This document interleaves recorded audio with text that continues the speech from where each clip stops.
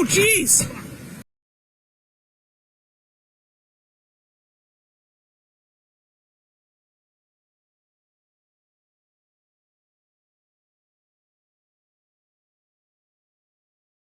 Who the fuck okayed that? Okay, faggot, what's next? Is very obviously gay. I look at him and I'm like, well, you're gay. Enough. I will hear no more of this Hebrew nonsense.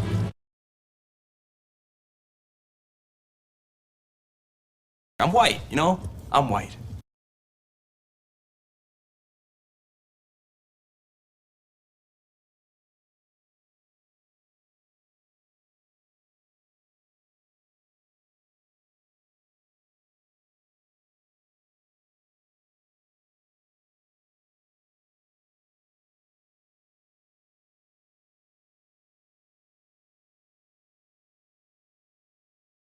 Okay, faggot, what's next? Hold a sausage.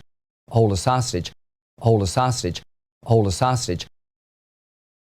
You little bastard, you attacked my stepson? This is the type of shit we do, roll up on niggas at the goddamn barbershop. Nobody's saying you can't own a gun. Nobody's even saying you can't carry a gun. All we're saying is you can't carry a gun in town. Well, I can't understand none of it.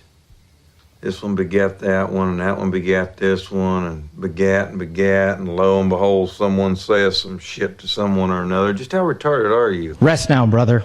We have the watch, and I'll see you in Valhalla. In certain extreme situations, the law is inadequate. In order to shame its inadequacy, it is necessary to act outside the law, to pursue natural justice. This is not vengeance. Revenge is not a valid motive, it's an emotional response. No, not vengeance. Punishment. Tonight we have a chance to say, yeah, you're right. We're too extreme. We're too wild. We're too out of control. We're too full of our own shit. Or we have a chance to say, hey, fuck you, you're wrong. Fuck you, we're right. Because you have all made it to the dance. Because believe me, this is the dance. Start the show.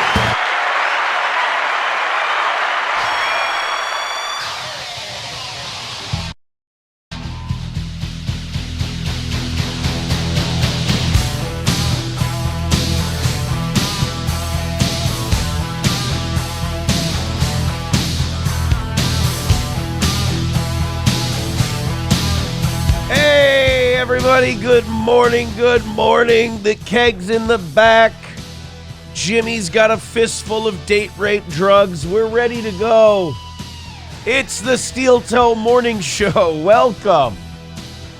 I get so much good intel from the chat before the show. I get, now that the Cold War between Nightwave and Steel Toe is over and Mersh has declared himself a toe boy, I've had people writing me like, don't believe this, Aaron. Don't take the bait. It's a podcast. Who gives a shit? Have fun. Mersh thinks I'm a giant piece of shit. I happen to think in many ways Mersh is a giant piece of shit. You see this? It's a newspaper. It's 90% bullshit, but it entertains me. That's why I read it. I don't care if Mersh has raped and murdered 400 people as long as I don't know about. I'm kidding. That would be horrible. It'd be horrific. How would he have time for a podcast? Can't just commit the act and then go about your day. It takes planning. At any rate, these are things we could never say on YouTube.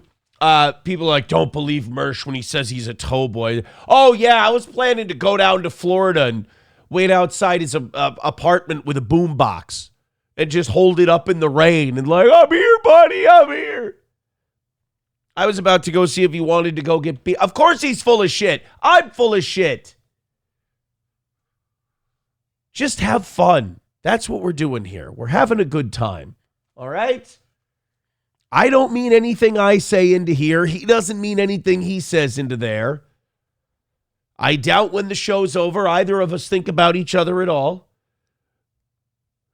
You think about me, don't you? No, but people were telling me that Mersh was going to town on this girl, Penny. She does a show.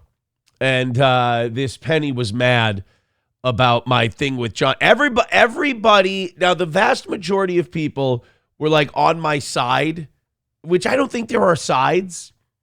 This is a conversation I've had with Johnny on the air probably a dozen times. I mean, we just had it like 6-7 months ago when I was telling him about jobs he could get if he was because he was talking about how he's bored during the day. He needed something to do and he wanted to move out. And I gave him this lecture on getting some kind of phone job. And we had this same kind of confrontation. This one, for some reason, caught like fire and everyone wanted to talk about it. I think people were just out of things to talk about. And most people were like, I'm on Aaron's side. And I'm like, there is no side. I dressed down one of my employees publicly for fucking up my shit. Is that not, I mean, do you not? I see Carl had a crazy theory. Like Carl was thinking about this way too much. He's like, Aaron, guys, Aaron's money is down, so he's trying to fire Johnny. I'm like, what a chicken shit coward Carl. That's a hard one to say. What a chicken shit Carl must be because that's a projection. That's how he would do it if he would have to fire someone. He'd humiliate them publicly, get people to turn on them, and then he'd do it. What a fucking Jewish sociopath. Whereas I would just call the guy and I would go, hey, man, money's tight.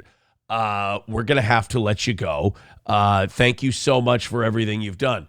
Now, money's not tight. I've never been more comfortable missing a goal in my life based on where, I mean, don't ever. What I meant to say was I'll hang myself. No, it's not tight. And if I was going to fire Johnny, I would just fire Johnny. You see, to me, when a show's going well, the only thing I hate more than a show not going well is a good show being derailed by bad vibes. I'm a vibes guy. I'm a talk show host. I'm not a drama host. Drama hosts, they'll just sit there and they'll just wait until some part of the clip makes them go, oh, I'm outraged. Whereas a show host has to like bounce from topic to topic and we're moving and it's fast paced. And like, you know how when you watch this show, you're like, there's a pacing to this show and it's good and there's entertainment value and there's different topics that I like or don't like. Whereas their shows, it's just like, oh, let me see who I hate and I'm jealous of today. It's just it's a different world that we're in. So as far as the Johnny thing goes, one of two things is going to happen. Johnny's going to come in here and be a bummer today, and I'm going to yell at him again, and then we'll try it again on Tuesday. Or Johnny's going to be a fucking ray of sunshine, and he's going to be ready to perform. Hey, hello, my baby. Hello, my darling. Hello, my ragtime girl. And he's going to be crushing it. That's my hope. Now, correct me if I'm wrong. I know everybody's really angry about the Johnny thing. Either they're on my side and Johnny's a piece of shit, or I'm a big, mean, angry bully. Usually people with smelly cunts go the second way. But check me if I'm wrong. Didn't Johnny do the rest of that show? And Wednesday's show was really, really good. And we had a great time and we knocked out everything and crushed it. That's what I remember. But I saw a little clip of Nightwave. It wasn't like a clip. I turned it on. I woke up in the middle of the night and Mersh was on, so I turned it on quick to fall back to sleep. SP was out like a light. And I turn on Mersh kind of quiet because I don't want to wake her up. And he is playing a clip from this girl, Penny, who sounds, how do I say this in a respectful light? Not to her, I mean to the, how do I say this nicely about, like, how do I don't want to offend retarded people when I say this. Like, my apologies to Sean and Marley and Ridgway's dead baby. She sounds mentally retarded in like the bad way, not the cool, awesome Sean and Marley way, but like the normal person who sounds dumb and retarded. And Mersh was calling her stupid because her takes were fucking dreadful and further evidence that women shouldn't be allowed to talk into microphones to audiences of people. And I was just entertained by watching Mersh. I was enjoying seeing the pain in Mersh's face as he had to quasi defend me. I don't know how that felt for him inside, but I enjoyed it. So we made a shitload of news. Everyone was very, very excited. And most of them were on my side. I gotta say, that part made me feel like shit. Because the people who were on my side, and it was overwhelming. Like, I was checking a Stalin clip of me, and I'm reading the comments, and Stalin people are on my side. When Stalin's comment section is on your side, it might be a problem. But now it makes me look forward to today's show, because now I know a bunch of people are going to tune in at 7 o'clock in about 53 minutes when Johnny comes in, and they're going to be like, oh, what's going to happen? Blah, blah, blah, blah, blah. And I got to be honest with you. I have no idea what's going to happen. I could yell at the fucking guy again.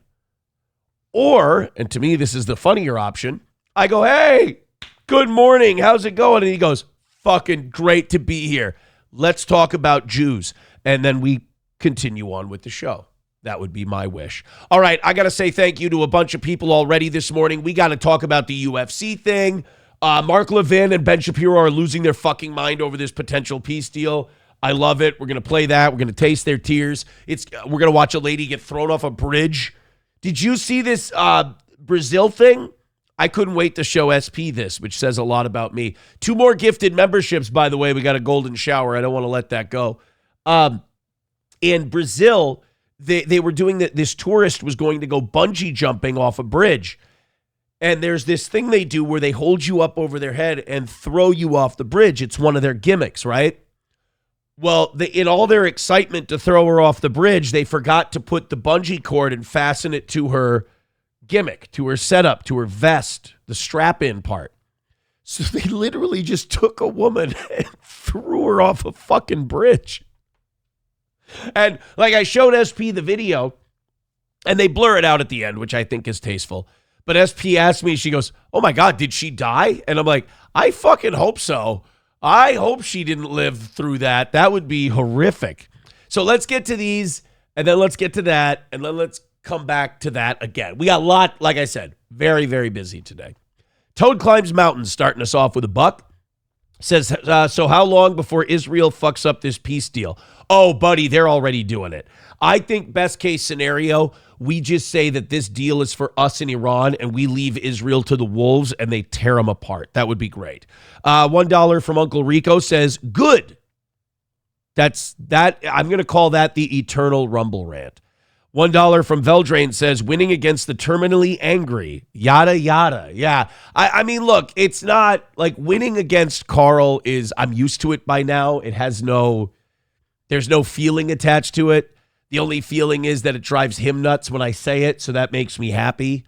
But believe me, none of these make me feel good. Kevin Soundboard says, people are so pathetic. I mean, we could have just stopped there. Johnny has clearly been a vibe killer for months. I said this 6 months ago. If he's going to be all down, don't come on. And that was my main point. My main thrust of this whole deal was like, Johnny, I love having you on the show. You wouldn't be here all these years if I didn't love having you on the show. I love having someone to bounce shit off of and throw a joke in once in a while. But if you're down about, here was my big thing. He's like, no, something bad happened with my housing and I don't want to talk about it. I'm like, but is it affecting your ability to joke and do the show? Yeah. Then fuck off and don't do the show that day. It's kind of like when you tell people when, they're sick and they're like, well, I don't want to call into work. I'm a tough guy. It's like, hey, motherfucker, it ain't about you. It's about the rest of us. We don't want to fucking get sick. Hold on. I got to do a dirty move here. I got no tissues with me. By the way, not sick anymore. I feel fine. Still got a little snot and congestion and everything. I don't have a tissue near me, so I'm going to have to do a dirty move. I'm going to mute the mic. Hold on 1 second. That was a dirty move. That was a really dirty move. I didn't feel good about that. But like my thing with Johnny is like, he comes on, he's like, I don't want to talk about it. Okay, well, if you have a problem on this show, I don't care if you come into the show in a bad mood or you're feeling shitty or anything like that, share with the class. If I'm having a bad day, if something fucked up happens to me, I share it with the class. I get it off my chest. It helps me. But if there's stuff that's happening to me that I don't want to get off my chest and I want to keep with me, well, then the performer in me comes out. I bury that shit deep down. I kick it aside. I do my show. I have fun. And that makes me feel good for a few hours before I go and deal with the other thing. Johnny just came in bitching. And it was a day where the chat was vibing, man. And we were having a great time. He says, you got shit happening. You don't want to talk about it. It's like, well, then I said in that little back and forth we had, I said, then text me, say that's happening, and I will encourage you to not do the show that day, and we'll just keep the vibe going. Like, we'll just keep doing it, baby. Like, everyone thought, oh, my God, Aaron's going to fire Johnny. Oh, my God, Aaron's going to get rid of Johnny. No, Aaron either wants Johnny to fucking come in and perform or fuck off and deal with your shit. He wanted to be in this limbo state where he's like, I don't want to deal with my shit, but I want to be pissy about it. And it's going to affect the way I perform. Take the day. Take the day. That's fine. $1 from Joey Caravello says, but Carl likes little boys sexually. I have no idea if that's true. I have no idea where Carl stands on what he's attracted to, other than he's got an old lady fetish. Uncle Rico with $2 says this should be the Golden Shower song. Let's see.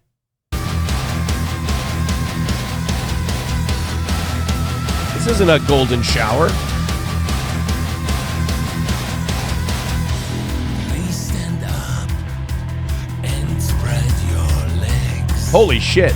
I lay me down. Look up, it shakes. No. Let me eat your shame. Let me sip champagne. Let cry your pinky flower. Give me golden shower. Let it rain. I don't know. They don't make it fun though, like Red Bar. Like Red Bar makes it fun. These guys are just being gross. Thank you to Mike Go for a gifted membership. Thank you, Mike. Oh, come on. Killing is negotiation. That was bullshit. Thank you, Mike Go, for that one. Then we have Miss Tay with a gifted membership. Thank you very much. Let's try that clip again. In Somalia, killing is negotiation. There we go. Cocktiff says, who the fuck is Penny? If you can answer that, you're a faggot. Yeah, I don't know who Penny is. But Mersh, I watched her on Mersh, and she was plenty mad. Women shouldn't be allowed to broadcast. It's fucking gross. And, there but for the grace of God go I, but who's the fucking cuck who does her show with? Oh, my God. That Adam 22 sounding motherfucker? Ew.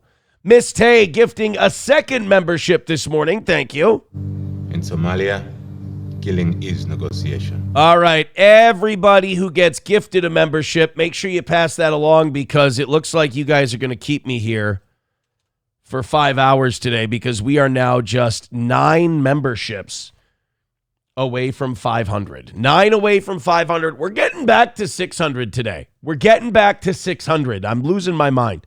Numero uno says Penny is the absolute bottom of the dabbleverse. Oh, she's a dabbler. She's a dabbleverser. If you're discussing Penny, you can't be deeper into the... Well, thank God I don't know who Penny is, if only through Mersh. Then we got $1. Oh, this chat is busy already this morning. $1 from Joey Caravello says, to be fair to Johnny, he's been more easygoing in his own lives. Yeah, I think Johnny's been fine. That's the thing. I think Johnny's been fine. One day, I'm like, oh, we're fucking doing this. Let's go. And then Johnny comes in as fucking Eeyore, and it pissed me off. I don't know why are all these men full of estrogen? Why can't, were they all raised without fathers? Like, sometimes things piss you off and you tell someone it's pissing you off. These guys are all like, we got to break this down 18 different ways. This has to mean something. I don't know about you guys. Maybe I'm old-fashioned. I just say what I mean. I just say what I think. So if I'm confronting someone like, hey, your mood's fucking killing me today. What the fuck? That's what that means. It doesn't mean we're firing him. It doesn't mean anything like that. It means a dude is talking to another dude about how he's pissing him off right now. Kevin Soundboard says, I took off work today, wasn't feeling it, used my paid days, not a big deal. Attaboy. Attaboy, you lazy fucker. No, Just kidding. You're fine. Uncle Rico gifting a membership to Puck. Thank you, Uncle Rico. In Somalia, killing is negotiation. There we go. Thank you guys very much for the gifted memberships. Yes, McBuster, we are going to talk about the 71 girls in the tunnel this morning as well. Like I said, today's show, fucking crazy. It's going to be a really good one today. Numero uno, Josh Denny fan. No, he says, Aaron was raised with two fathers. I was not raised in a gay household. Don't listen to numero uno, Josh Denny fan. By the way, numero uno is like a recommitted towboy because he found out I'm a filthy commie now because I was one of the people against Elon Musk becoming a trillionaire. You understand that's stolen, right? You understand that's theft. If someone becomes a billionaire, they've stolen that money. If someone becomes a trillionaire, they've super stolen that money. First of all, Elon Musk has received more government welfare than any poor person you know. Like if you're someone who likes to, if you're like Anthony and Gavin and all you do is fucking complain about powerless black people all day, and like, yeah, of course they're fucking obnoxious, but they're not the reason the country's in the shitter, then you have to call out Elon Musk. This guy has taken more in welfare than any black person you've ever met. Ever. And by the way, those welfare queens are fucking obnoxious too. But Elon having his $1 trillion, a lot of that's due to government welfare. Also, another part of and oligarchy and just getting, preferential deals from the government outside of the direct just money he's gotten. But then there's also the fact that if you've made $1 trillion, you're not paying your workers enough. You're taking too much of what they produce. Technically, nobody should really have $1 billion. If you run a company and you're a billionaire, you've stolen from your employees. And look, I'm not even just saying the guys down at the floor level. I'm saying even your office people, your management class, like all of them have been stolen from. And people are like, oh, well, he created so many millionaires with that IPO and shit. All right, okay, fine. You're not done spreading it out yet. I got bad news for you. You're not done giving raises. You're not done giving benefits. How about the fact that Jeff Bezos is worth billions, yet 40% of his Amazon distribution workers are on government benefits? You understand that is a government welfare giveaway to Jeff Bezos. And every SpaceX or every Tesla employee who takes any government benefits, that is welfare to Elon Musk that is subsidizing his operation. He needs to give those employees a raise, but the government will do it. So, numero uno, Josh Denny is back on my side. Joe Higachi with a great point, though. People need to understand this. He probably has $20 liquid. Yeah, if Elon Musk sold it all right now, he wouldn't have $1 trillion. I mean, there would be the value of that stock as he sold it would come crashing down. So, no, he's not. Elon Musk does not have access to $1 trillion. The valuation of his companies and what percentage he owns in them is theoretically $1 trillion. It doesn't actually exist. But I also don't think he checks the price tag on shit. Exactly. MSO says today's goal, $1 billion. Yeah, I mean, we've been doing better lately. I bumped Oz up a little bit. Not like just his bonuses, but we've been doing better as we've done Just Rumble. And, we share here on this program. Go fuck yourself. Rumble says 95% tax on income over $3 million. No one to be paid in stocks. I like the idea of going back to that tax bracket we had back in the 1950s. And then people, I love the defense of that. People are like, no, we're not bringing back 90% over $3 million because nobody would pay it. Well, then what's the fucking problem?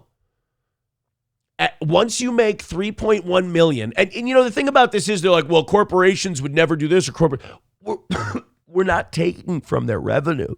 Excuse me. We're not taking from their revenue. We're not taking from the income that they make. We're taking after the corporation declares a profit and distributes those profits out to the shareholders. Once it's over 3 million, we take 90% of every dollar after that. The write-off would be, unless you reinvest that money, unless you give people raises, unless you create jobs, unless you put that money to work and keep it circulating, then we won't tax it at all. It'll be taxed at 0%. That is a way to fire up the economy, stimulate the economy, and really help the middle class. The problem is the people in charge don't give a shit about stimulating the middle class. They could do it if they wanted to. They won't. It's not a priority. People have this idea that if we go back to 50s tax levels, that somehow it's going to put all these billionaires in the poorhouse. No. It's going to help the working class like it did in the 1950s. Mountain Juice says, let's just kill the elite and start over. Well, see, now that's what we're trying to avoid. We're trying to not get to that part. But anyway, I didn't really plan on talking about Elon today.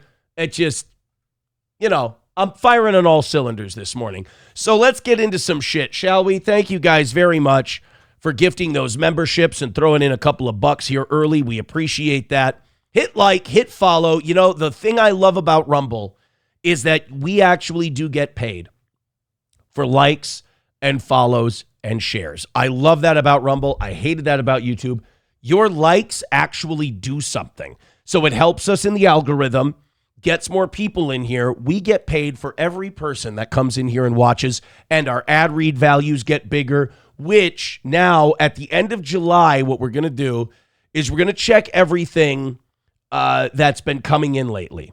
At the end of July, I want to say at the very least $20 drop in the goal in the mornings. I think. Don't, hold me to that, but I'm pretty sure that's where it's going. Rob with $2 says Oliver Tree was trying to apparently buy his music back, then a helicopter crash. Sounds like they did him like Prince. I don't know anything about Oliver Tree. I've got Oliver Tree stuff ready for today because you got to talk about what everybody's talking about. All I know is he's the creepy fucking guy who looks like Ethan Klein and has a weird haircut. I've never heard his music. Rob, we just did that one. Aaron, good job, fucking retard. All right, let's get into it. Let's do some shit. Let's go to work. We got some things to do today. Phil Hurstlit says $120 daily goals drop. You heard it here first. Wait, what? Wait, whoa. Here's what we need to do first. 8 memberships away from 500. That's our stepping stone to 600 again. And then I have to go till 11 today. I'm ready to do it. Joe Higachi says Oliver Tree has bangers.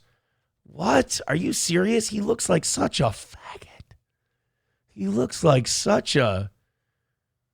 Oliver, talking about the desert and the Joshua Tree and his pretty girl stories. Is that different? Yeah, he looks like Ethan Klein. Haunting final videos of Oliver Tree before his death. All right, this is called Miss You.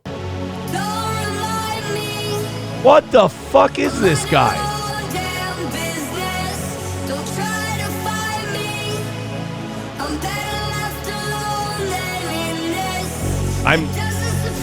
I don't.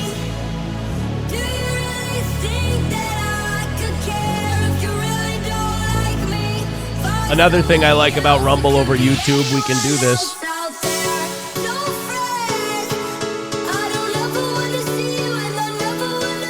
Oh, I've heard this.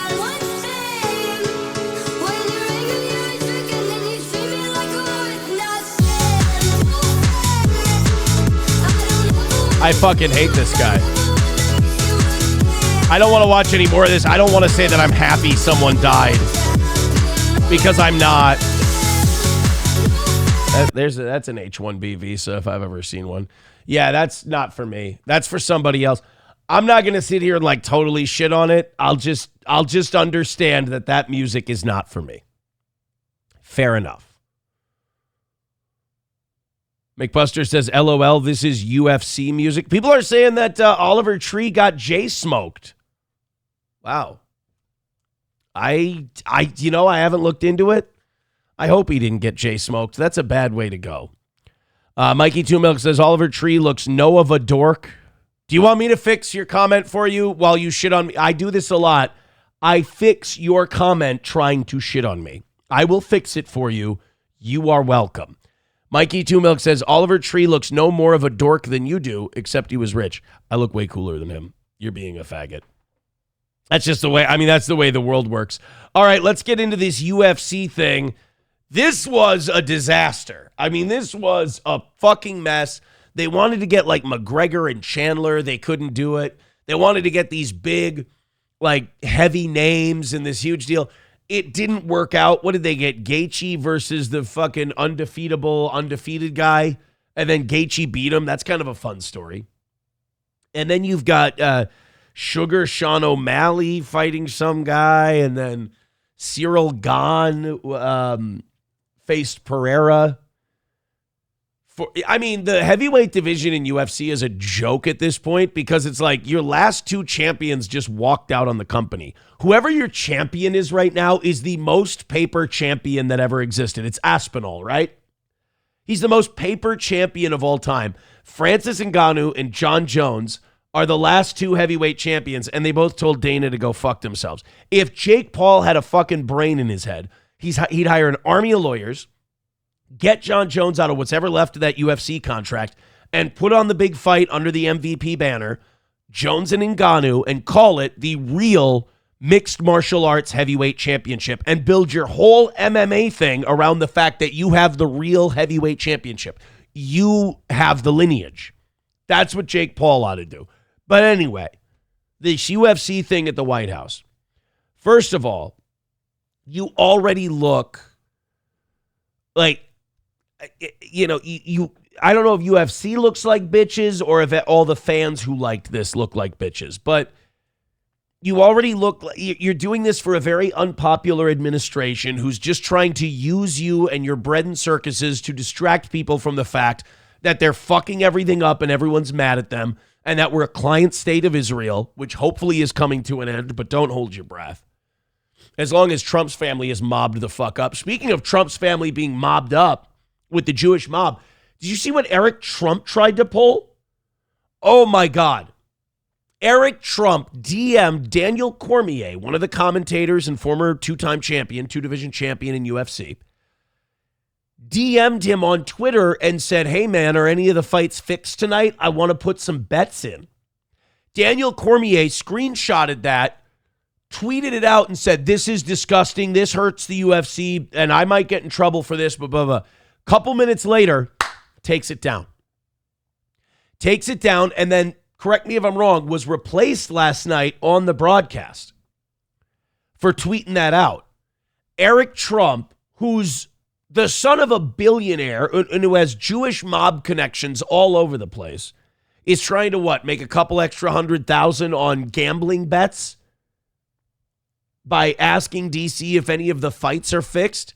And Cormier looks like a cuck now because he took it down when his whole point of posting it was, I need to protect the decency of the sport, the honesty of the sport. This is bad for us. We can't have this, blah, blah, blah, blah, blah.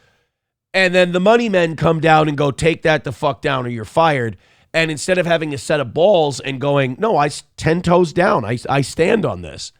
He takes it down like a bitch. So fuck Daniel Cormier for doing that. Either leave it up or never say anything, but don't take it down. The realest guy you had in the bada boom realest guy in the room was Strickland. Sean Strickland was in there and he was trying, they had banned him from the event because he was saying, hey, you guys are going there to hang out with the Epstein crowd. You guys are going there to bend the knee to a bunch of pedophiles. What the hell is wrong with you? Sean Strickland's been pretty based over this whole UFC White House event. And so yesterday, he tries to get into the event. He keeps trying to sneak in. People keep trying to get him in. Finally, they call the police. They have Sean Strickland arrested. No shit. This is Sean Strickland in the back of a police van. They escorted him from the event and threw him in a fucking paddy wagon to be taken to jail. I'm pretty sure I didn't break them all. I'm pretty sure. But I might be going to jail. I'm pretty sure we didn't break no laws. Hopefully cops. So for those of you who don't know, this is the UFC middleweight champion of the world. This is one of their main guys. In fact, he's probably their biggest draw they have right now. People love him. He talks a lot of shit. He says wild stuff. Who was it? Islam Makhachev? Was that the guy he faced last? Was it Hamzat or Islam? Either way, he fought one of these Dagestani fucking Muslim creeps. And he was saying all the, goat fucker shit and shitting on Islam and this and that. And then he beat him. And then he won. And now he's the middleweight champion of the world. And he hates the Epstein stuff. He's pissed at Trump for going to war with Iran. He's not a big fan of Jews. And he's been making noise about this event. And then they told him he was banned from the event. So that just made him go off more. It turns out, no shit, they charged Sean Strickland with disorderly conduct. Check this out. All right, guys, I may have been charged with disorderly conduct. I don't know what that is, but it sounds cool.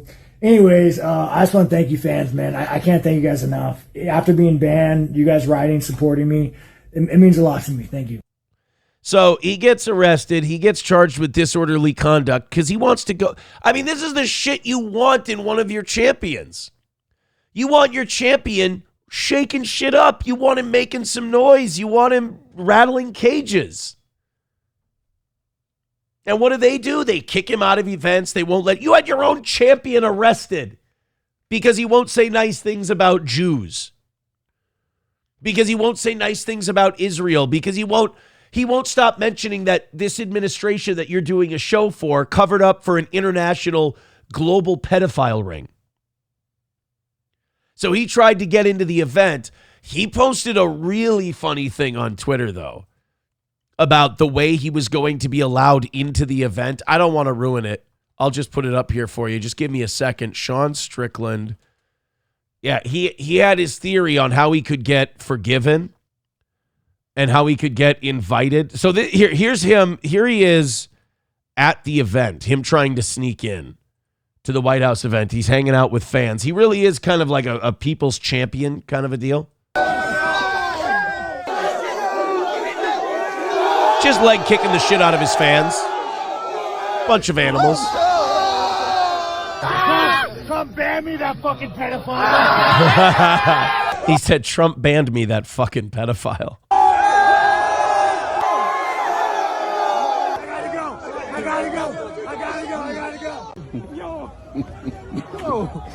It's like a 35-year-old. He's a 35-year-old man running away from the police at a UFC event like he's a 19-year-old at a kegger.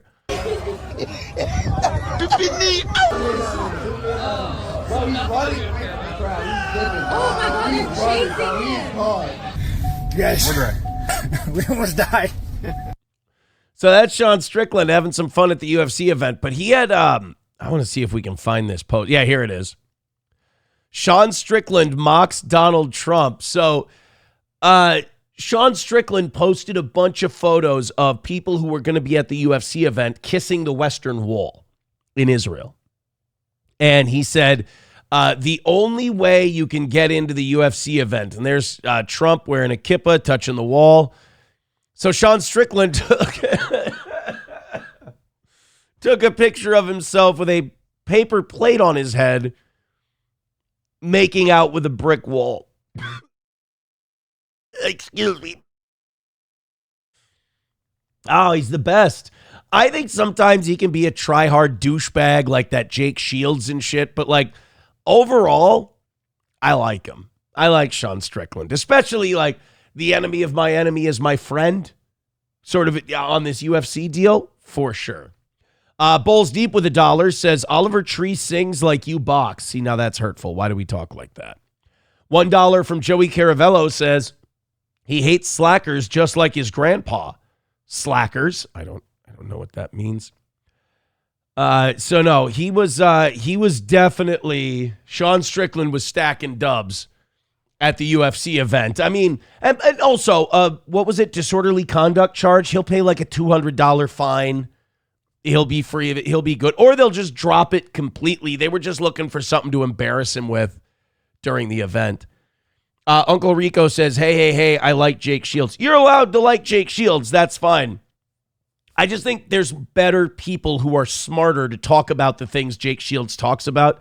Jake Shields is kind of at that Dan Bilzerian level to me, where a lot of it's like trolling and just trying to fuck with people, which, again, is fine if you want to be a fan of that.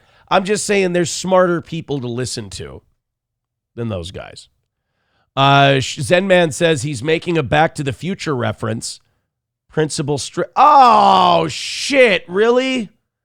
Oh, he's right. Look at that. He hates slackers just like his grandpa. Slacker. Oh, he was like the version of Strickland we see in Back to the Future Part 2, though, where he's got the bandolier on, he's got the shotgun, he's shooting at people. You know, with the Biff. What was Biff's casino called? It was like Biff something in Casino. That's the one I think of when I see Sean Strickland. Oh, man, I missed a Back to... One of my favorite movies of all time, and I miss a Back to the Future reference. What a piece of shit. MSO says, Aaron, are you aware of the $1.6 billion mega resort project for the Albanian coast by Kushner's investment firm? Yeah, we talked about that on Thursday or Friday. On that show, we talked about Jared... Well, I think we talked about it Wednesday, too. We talked about it a lot.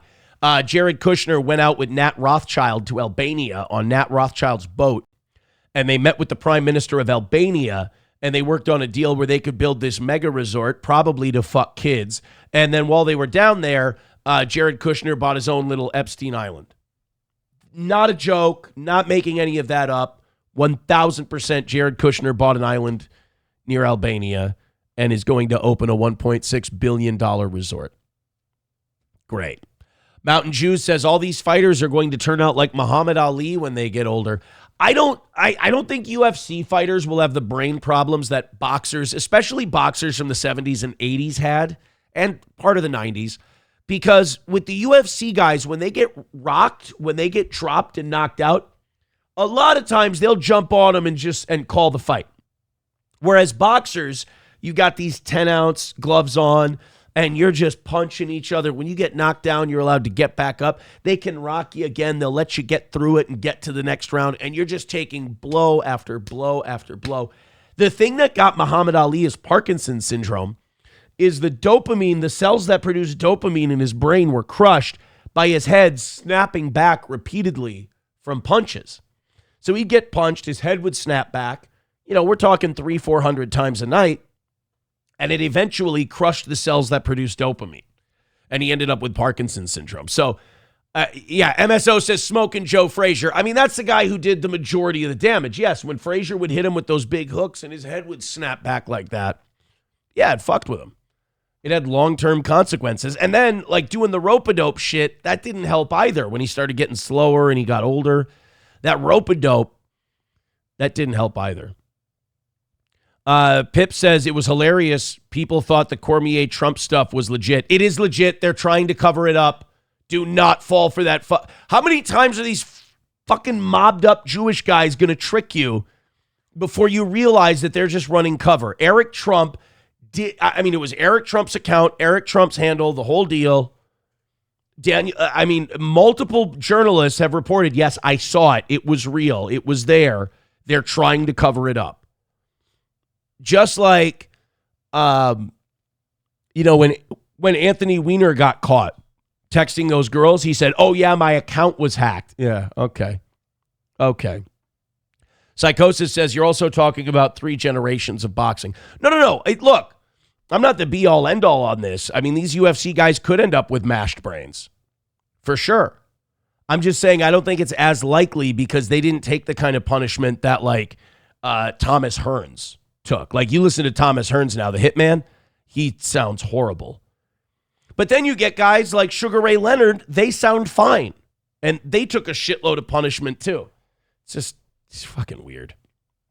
It's just how it affects one person and then does. Like George Foreman, till the day he died, talked clearly, with no problems, no motor skill problem. Lennox Lewis, same thing, talks fine.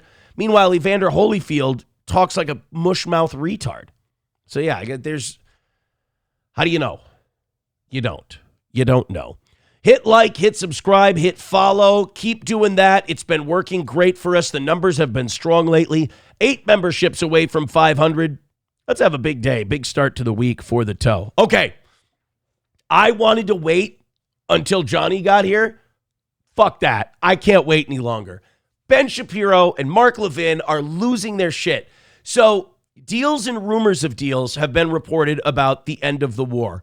We're going to keep an eye on oil prices today. I feel like those could be coming down a lot. Right now, the oil futures market is down 3.3%. West Texas crude. I always check West Texas crude. I know a lot of the world is based on Brent crude oil, but Brent crude is down around the same price right now.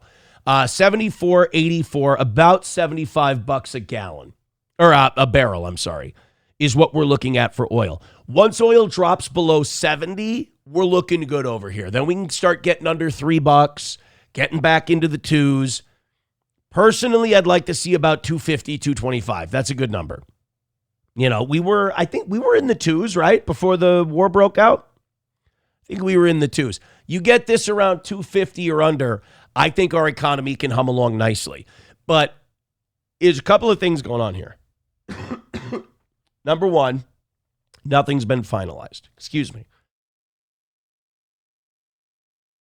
Nothing's final. Trump is reporting that there's a peace deal between us and the Iranians.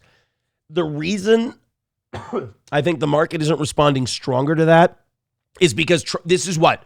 Let's be honest. This is probably the 8th or 9th time Trump has said we have a peace deal. And this odd thing always happens every time we have a peace deal with Iran.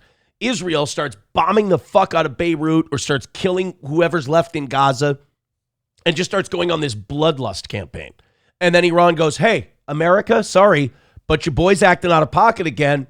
We're going to have to launch some more missiles at him. Fuck these guys. And Trump goes, shit. There goes my deal again. So Trump wants to end this blockade. He wants to open up the Straits of Hormuz. He wants to make another nuclear deal. And then he wants to be done with this. He wants to wash his hands of it. It's got his approval rating in the low 30s. His presidency is a disaster. The whole world is turned on Israel, which I think is great. I think that's awesome. Evil should be confronted, and we're doing that. I just want to see Trump kick the Lutniks out, kick his own son-in-law out, which I know is never going to happen, but just to let the world see who the evil people are. Just so the world, let this play out the way it's playing out, and then you can see, wow, it really seems like these people, once the mask is off and the chips are down, they want to just keep killing people over there and conquering over there. I think they might be the bad guys. And you'd be right. Israel is the bad guy over there. Iran's not the bad guy. Iran's not a good guy, but Iran's not a bad guy. Israel's the bad guy. If you could remove one country from that part of the world and see trade do well, peace, no war, oil traded at a lower price, it would be Israel, hands down. You get rid of them, it probably solves most of our problems. And so people are starting to see that as we get these peace deals with Iran, and Israel comes in, starts fucking shit up like a child throwing a tantrum, just knocking dishes off the table and screwing up our peace deals. So I think oil will go down more once this deal is finalized. I just don't think the markets believe Donald Trump anymore because they believe that Netanyahu's calling the shots and that Netanyahu will decide when this war is over. So Trump's word really doesn't mean shit, which is embarrassing for the United States. So hopefully Trump finds a set of balls and he goes, fuck Bibi, I'm in charge. Hopefully this attacks his dignity and his pride hard enough. And he goes, fuck him, I'm in charge. I'm 80, I'm cranky, I'm old, I haven't had a nap. I'm calling the game on account of rain. It's over. And then Bibi throws a fit and we go fuck it. The best case scenario for me, Israel tweeted over the weekend that we're not beholden to this deal. We're not binded to this deal. We'll keep the fight going. Good. I hope they do because Iran, without the U.S. backing Israel, will fuck Israel up. Will decimate them. Will destroy them. Good. I hope Israel sticks to that, and I hope we stick to a peace deal with the Iranians. That would be the best case scenario for me. But as far as oil coming down, yeah, shit, man. Oil will come down $10 when we actually have a deal and our ships are coming home. And I hope this creates a reality where the next candidate who comes in is like, look, man, let's close our bases in the Middle East. The problem is, a lot of people think it's as easy as just shutting down those bases. The problem is our dollar is backed. We do have a dollar that's backed by something. It may not be gold, but our currency is backed by something. It's backed by the world oil supply. As long as there's oil in the world, the dollar will be backed by something. Everybody uses dollars to buy oil. It's what's floating our debt right now, is the fact that the entire world needs to buy our currency. So they're basically buying our debt, floating our debt. Part of that agreement that Kissinger made with the Saudis back in the 70s is that we would have bases in the Middle East. We would be able to respond to anything that happens to our new allies, our new buddies, the Saudis. So it's not as easy as just going, America first, we're going to close all our bases. We first of all, and unfortunately, I do agree with this, you have to make sure the dollar is sound first. Well, sound as in compared to where it is now. You have to make sure that the dollar stays backed by oil.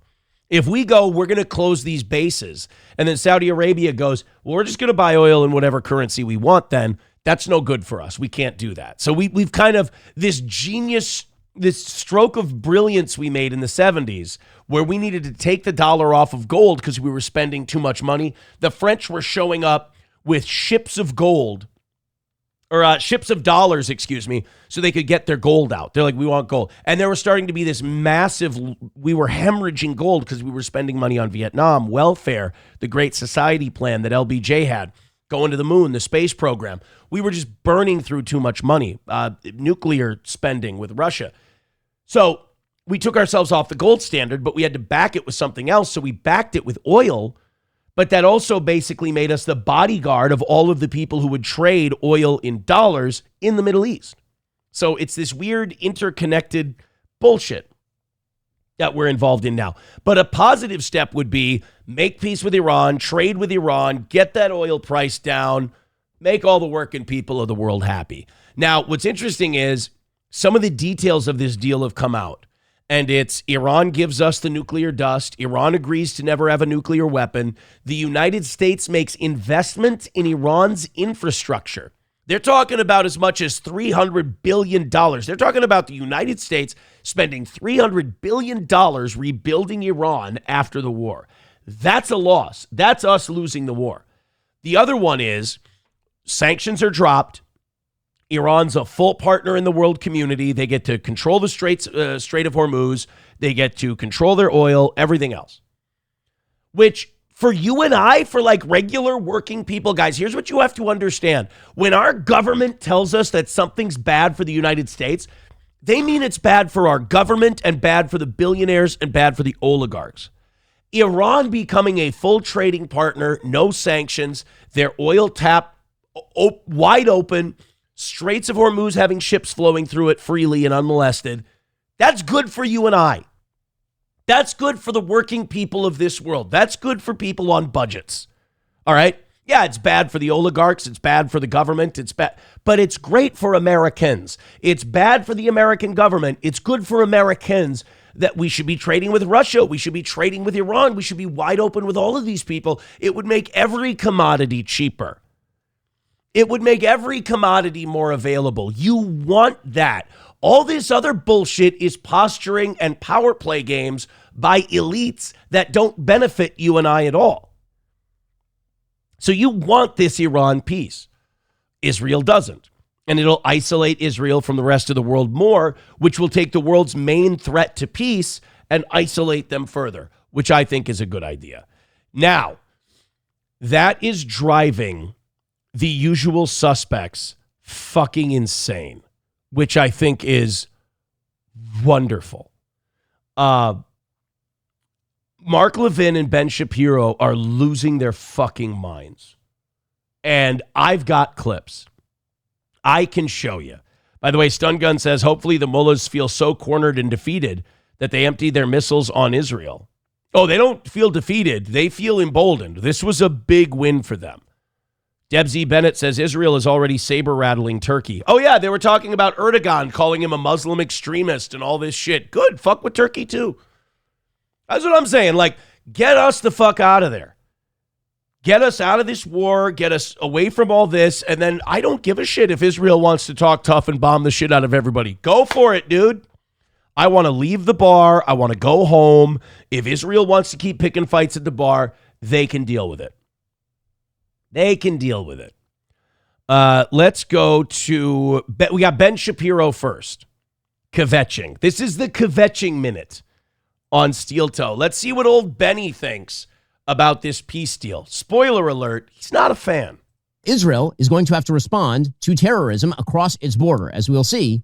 If the United States is going to suddenly become an advocate for the idea that Israel can't defend itself, then this is a giant L for the United States and for our... No, it's not, Ben. It's a giant L for Israel, and that's, like, again, I would have no problem with Ben other than his shit takes if he would move to Tel Aviv and do his show there and just live as an Israeli citizen. Same thing with Mark Levin. But don't sit here and wear my country's flag and pretend to be someone who loves my country and then use it parasitically to advocate for a Jewish state. Don't do that. Like, I have no problem with a Russian news opinion guy who says shit that's pro-Russian. That's his job. But if you're going to sit here and wear an American flag lapel and then go, it's a huge L if the United States says Israel can't defend itself. No. I'm saying Israel can defend itself. I'm on that side. Yes, absolutely. Israel can defend itself. Keyword itself. I don't want to defend Israel. They committed a genocide. They're murdering people. I don't want to be on the side of murderers. No thanks. Allies. Israel has the right to defend itself against threats, but the attack it was responding to was very small and meaningless. Nobody was hurt, injured, or killed, and should not disrupt this important process. I really don't think the president would see it that way if, say, Mexico had fired a bunch of drones into American soil and blown them up and no one got killed. You're right. And if Mexico did that, then I would expect us to be at war with Mexico. But guess what? Nobody did that to us. Like I said, Israel has the right to defend itself. I want nothing to do with it.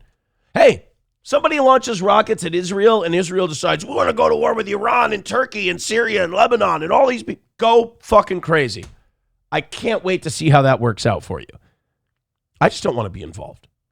So Ben's sitting here whining, we're saying Israel can't defend itself. No, we're actually sending them a very strong message that Israel can defend itself. I don't think it works that way. I'm pretty sure it doesn't work that way. That you're basically free. We shouldn't spoil this, we shouldn't spoil this very important day just because you fired a rocket at my house and you happen to hit my front lawn and not kill anybody. He said we are very close to it. I mean, if somebody blew up a firecracker in my driveway, I'm not legally authorized to blow a hole through them with a shotgun. Let's talk about, sense of perspective here. Also, and plus these bloodthirsty savages like Ben Shapiro, any excuse to kill people, and then when they do it and somebody attacks them back, they're always the victim. I hate to play the old stereotype, but they're walking right into it, just playing victim every single time.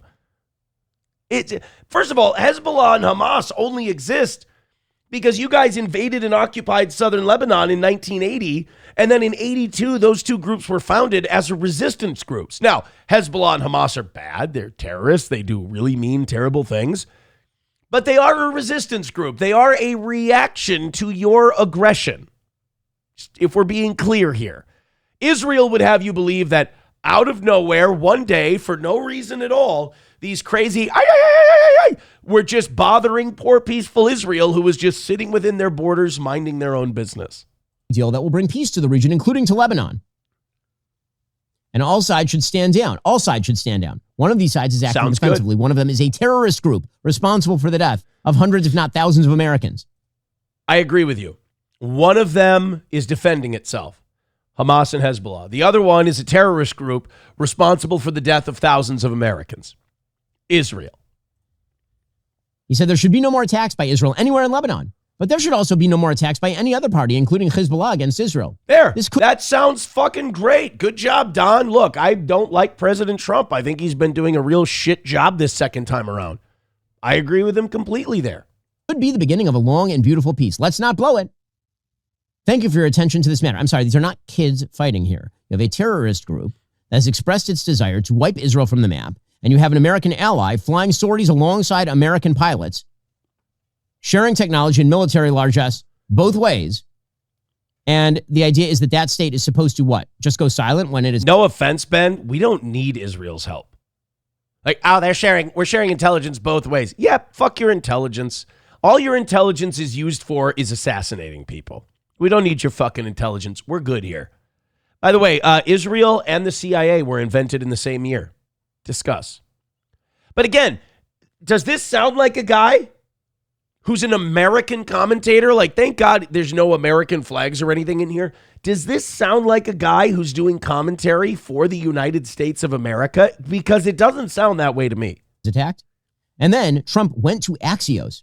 And again, this is just the kind of signaling that is not useful. It is not good. It does not help negotiations. It looks like weakness. And the Iranians can sense weakness. They can smell it. Oh, can they? Oh, because they're savage Barack beasts. Ravid at Axios. They're dirty goyim. Who used to be like the Obama cutout. And then he became J.D. Vance's team's cutout over at Axios. And now the president is using Barack Ravid as his cutout. What does that tell you, Ben? If all these people start going over to that side to get information out, do you think it means they fucking had it with you? It's never you guys. That's my biggest problem. It's never you. It's always everybody else. The old saying, if you went out and you met an asshole, you met an asshole. If you go out and everybody you meet's an asshole, it's you, Ben. And the president went to Axios, and he said that he was shocked when his advisors called him to brief about that Israeli strike in Beirut. And he fumed at Netanyahu, quote, "It is so bad I couldn't believe it. An hour before we're supposed to sign the deal." Trump acknowledged that Hezbollah attacked Israel first, but stressed it didn't cause any damage and nobody had been killed. Why did Bibi have to do an effing attack? I was so pissed off. I let him know. Because Bibi wants the land. Bibi wants to conquer. I wish Ben would be honest with his audience about that. Tell them about the Greater Israel Plan. Tell them what Itamar Ben-Gvir, what Smotrich, what Netanyahu, tell them what they want. Don't lie to your audience, Ben. Tell them what those guys want. They want Judea, Samaria, from the Nile to the Euphrates. They want all that land. And then your audience will have the proper context and framework to analyze what's going on. You don't want them to have that information because that doesn't go very well with the victim status. He has no effing judgment. I let him know that. And then he said the same thing to the Wall Street Journal. Bibi shouldn't have done that. I didn't like it at all. They fired a couple of small missiles and missed their mark by a lot. They have to fire back, then he'll fire back, then the whole thing never stops in the Middle East. Right. So we are now back to what? Cycle of violence nonsense? Yes, because of you. If we eliminate Israel from this equation, this all stops. If we eliminate Iran from this equation, Israel will find another country, probably Egypt. And suddenly there's no difference between Israel defending itself and Hezbollah firing missiles and rockets at Israelis in Israeli territory. How else are they supposed to stop you, Ben?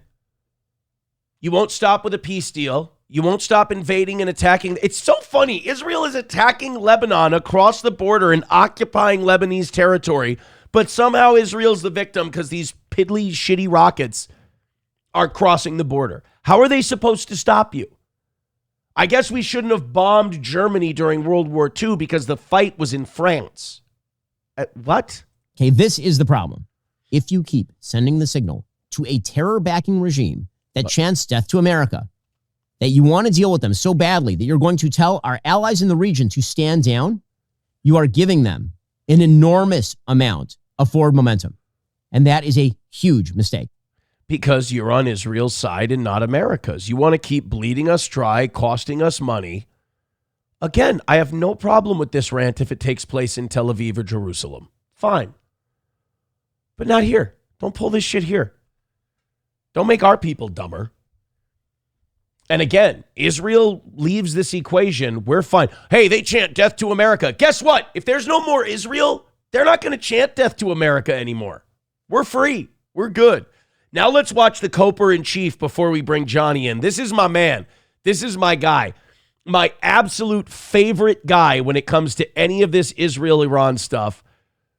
Fucking Mark Levin. Dude, every time there is a peace deal announced, go follow Mark Levin on Twitter. He's the absolute best when it comes to like all this Israel-Iran stuff. He has meltdowns every time Trump says that Israel can't drink the blood of a newborn Iranian baby. It's fucking gold. Balls Deep with $1 says, what is the Kalergi plan? Well, maybe for another day here. Veldrain with $1 says, here's $1. Put it towards the Israelis for Carmelo Anthony Fund. All right, let's see what Mark Levin has to say about this new peace deal. He does his show, Life, Liberty, and Levin on Fox News every Sunday night. Let's see how old Mark is holding up, huh?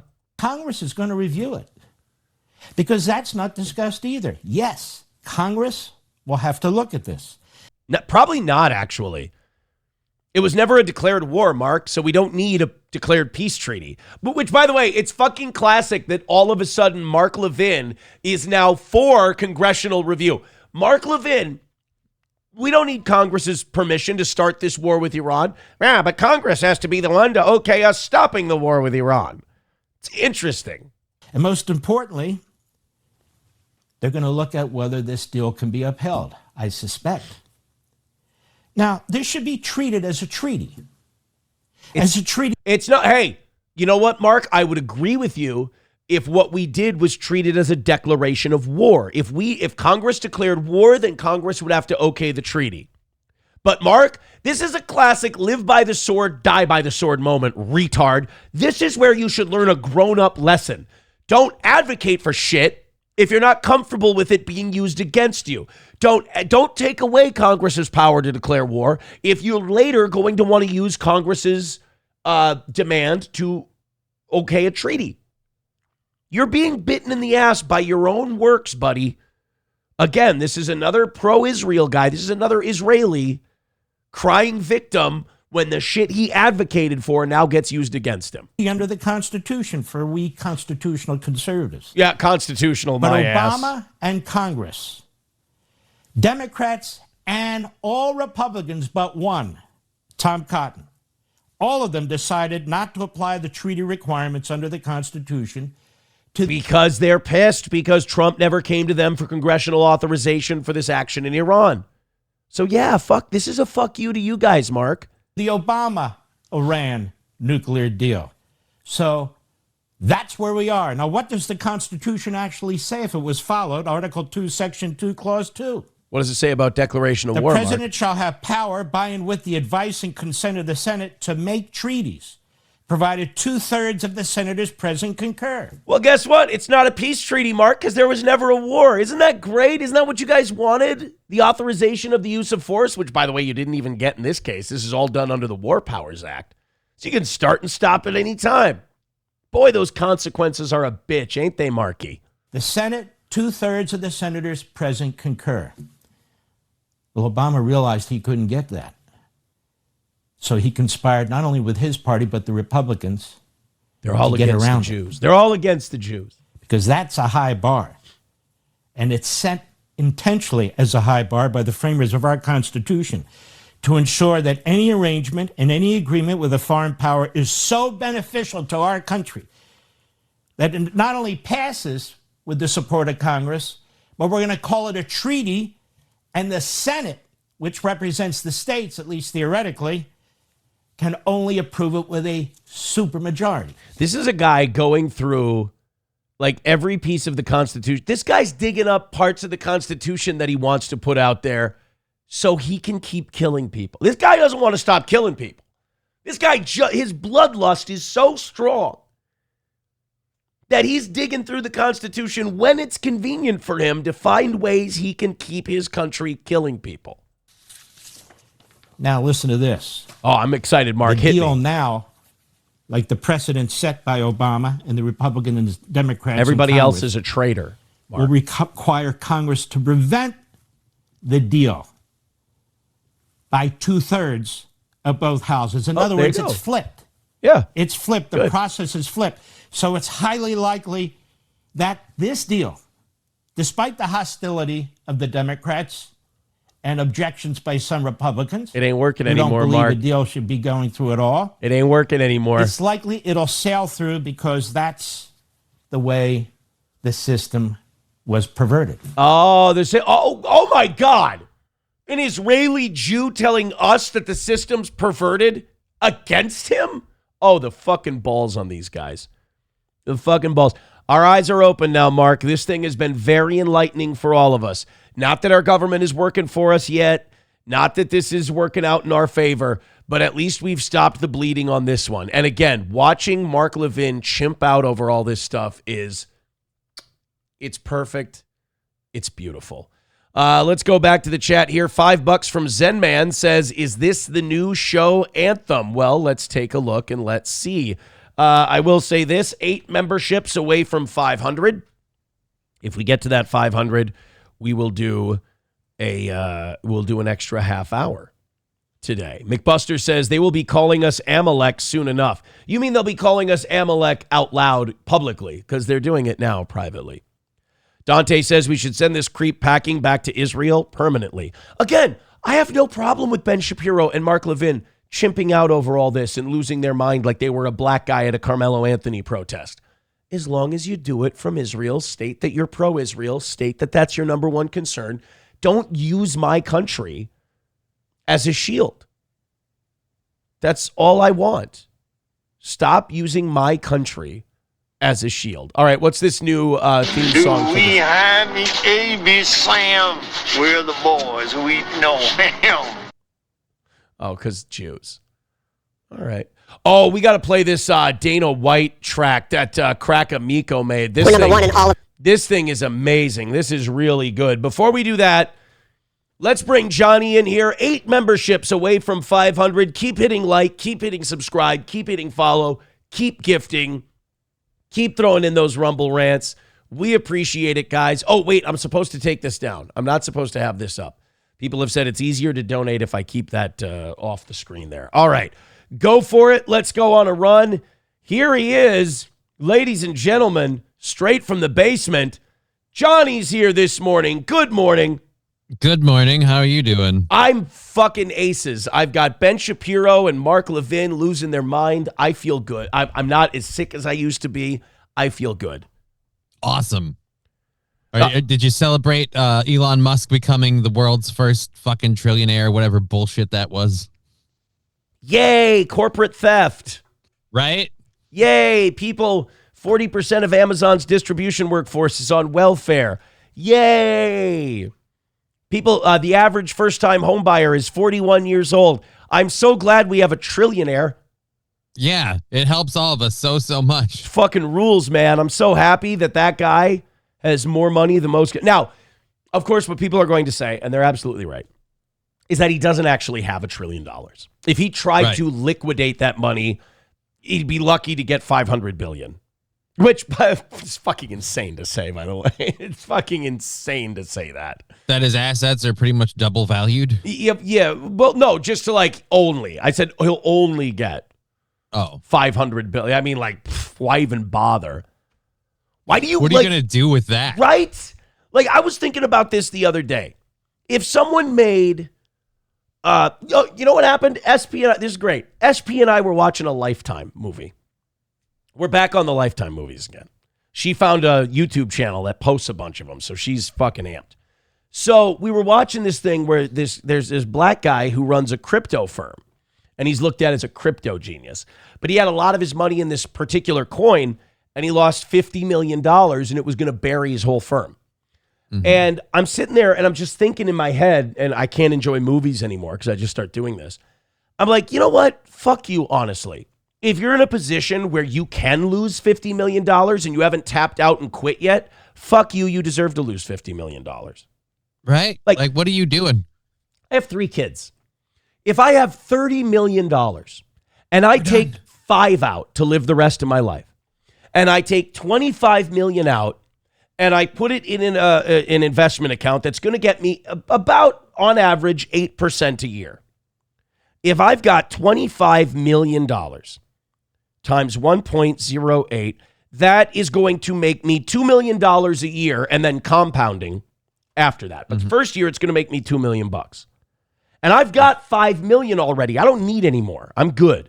And I can take that $5 million and I can put it in, you've got St. Cloud Federal Credit Union and stuff that has interest checking accounts. And you can do that. I can make some money that way.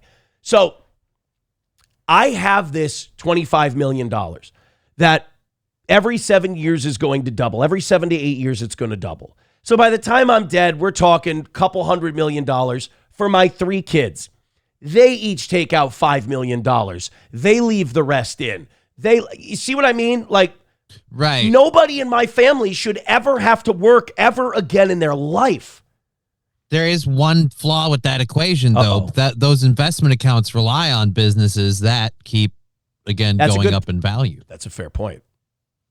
Everybody does what I do. So if you're going to poo-poo all these people, we're like, what? Because I was about to do the same thing, too, with the Elon Musk thing, because I said it when I was like, when you have $982 billion as your, net worth value, do you notice the additional 30 or 40 billion that comes in that puts you into, do you know, does it do anything? No, it's all because none of it's liquid. Right. So it's numbers on a computer. Like we said, if Elon Musk said today, I'm going to liquidate everything, as he's selling these stocks, the price would start plummeting. I mean, it would just dropping like a rock. He would have nowhere near. Honestly, maybe he'd have $100 billion when it was all said and done, because people would. How do you live? But people would fucking panic. They'd panic and they'd all start dumping Tesla. They'd all start dumping SpaceX. They'd go, Elon knows something.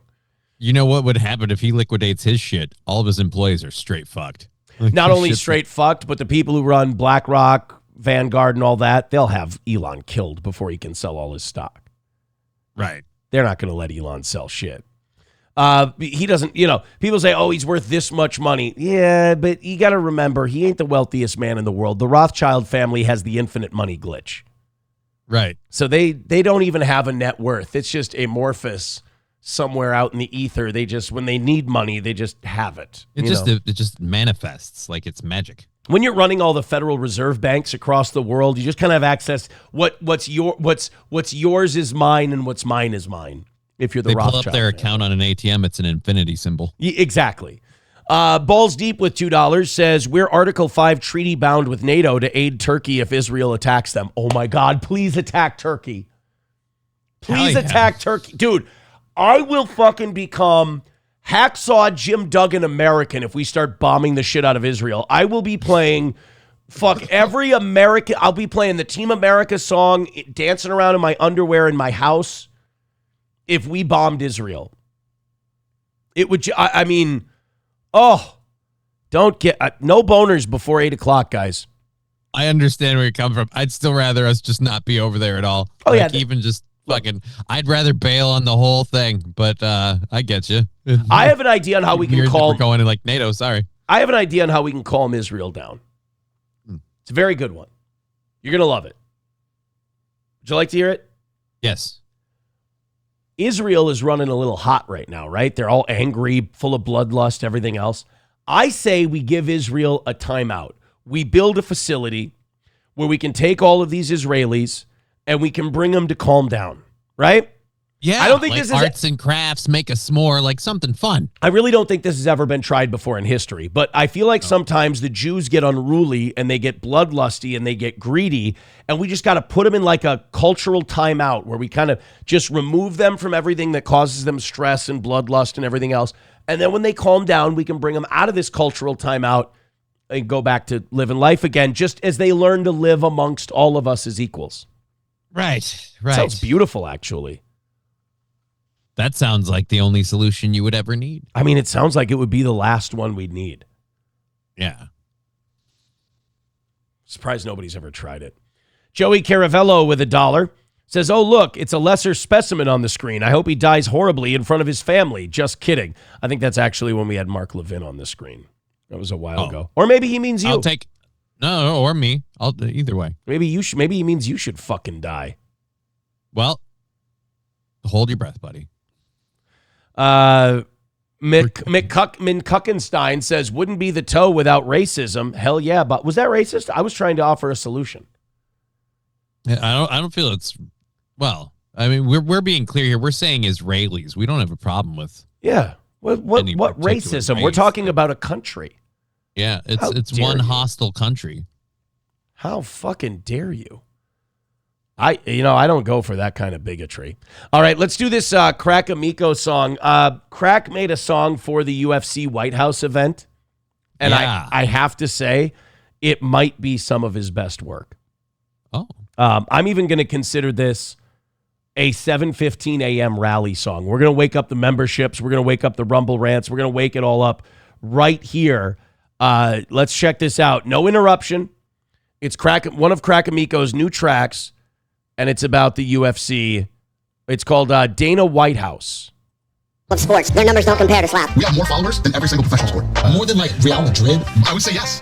It's going to be the biggest event we've ever had at the wedding. Well, it's kind of a gimmick. They said it was going to be the greatest card of all time. There's absolutely nothing gimmicky about this event. You got me saying, why, Dana? You was my guy, Dana. How much cash you need for your greed to be satisfied, Dana? You probably cap for the power slap. Why the fuck you lie, Dana? Girl, then go fuck yourself. Matter of fact, here's a vibrator. Use it on your wife later. Instead of smacking and yelling, wipe your tears and dry your makeup. Instead of simping out for them boys who took our skyscrapers. Who gon' violate us and hide papers? Child rapers who wouldn't hesitate to annihilate us. I used to think you was the man, UFC was dope. Diaz vs. McGregor rule, boxing was a fucking joke. Every other sport, the athletes shut their mouth and kept it woke. Let them speak their minds, but the whole damn time we know you kept them broke. Until that little kid from the Disney Channel pulled up numbers and you got exposed. You know that you foul, cause that boy a clown, but look at whose side we chose. You a liar and a hypocrite, always talk about fighter safety. Got your fighters like, I'll take a slap and decapitation just so long as you pay me. You sociopathic, I hate that you think you a maverick. Lowballing these fighters who gave up their body and brain for your brand is tragic. I ain't gonna say it was magic, but you pretty lucky that this happened. Cause if you never met the Fertitas, you still be in Boston running gymnastics. Exercise, whatever you call it, this shit wasn't part of a prophecy. Just cause you smack your bitch up, that doesn't mean you a prodigy. I think we deserve an apology. You turned the sport into slop. I'm watching it take all the way from the top of the white beat. We about to get smashed at the Dana White House. All about the cash at the Dana White House. Watch him slap that taste out his wife's mouth. Better fight for your life or they might knock your lights out. Dana, we said they ain't no. Dana White dumb man, don't wanna postpone. Dana, he's a traitor. They got dumb man, let's say hey, this White House UFC have been a motherfucking mess. Even your employees and homies giving it negative press. I could see the oil steaming off that dome, I know we stressed. I think D-A-N-A going B-A-N-A-N-A-S. You the one that Joey Rogan thinking presidential. Now look at Trump fucking everything up and I guarantee Rogan resents you. Why you not inviting Strickland? His freedom of speech, you defended it. When he bashed every race and religion until it's your friends, all of a sudden it's sickening. You promised legends but they staying home. No McGregor and no Johnny Jones. Man, they caught his lame, he should be ashamed. He don't mind cause he making a lot of bones. Keep your head on a swivel. Might be a white shooter, no dirt, Nowitzki. Dana giving up neck to politicians, call him Kurt Lewinsky. Smashed at the Dana White House, all about the cash at the Dana White House. Watch him slap that taste out his wife's mouth. Better fight for your life or they might knock your lights out. Dana, we said they ain't no. Dana like money, don't wanna postpone. Maybe I'm just a hater. Go have fun, just look out for those drones. That's a solid. I mean, that's a solid little song he made there. Yeah, I can't admit. I like that one. The part about Sean Strickland always gets me. The fact that Sean Strickland was like bashing the shit out of Muslims before his middleweight title fight and just saying like awful, hideous goat fucker shit. Like it was real. And I love Sean Strickland, but like really like the most Thanksgiving racist uncle shit about Muslims. Right, and they didn't kick him out. They sold the fight. They were excited for the fight. Everything. He won the fight. They put the belt on him. The whole deal. But then he goes, "Hey, you're putting on a show for a bunch of billionaire Jewish pedophiles that raped kids and covered up the Epstein shit." And they're like, "Hey, Mister, that you have to hateful. leave. You get out of here." He never said like, he didn't say like goat fucking Muslims, and they went, "Hey, that's not true. You stop saying that about Muslims." He said something very true about the people running this event, and they said, "Hey, stop it. You can't show up." You know, the old saying, if you want to find out who's in charge, look at who you can't make fun of. Look who you can't make fun of. I'm amazed that he even took that. I would have thought the first strike was probably when he's like, I think Hitler's a pretty cool guy you would have liked to go fishing with before the methanol. Bryce Mitchell. And I think Bryce Mitchell, we played it on the show, but like he smashed the shit out of this event too, and smashed him for not inviting Strickland and everything else. And people have, it's shit that back when Mel Gibson was pulling his stuff, people, or Gary Oldman or any of that, they would have said it's anti-Semitic, it's evil. But it is nice to see people now going, no, that's just people are waking up. We're just we've had enough of it. Yeah. Enough is enough. I want to bring this up because someone did send it into the show this weekend. A lot of fans have been looking out for my health as the last 2 weeks. I really haven't been feeling well. This is just about over. I can't really taste yet. Did you take a test or anything to confirm, or are we just going with? I did, but SP thinks I took it wrong. She's like, "There's no way that you're not positive." Like, 'cause she's like, "It's all the symptoms." So I think she's low key calling me retarded. But it's something. It's either that or it was like a walking pneumonia type of thing. But it's about done. Sinuses will clear up in another day or two.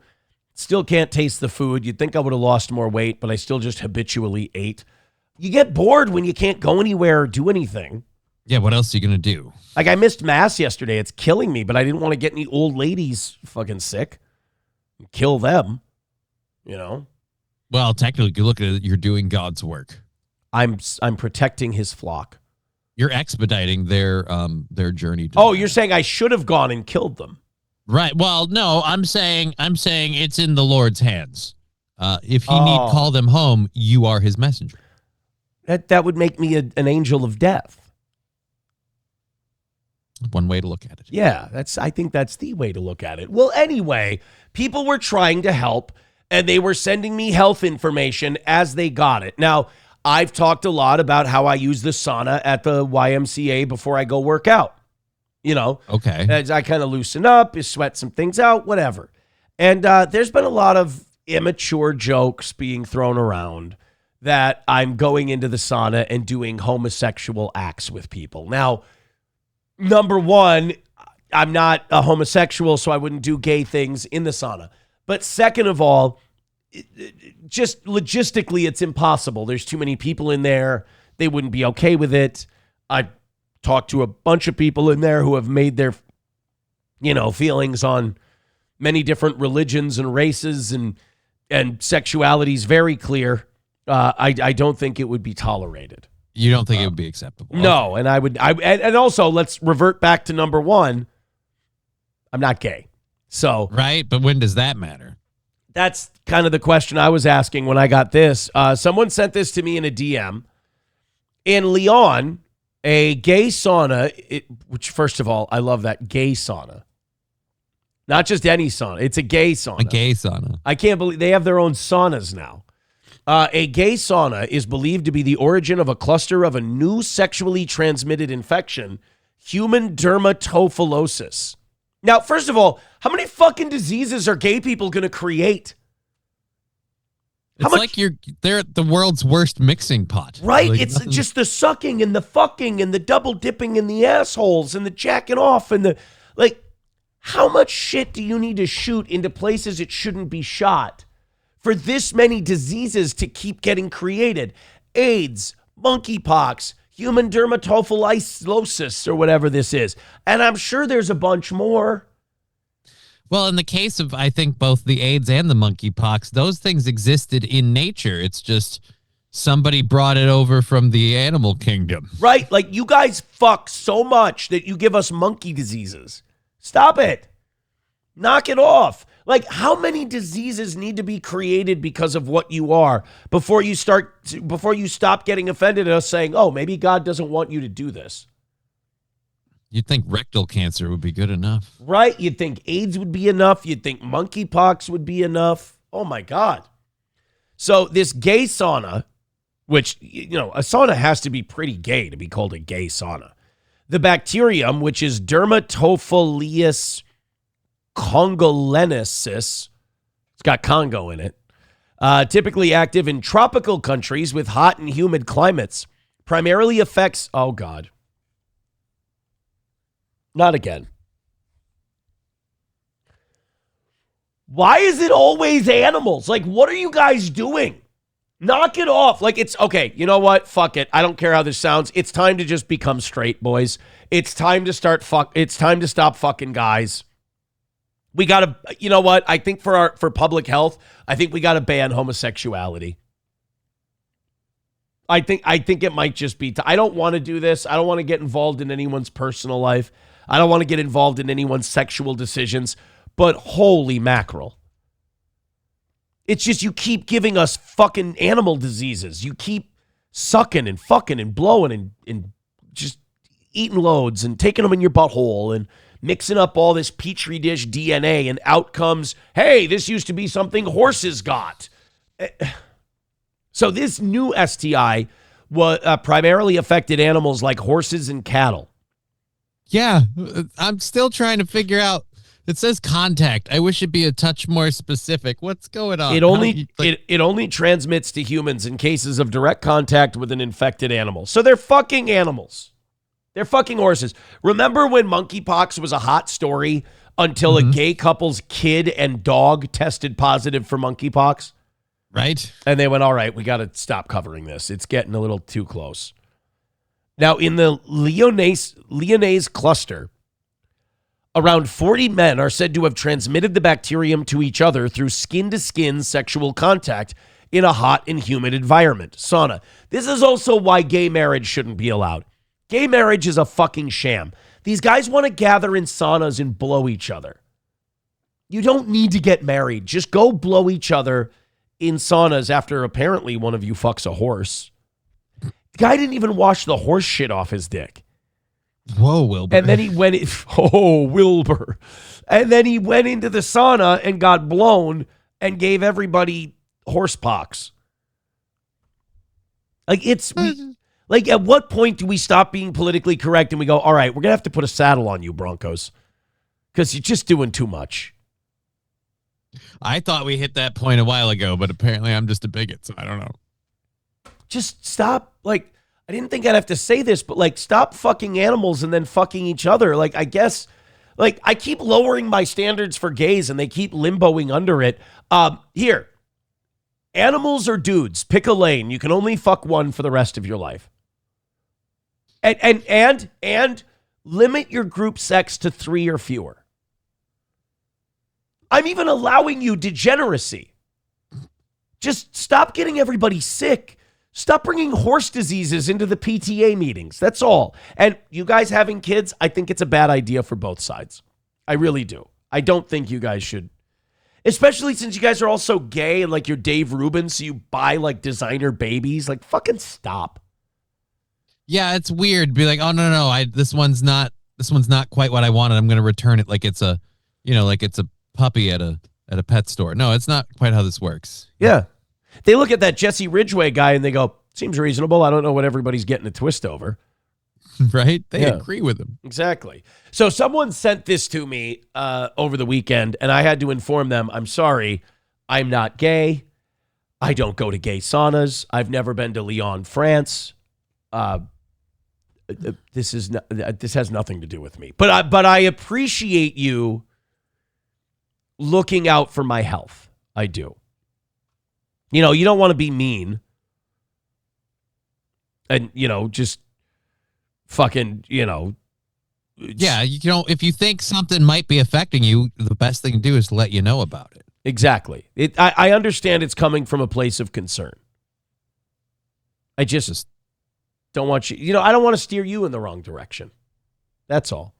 Balls Deep with $2 says Spirachuckus butascabius. Oh, see, I didn't know that's what it was called. I'm glad that you guys could get us the scientific. The Latin name. Yes, the scientific Latin name for this whole deal. We've got $1 from Veldrain says, I am for banning gay sex, and it's something I don't do. Benny Johnson. Oh, that's Benny. Nobody believes that. Benny, stop. Why is your wife crying, Benny? Benny, why is your wife crying? He's like, I don't know. I'm up here with a bunch of college kids taking our shirts off and wrestling. I don't know why the bitch is crying. Go ask her about it. Thank you guys very much for that. 8 memberships away from 500. Let's see if we can't do some damage today. Holy shit. 668 checking out the toe right now. Thank you. Thank you guys very, very much. That's very kind. Let's do this real quick because this is huge. We hear a lot about crypto, but here's the part most people miss. Crypto was created so you could actually own and control your money. Now, I have Rumble Wallet. I love Rumble Wallet. After the 2008 financial crisis, Bitcoin was designed as an alternative to banks. So instead of a bank holding your money, delaying transfers or limiting access, you're in control. And if you've ever had to wait for a transfer to clear, you felt that problem. Now, fast forward to today. Everyone's heard of crypto, but getting started still feels complicated. It can be intimidating. That's why I use Rumble Wallet. You're in control. You get to decide when you get started and how you get started. It takes all that complexity and makes it simple. Choose what you want. Bitcoin, dollar-backed stable coins, or even digital gold backed by real gold. It's no complicated setup, connects with MoonPay so you can use your credit card, debit card, or bank and be up and running in minutes. Once you're set up, you can even support your favorite Rumble creators like me directly. So do this now. Scan the QR code in the link below in the description and download Rumble Wallet. From there, you can set up your wallet, tap buy, and you're in the crypto game. In just a few minutes, you can go from hearing about crypto to actually owning some with Rumble Wallet. Thank you, Rumble Wallet. Love those guys. Fantastic. One of the perks of being Rumble only is Rumble is very holy shit. We've got a lot of generosity coming from the Rumble world here. I don't know what DCA is, but we're going to learn about it. We're going to learn about DCA today. Professor Tie-Dye with $1 says, hey, I said it wasn't you. Oh, yeah, it was Professor Tie-Dye who sent that to me. Okay. Yeah. Professor Tie-Dye. Again, just looking out for you. He's just trying to help. All right. Good guy. We gotta take a break from Jew shit, all right? Because I have more Jew shit later. Oh, good. We got to cover our guys. Oz and I love these guys. I talked to Derek from Midland Armory, and he was like, fuck it, one of the funniest bits you've done in a long time is that Italian restaurant owner in Wisconsin. Yeah. There in La Crosse. He got in a shitload of trouble for doing he does like a YouTube podcast with his employees where they talk about, restaurant stuff and what it's like. And they're all, hey, gabagool kind of Italians, right? Mm-hmm. The kind you meet in La Crosse, Wisconsin. Totally fits. Kind of guys are there all the time. We've all been to La Crosse, Wisconsin. You go to La Crosse, Wisconsin, and it's, hey, fucking, what are you doing? You got to slice it so thin. Look at the milk coming off that mozzarella. They're all over the place. I actually watched SP get really racist last night. Uh-oh. We were watching, she was You're on rubbing TikTok. off. We were trying to show each other some shorts and reels and shit. And there was one of this guy who runs an Italian sandwich shop. He runs an Italian deli. And he was, gabagool, He's one of these guys. He's fat. He has no neck. And he's slicing the mozzarella. And you got the milk in there, and it's squirting out. It's shooting out. She's like, oh, my God, this is gross. Oh, I can't listen to him. Oh, why do they talk like this? Like, it got really anti-Guinea. It got bad. Yeah, it got very anti-Guinea. And I understood it. They don't seem like they're... I was saying this. Okay, so I said this twice last night.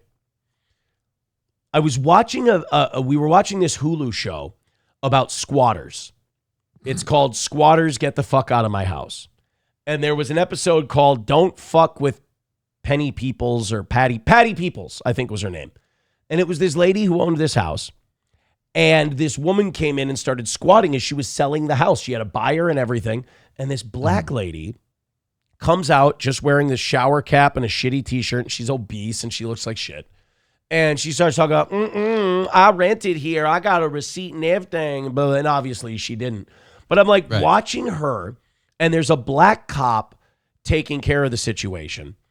And I look at SP and I just said, look, this is going to sound bad, but this isn't a color thing.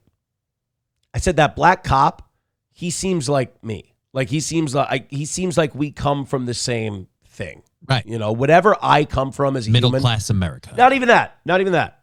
Whatever I evolved from, he evolved from too. But then I look at this woman and her lesbian partner who's borderline retarded. And I don't mean that as an insult. I mean that as like, this chick might be retarded. They just don't, how do I say this? There's no way for me to say this without people who want to construe it as racist, construing it as racist. Okay. They don't seem like we're part of the same species. I mean, do you there is some scientific evidence to that because, like, we apparently assimilated, like, the Neanderthals or whatever. Maybe some of those genes are dormant in different They seem groups more all over. Neanderthalic.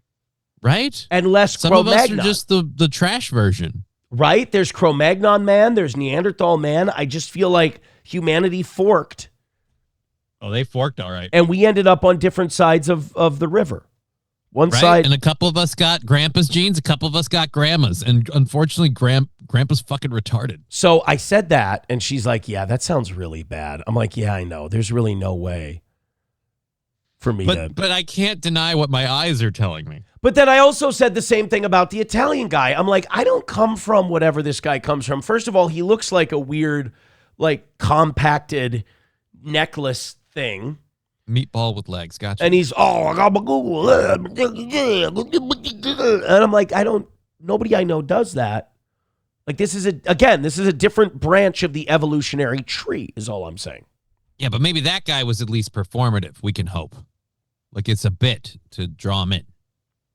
I don't know, man. If that's the case, he's pretty fucking good at it. Well, anyway, the reason I bring this up is because these guineas we talked about on Thursday, they got in a bit of a row, as the British like to say, when they talked about how they would rather hire male servers over female servers. They said, hey, the female servers, they create drama, they got all these feelings, they cry a lot. But like it got like as like base level sexism as you can get. Now, I endorsed it. I thought it was fucking hilarious. I think these guys are great. They made like 3 videos about it, each one doubling down on the last one. And like they were criticizing the woman who was organizing this whole protest deal. So on Saturday, they had a protest.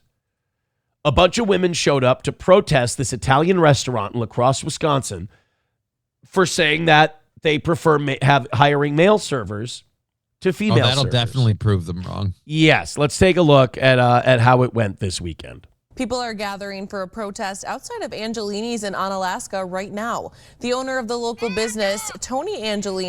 Let's take a look at okay, that's a trans. Yeah, dude. He's wearing a skirt. And it's all right, this is another thing too. Okay, you want to party on that side of the line. Why is the skirt so short? Not only that, it's 6'7". I mean, that's the first dead giveaway. That played power forward in high school. Then you have that guy dunks with leaving his feet on the ground. Right. This put on lipstick for the first time today, apparently.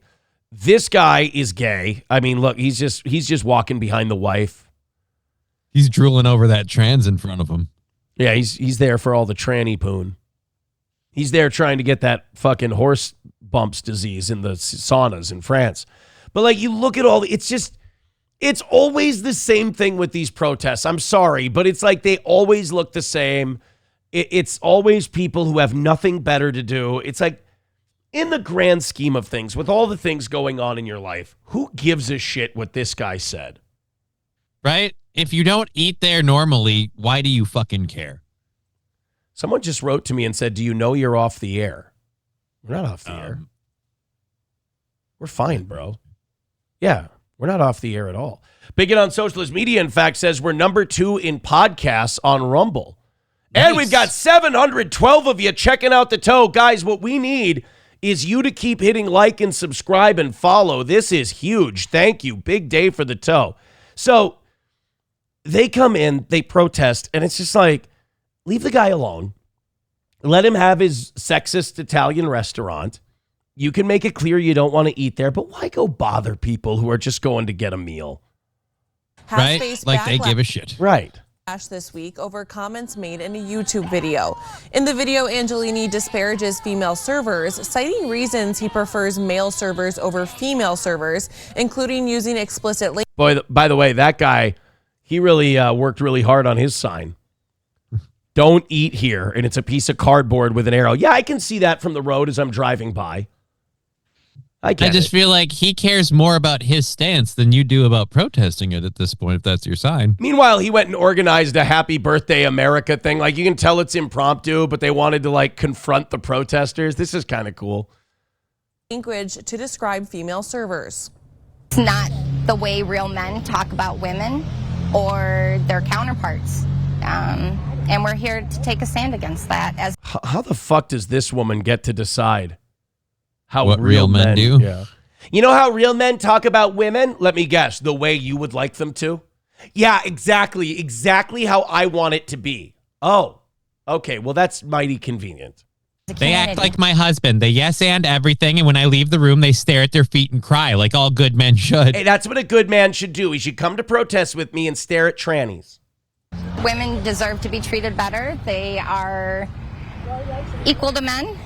They need to be. Dude, hard disagree. Bro, no hard way. Disagree. No, you're missing the best part. Even she laughed when she said it.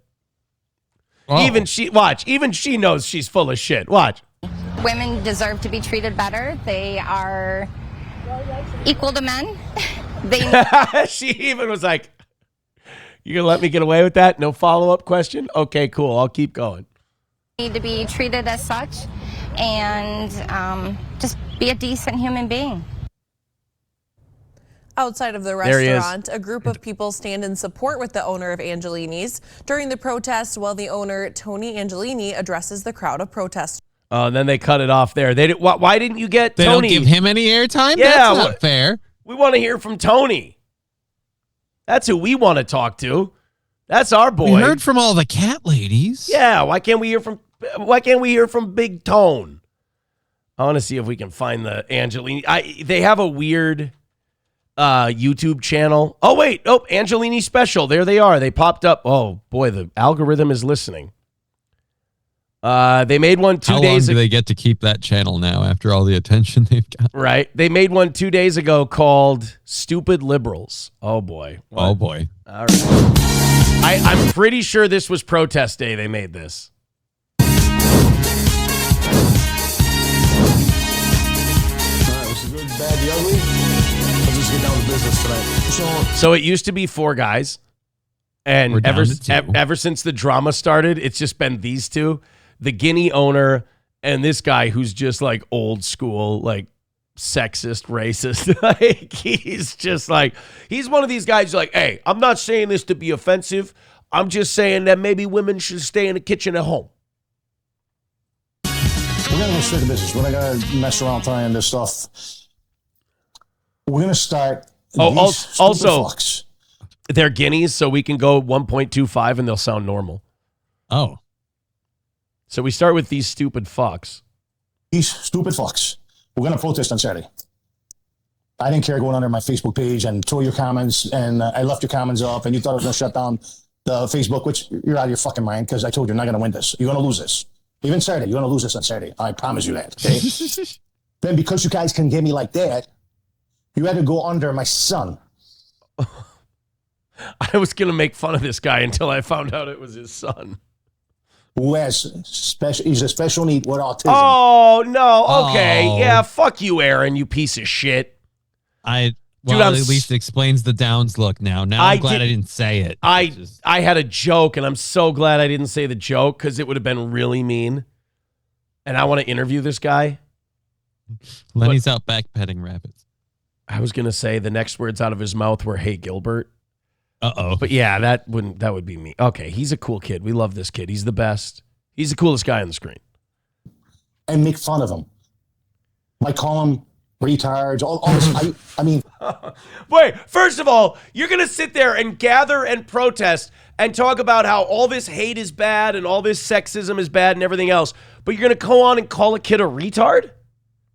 Yeah, that's weird on both teams. Like, first of all, the protesters, fuck you, you piece of shit. That's our bit. Secondly, for that guy, it's a little weird for me, like, hey, they're saying mean shit about my son. Well, you did say, like, you know, women are whores and shouldn't be in the kitchen. Right. Like, let's be clear.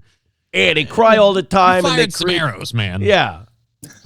Nobody in this story gets to, like, take the high ground on language. I'm gonna pull your fucking pictures up, you stupid motherfuckers. That was just fucking wrong. That's below the belt. Okay, and then some girls are saying, "Well, that's what you deserve." You guys are the same people that killed Charlie Kirk. Whoa, they're Jews? Wow. I didn't know that all the people coming after him were Jewish. I didn't either. I just found out. You guys are the same people who... That's a leap. Hey, those of you who are coming to my Italian restaurant telling me I'm sexist and saying mean things about my autistic son, you killed Charlie Kirk. Like, what? Whoa, buddy. They got the wrong guy in court. The people that killed Charlie Kirk are called my son retarded. It'd be so funny if there's a video of the protest and he goes, you all killed Charlie Kirk. And there's Erica Kirk and she just slowly slinks away. She's like, oh, fuck. Oh, shit. Like Carmen Sandiego. She's like, I gotta get the fuck out of here. deserve to die. There's no human being deserve to die, you stupid fucking liberal fucks. That's all you guys are, liberal fucks. I respect Democrats and I respect Republicans. Did he just put Fetterman up there? As his Democrat that I respect. As long as you support Jews raining hellfire on muzzies, I respect you. I respect Fetterman. He reminds me of my son. That's right. Jesus. The ones that believe there should be tampons in the fucking men's bathroom. Hey, the one that believe gabagool. that men belong in a fucking women's sports. Or the one that believe that's okay if a guy to use a women's bathroom because they get transgender. Come and fucking do all that here. See what wait, bro? Do you just want to do a political talk show and this was like you're in? I thought we were talking about the protest, which again happened because you said women don't belong in serving and you don't agree with women being servers. So this went from him being angry about a debate about men and female servers, and now it's what, Charlie Kirk, it's tampons in bathrooms, it's trans sports, it's God. By the way, if you're wondering what Trump's 30% approval rating looks like, it looks like these two. It looks like these two for sure. You gotta get dragged right through the fucking door. And these are the people we're dealing with. So this started as a simple, very simple, an opinion of mine, which I said I prefer man server over women server. I didn't say I only hire men, not women. No, you did not. I have a lot of. That's kind of what that means. Yeah, you just you prefer that they all be dudes. Right. Look, I'm not saying that I discriminate because a server's female. I'm saying I only want to hire them if they got a dick. What the fuck? I didn't say I don't hire them and I don't stare at their tits. I'm just saying I prefer they don't have tits to stare at. It's easier for me to do that job. Look, the problem is when I fire a male server, he goes and finds another job. When I hire a female server and I fire her, she goes and tells everybody about the time I grabbed their tits. It's fucking bullshit. Fucking women server. Through the years, people came to my restaurant. The bartender's a fucking woman. You stupid motherfuckers. You guys been calling me, and you're surprised there's a woman answering a fucking phone. You don't. By the way, how weird is it? You know what I'm picking up on this guy this time around? What's that? He's got the Italian East Coast thing mixed but he's with got the a Midwestern. touch of the Wisconsin. Yeah, he's got like the Fargo, but then Wisconsin, but then also Little Italy. Like there's a little bit of all of it. It's like the most trash accents in America all belong to him. Hey, why don't you go fuck yourself, don't you know?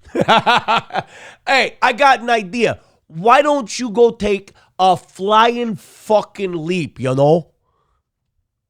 You're protesting my bar. A guy comes up the other day.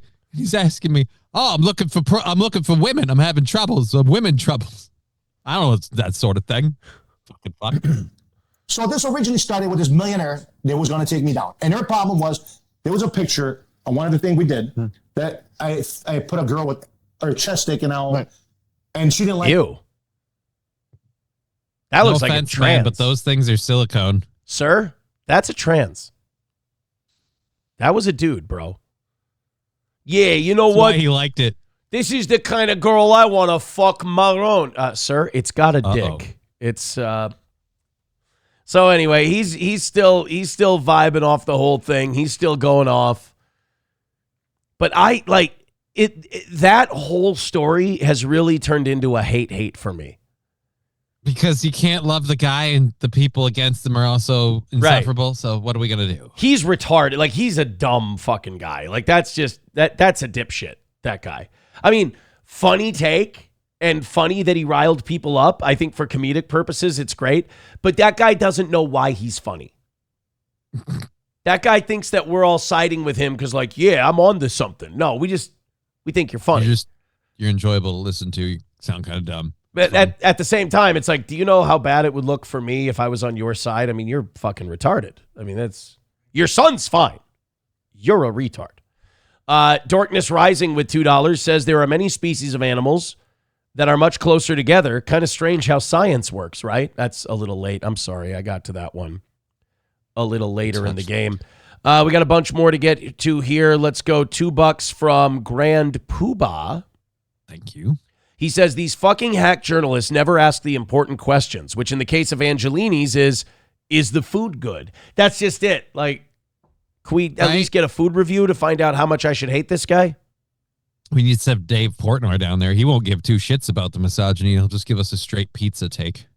Joey Caravello, unless somebody throws a penny at him. Oh, yeah. No, then it's game on if we start calling him. Then that person has to go to Auschwitz to learn a lesson. He goes down there, he's like, look, I said I like female servers. I didn't say I like Jewish customers at Portnoy. It's fucking on with this place. Right. Dave Portnoy goes down there, hey, I hear you and I are simpatico. Yeah, that's great. You a Guinea? No, my people come from, we're Ashkenazi from Poland. Get the fuck out of here. Joey Caravello with $1 says, night is darkest just before the dawn. From Dissension, America is reborn. Holy shit. Joey Caravello fucking didn't take his pills today. Happy Wawa customer gifting a membership to Dan Vicious. Keep gifting those memberships, boys and girls. We are now 7 memberships away from 500, which means that we are 7 away from me having to go until 11 today, which I'm fine with. Labglass says, Ed and Michelle go to Angelini's. Yeah, I should definitely reach out. And tell them to hit that one up? Yeah, I should DM Ed, and I should tell him, you guys got to go to Angelini's in Wisconsin. And don't tell them why, like get Ed and Michelle in like the middle of some big political uproar and see how they handle it. They're doing a food review thing, and he notices the cameras, and he can't say no. He does his own little YouTube show, so he's going to come in, and it's brilliant. It's going to be good. I like this idea.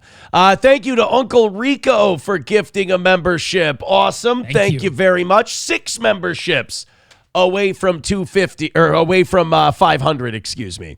Fauci's Pangolin with $1 says, great show. If the internet was Subway, you'd be Jared Fogle. Now, wait, Johnny, he's talking about you. You don't let him talk to you that way. I don't look anything like him. I wouldn't let him talk to you the way he just spoke to you. I would never let someone say that to me. I'll tell you that much. All right. And you're just sitting here laying down, taking that shit. Gross. I don't think I look like him at all, so I'm not worried about it. Gross. I disavow, man. 708 checking out the toe right now. I could sit here and stare at that number all day long. Let's do this. We're going to take this off the G word because we've already made a fortune on these today. In his first term, President Trump sought to cultivate school choice in America. He sacrificed his life to fight for a second term in order to make it possible today. Now it is up to American patriots to take full advantage of the opportunity. Today, DCA calls on fellow patriots to help us bring President Trump's vision to life for urban students in Nashville, Tennessee, by making a minimal sacrifice. Let's grow together. 13,000 founder builders of a Christ-centered effort to build young minds spiritually, socially, and patriotically in America. Learn more at dockeryacademy.us/a-landing-page. That's dockeryacademy.us/a-landing-page. And thank you. I will be very honest with you. I've never seen that on the Rumble thing before. Yeah. I have no idea what the fuck I just advocated for. I hope it's good. It sound like some sort of weird Christian. I hope if it's Christian, it's fine. I almost wrote cockery. Well, that shows you where I'm at. What is it? dockeryacademy.us? Yeah. /landing or something. All right. It's totally Christian. I was worried that it would be. Oh, look, it's a black guy, Reuben Dockery. Okay.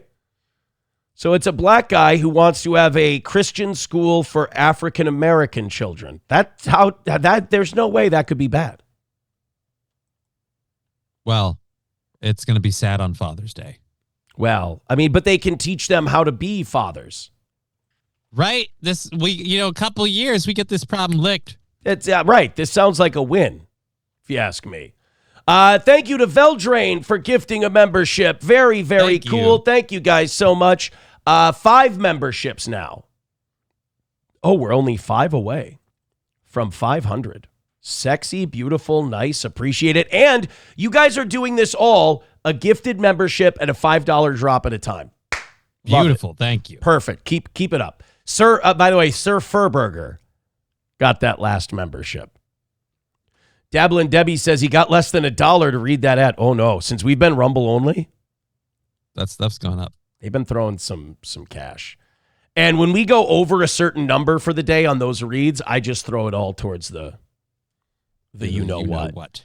Like there's another one. We can do one more today. And honestly, that one, we'll put that one towards the G as well. Just because it's another shiny number for sure. Veldrain with $1 says, yo, get out of here. Wait, come back for a second. Let me explain why we don't like your types around here. Hey, don't leave. I'm not finished saying bye yet. You gonna leave? What's the matter with you? Oh, he's doing the Minnesota goodbye with the Italian shittiness. The Italian accent. It's I beautiful. like that. That's a good one. Attaboy Veldrain. All right. Hit like, hit subscribe, hit follow. You guys are up over 700 today. I don't know how much better you can do. We're up around the tops. You know what? Should we suck our dicks a little bit and see where we're at in podcast today? Okay. Let's see where we're I at. word it that way, but let's see what happens. Let's suck our dicks a little bit and see where we're at on the podcast. We are third in podcast right now. Hey, we're only 40 people behind Bannon's War. We can pass Steve Bannon today and be number 2 behind Bongino. So Nice. Just keep hitting thumbs up, keep hitting share, keep bringing people in here. The numbers for the toe are going up. All right, this next one, bro. This one's a problem. I don't want to be a conspiracy theorist. I don't want to be a guy who says shit isn't what it looks like. But this next story out of Nyack, New York, and the sewer. Have you seen the sewer story? Yeah, I've heard about it. The sewer story's fucked up. Like, all the way fucked up. By the way, thank you, happy Wawa customer, for gifting a membership 4 away from 500. This person who's all butthurt that the toe beat him.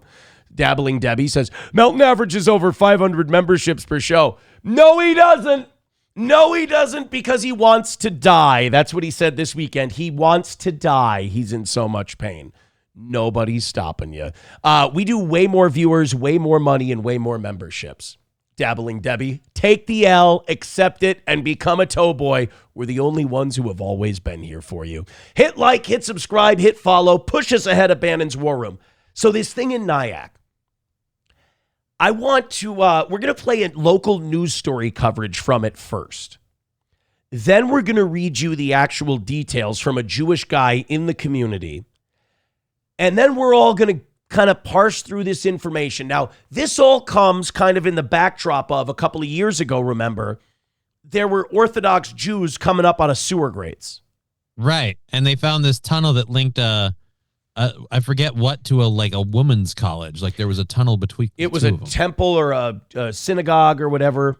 Right. And then they had tunnels underground. They had tunneled through to like a child center or like some kind of educational center, like you said. Right. And they had tunneled through it, and they had like stained mattresses down there and all kinds of weird shit. And there were Jewish guys popping up out of the sewers. It was fucking... They were trying to seal up the entrances before the cops broke in. It was really, really weird. Yeah, the cops had to literally go down there and go, guys, get out here. Now, what the church says, or what the temple or whatever says, is that they couldn't get construction permits to connect these two buildings.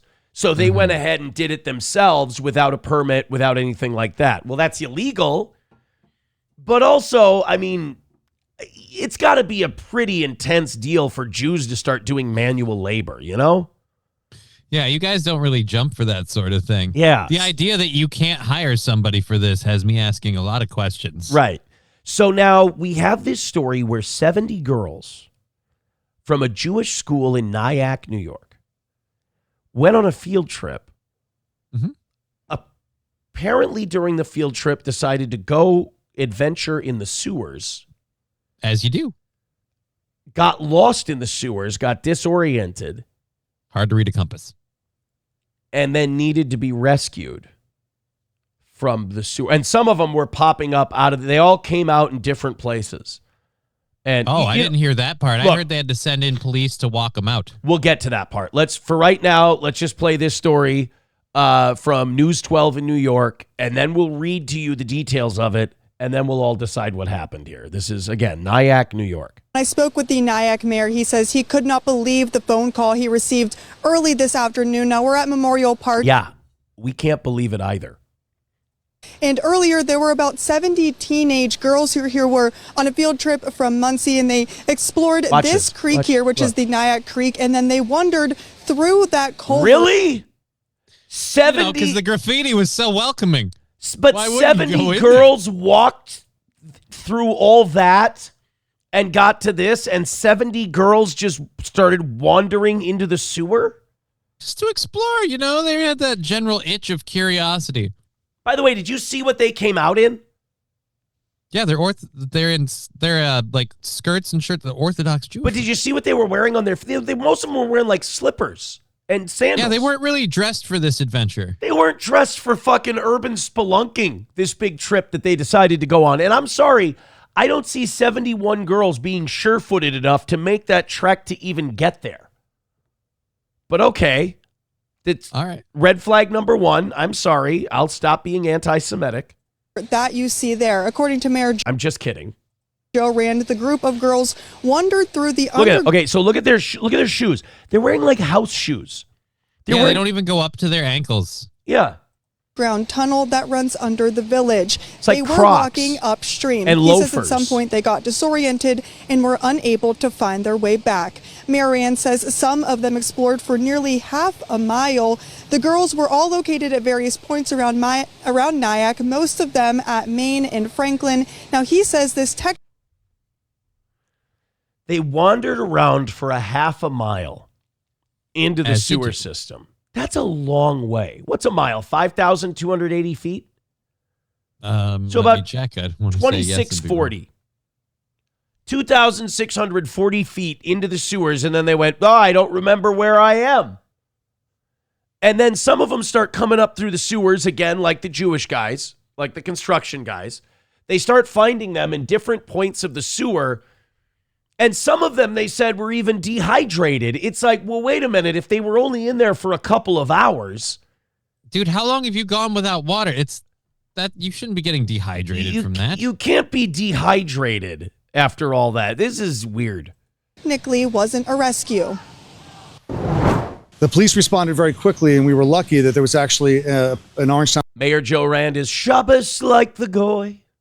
Police officer who was doing a foot patrol right in the area, so he was able to respond very quickly. They all got out of their own power, and no one was seriously hurt, and that's what we're really grateful for. Again, officers responded quickly. They were able to rescue them, but some of them came out dehydrated. They were all able to come out under their own power, though. So why wouldn't they be able to come out under their own power? All of the girls were accounted for. Police say that only 2 of them sustained injuries. One of them was treated at the scene, while another was taken to a local hospital for stomach pain. We're in Nyack, Rockland County. Jackie Gillis, News 12. Again, stomach pain, I feel like that you only get from drinking the water, which you only do if you really need some water. If you're in there for a couple hours, I'm sorry, you can survive most of the day without any water. Like, you might be thirsty, but you can get through it. Look, I don't have the facts for this, and I'm not going to pretend I do have the facts. But I'm not buying this. Like, you know, you just I don't either. Like sometimes you just have a feeling where you're like, this is bullshit. I don't know what the truth is. I don't know what's really going on here, but I know this thing that you're telling me, this is horseshit. Who's the teacher that thought this was a good idea anyway? Because I feel like if these are all schoolgirls, they're on a field trip, shouldn't there have been a chaperone, somebody watching? Who's the decision maker that goes, hey guys, creepy weird tunnel in the back of the woods. Who's behind me? Let's go. Like, that's not. Well, apparently these girls, all 70 of these girls at this field trip decided to all go into that sewer together and start exploring in the sewer. Because when you go on a field trip with 70, they all just go. We found a stream. We have to follow this. Plus, it says on the side of the wall here, so we can go for that one. Let's dig a little deeper into this. This guy, Stephen J. Latham on Twitter, posted some videos and some pictures and gave us a little insight into what happened with these 70 Orthodox Jewish schoolgirls. Now, some people have come out and be like, oh, they're being trafficked, or oh, this, or oh, that. I don't know what it is. I just know it's not what they say it is. Something's going on. It could be a punishment thing.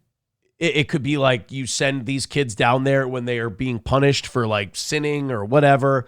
Could it be trafficking? I mean, it could be. I don't have near enough information to say that it's that, but like, it's not 70 kids went on a field trip in slippers and they all just decided to go into a gross, dark, dirty sewer. Because, you know, one thing about little girls, they love going into dirty, dark sewers. That's like their thing. Yeah, they totally think that's a fun time. Exactly.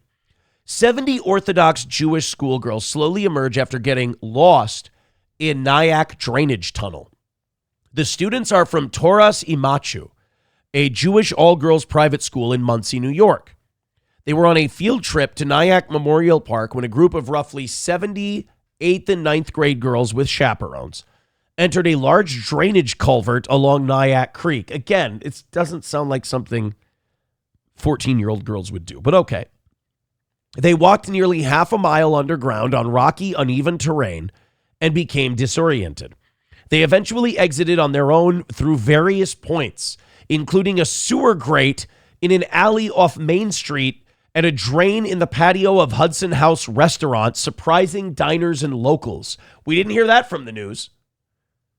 We haven't heard from any of these diners or these locals about the kids that came up from the fucking sewer grates or the drain.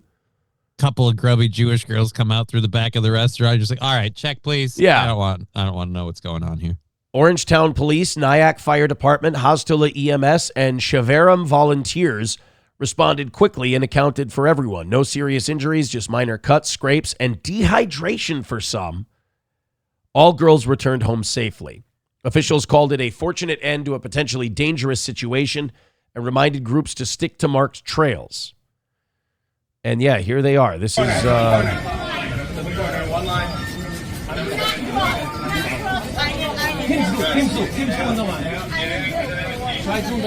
Like they're wearing slippers. A lot of them are wearing slippers. Move up a little bit. Right. And look, all their Jewish like volunteers and police are there. It almost looks like they're just watching to make sure nobody says anything, like just kind of making sure that everyone just kind of, hey, just go this way, go into this building, just go, nope, go here. It just looks nefarious. And usually I just look at how freaked out they are right now, and I'm like, yeah, that looks like a group of girls that just goes, yeah, let's go walking around in this tunnel out here. And it's like you said, like the graffiti, it's dirty, it's gross. Like, dude, 70 schoolgirls just go, let's go walking around in there. Let's go exploring and see what we find.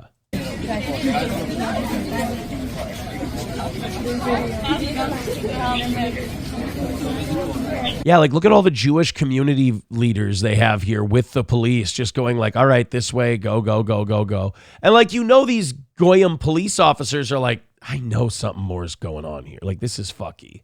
I'm hearing now that the chaperone was able to lure the girls in by screaming, hey, you guys!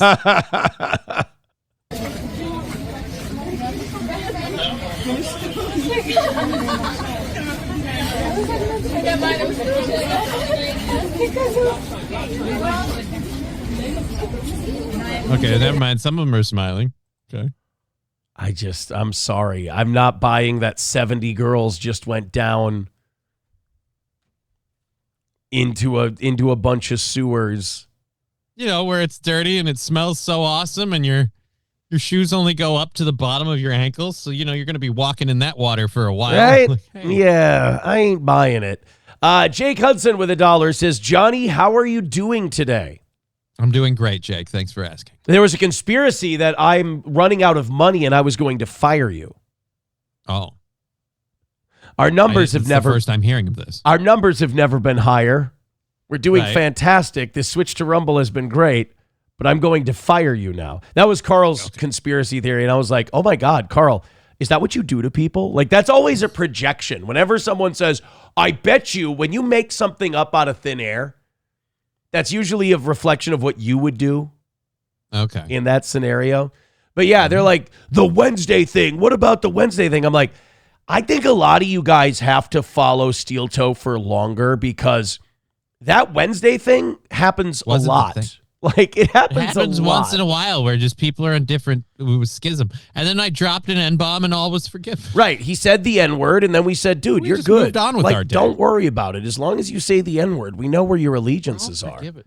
Holy shit, we are getting really close to Steve Bannon. Guys, 750 checking out the toe right now. Hit like, hit subscribe, hit follow.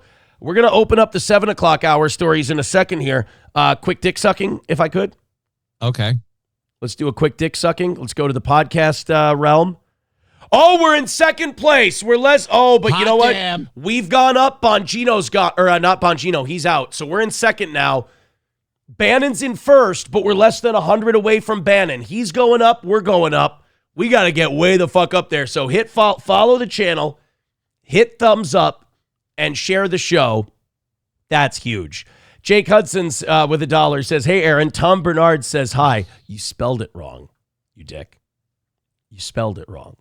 All right, let's open up these 7 o'clock hour stories. And while we do, let's talk about our friends at Midland Armory, because they have to let you know that this week is Foley Days, and they're going to be open by appointment.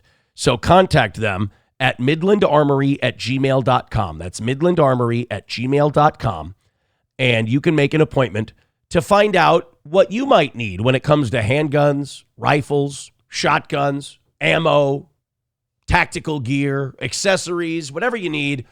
They're ready to hear you. They're ready to answer your questions at Midland Armory, downtown Foley, Minnesota, midlandarmory.com. Email them this week at midlandarmory@gmail.com. All Care Towing, 320-253-5203 for All Care Towing of St. Cloud. When your vehicle goes in the ditch, when the damn thing won't go, you get a flat tire, you get in an accident, you need our friends at All Care Towing, because there's nobody faster than All Care Towing. Again, put the number in your phone so you have them when you need them.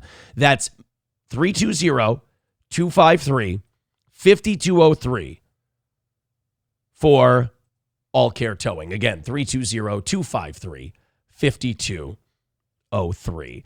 And then Stoney's in downtown Rockville, Minnesota. Of course, Stoney's, nobody better for Thursday nights for bike night. They also have 250 cans, live music every single weekend. They've also got your ultimate Bloody Mary. Grab a pizza, grab something to drink. Go to Stoney's Garage. The patio outside is beautiful. And then, of course, play a little pool and darts with your friends. Let's have a good time. Let's go to Stoney's. Stoney's in downtown Rockville, Minnesota. Thank you very much, Sir Furburger. Passing along. Thank you, Sir Furburger. This is cool, though. He's passing along a membership he got gifted a little bit earlier. Everybody who's been gifted a membership, go ahead and gift one back. 3 memberships away from 500. We're 3 away from 500. I don't mean to put my mouth on trouble here at all. We are ahead at the moment. Thank you. Let's keep it that way. Let's go on a big rally in the next hour and 15 minutes and keep ourselves ahead. Thank you guys so much for your generosity. Keep it going. Jake Hudson with $1 says, does your probation officer know that you have a gun sponsorship? That doesn't matter. I mean, no, but I don't think they're a fan. I don't think they're a fan of the show. I don't think they listen every day. And no, Jake, I'm sorry. They don't know that I have a gun sponsorship. I'm sure it wouldn't be a problem, but no. That's what I love about Jake Hudson. Jake Hudson is like, he's a slow kid, but like when he thinks he's got one, he's like, he commits. Just making sure you know. I know, Jake. I know. Jake, there's a rat in your ceiling. Oh, shit, sorry.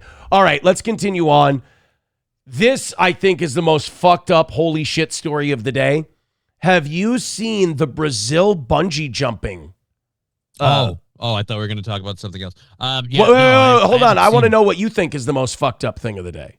I thought we were talking about the helicopter thing. Oh, yeah, Oliver Tree. That's just like, how did 2 helicopters hit? Like, they don't move very fast. You can see pretty well. How do you collide with helicopters? Is weird. I'm hearing a lot of people say that there's like conspiracy theories and everything else surrounding this Oliver Tree thing already. I was never an Oliver Tree guy, so I don't know. But like I said, the helicopter crash, I have questions. People are saying like he was trying to get his masters back from the record company, and he was trying to like own his name. They'll put you down fast for that. They might want that. They might. But then again, like all this stuff always comes up after they die. So it's like if this stuff would have come up and then they killed him, I'd be like, whoa, holy shit, this is crazy. But when it comes up after, it's a little, hey, we're at 7:01 on Rumble alone, guys. This is getting sick today. Thank you so much. Keep hitting like. It like just proving to you it does matter on Rumble. You guys hitting like and follow. So let's do the you don't know about the Brazilian bungee jump story?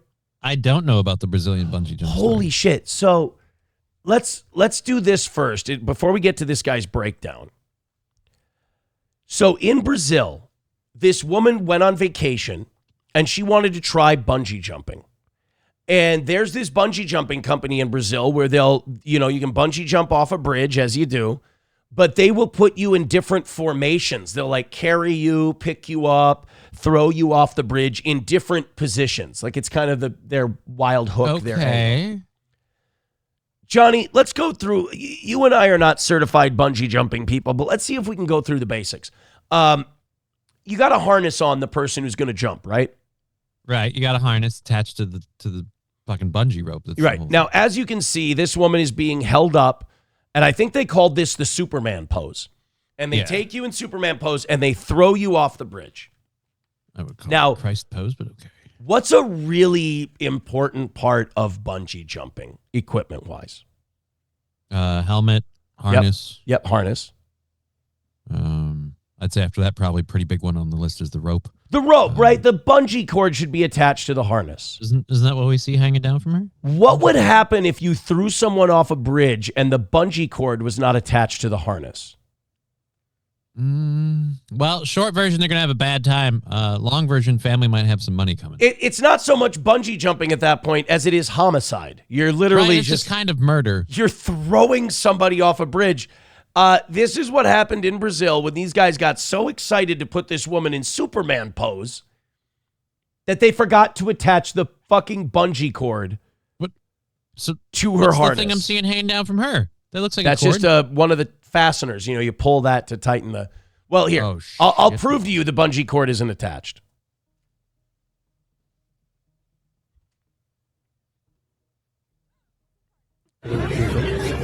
They just threw that lady off the fucking bridge.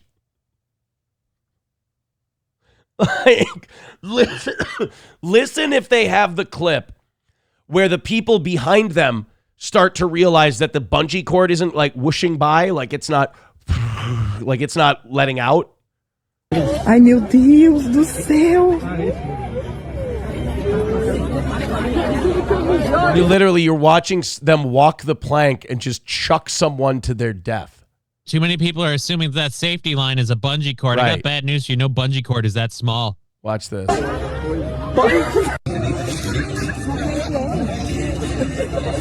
Now see that? I still wouldn't trust that rope.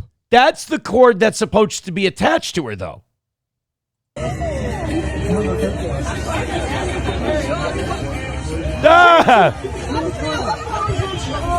There, and then you saw the two guys look down like, oh, shit.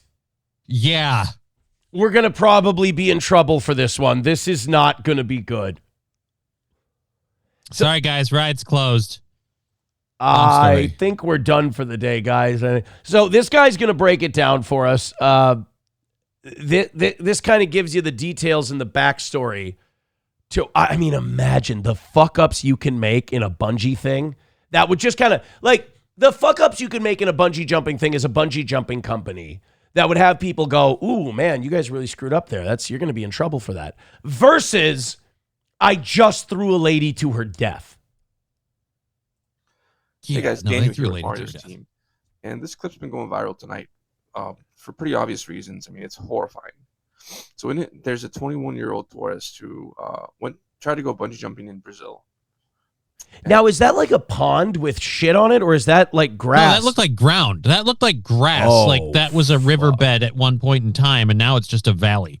And they forgot to secure it to the ground and just literally like throw her off this bridge. Yeah, there's no water there. So it struck a nerve with a lot of people. I'm guessing it struck a nerve with her right up until it killed her. Holy shit. You're right. If there was water, it would disrupt all of this milfoil or whatever that is on top. So she just straight hit the ground. Yeah. They literally just threw a woman off a bridge. They just chucked her off. Like, it's Tuesday. We It don't need really you. does Bye. show you the fine line between bungee jumping and homicide. This is why they have you sign that clause. Right. They're not responsible if you suffer an injury. I didn't realize like how close bungee jumping was to just straight up murder. It's literally one rope away. And honestly, if you line the rope up the right way, you can still pull it off. It's literally you're one carabiner away from bungee jumping versus a murder charge. Yeah. Someone's probably is catching the murder charge now. But then also like the implications of it's the implication. How does this happen? How did you you let a bunch of dirty Brazilian monkeys be in charge of bungee jumping? Was that racist? They were more excited to throw a lady than they were to make sure she was properly secured. That's what it was. I mean, we're going to chuck this bitch. If you're a Brazilian, how many chances are you going to get to chuck a white lady off a bridge? Right? Not many. This was their Christmas. They got too excited and they skipped the important step. Yep. Just to make sure you secure her. Like you literally had one job as the safety people there. Secure her to the ground and throw her over. That's it. How long do you think she knew before she hit the ground? God, I hope not. I hope not either. I hope she was having a fucking blast and then her lights just went out. Right? Because there's no undoing it. So the sheer panic. And don't get me wrong, the fall is like less than 2 seconds. Thank God she was wearing the helmet. Yeah, how'd that helmet work? Nobody checked. I mean, I don't know how she couldn't have noticed herself. I guess maybe she had too much adrenaline going and she didn't think about it. You trusted those people. Yeah. She's That's how it happened. These are professionals. I don't want to question what they're doing. I'm on vacation. Hooray! Because nobody goes into something like this going, I hope they remember to fasten the bungee cord to me. It's just kind of an accepted thing that they're going to remember the bungee cord. Yeah, it's horrifying. This is like literal nightmare fuel. If she had been paying attention, she would have saw that rope and said, fuck this. You're not throwing me with that. A lot of young kids, especially ones that are traveling. What if just before they threw her, she went, whoa, wait. Like, oh, no. That want to go out and try different things. You make sure you do your research. Yeah, no, fuck bungee jumping. I'm never going. Limited. Yeah, no, this is one of those where I'm like, I don't need to do that. I don't need to tempt death where I'm like, I'm going to get so close. No. This is going to be really fun. Or they could forget to attach me to the bungee and I die. The risk reward there is just not, I'll go on the picnic table boat. Thank you very much. I'm cool with where I'm at.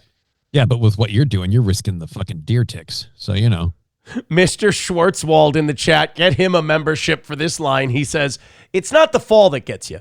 It's the sudden stop. It's the sudden stop. Thank you, Mr. Schwartzwald, for letting us know what exactly the fall it was is. actually quite delightful. Yeah, the fall is a rush.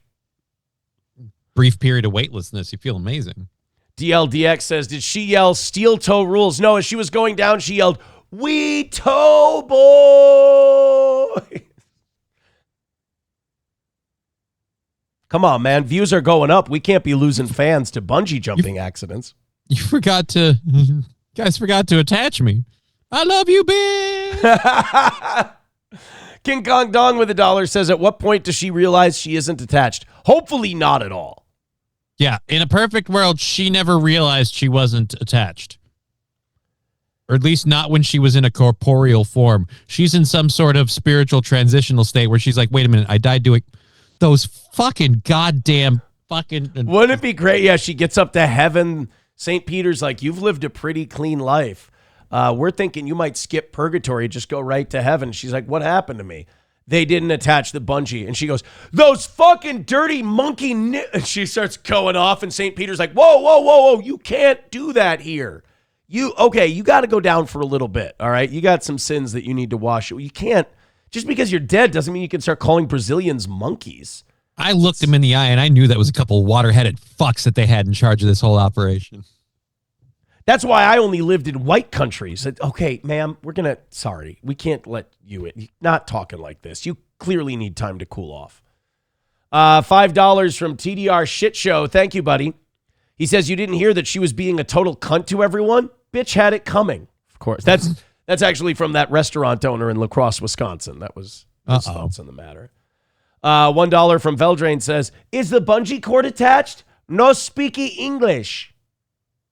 Brazil's Portuguese, right? I think so, I think they speak Portuguese in Brazil. Yeah, I mean, it's terrifying if you know, and that's why I hope she didn't know. Yeah, because otherwise what are you going to do about it? If you realize you're not attached and this is a one-way trip, you can't put the brakes on at any point. Yeah, that's just you being fucked. Nothing else. Guys, we peaked at nearly 800 people checking out the show today. I appreciate that so much. That is awesome.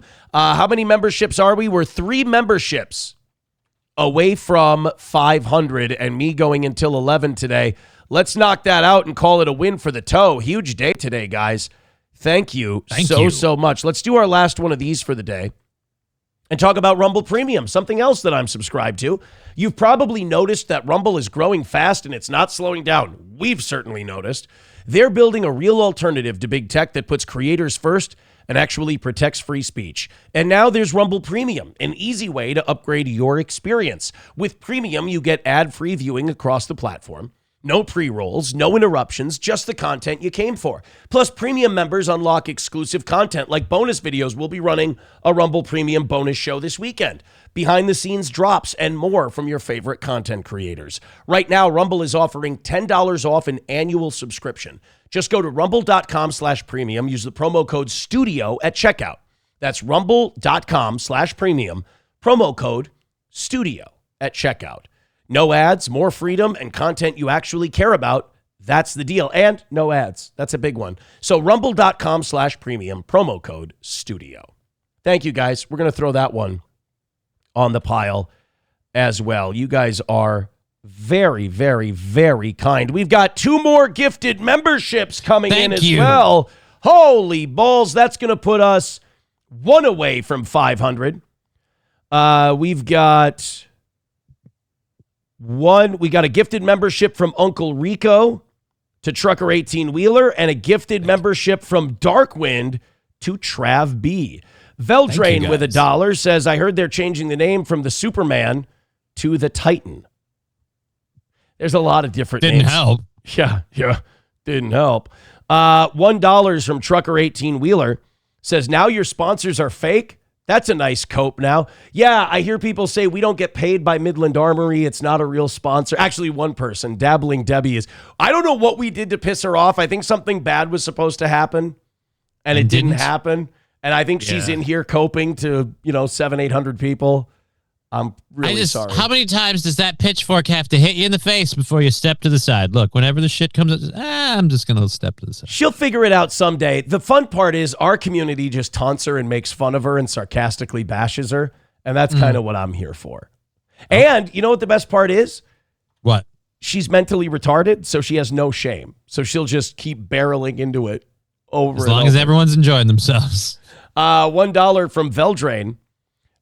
Says, I heard they are changing. Oh, that's the one I just did. Aaron, you fucking retard. What's wrong with you? Sam Show says, nah, Debbie rules. She puts out for Joey. Oh, Debbie's fucking Joey Caravello. Well, there you go. Well, that's great. He deserves it. He's clearly a backed up guy. He's got some pent up issues. Bigot on Socialist Media says, it will run out of energy soon and stop spurging. No, they never stop spurging, and that's the best part. We love them. All right. I'm going to leave you guys on a little bit of a cliffhanger. I'm going to go pee. Okay. But when I come back, not only are we going to be at 500 memberships, but also you guys are ahead in the next hour, a $75 rally. Let's fucking go, baby. This is looking good. Let's see. 1 membership away from 500. By the time I come back, let's be over 500. I'm going to pee. Johnny's going to take over. He's going to tell you about his show. And then I'm going to come back, and I found more fraud in Minnesota. You're going to love it. You're going to love the more fraud in Minnesota. Hard to believe. More fraud in Minnesota? Where is it happening now? At this point, we've defrauded COVID relief programs, child food programs, Medicare programs for the infirm and the disabled. Hey, how you doing? So what do we have left to defraud? The transit system?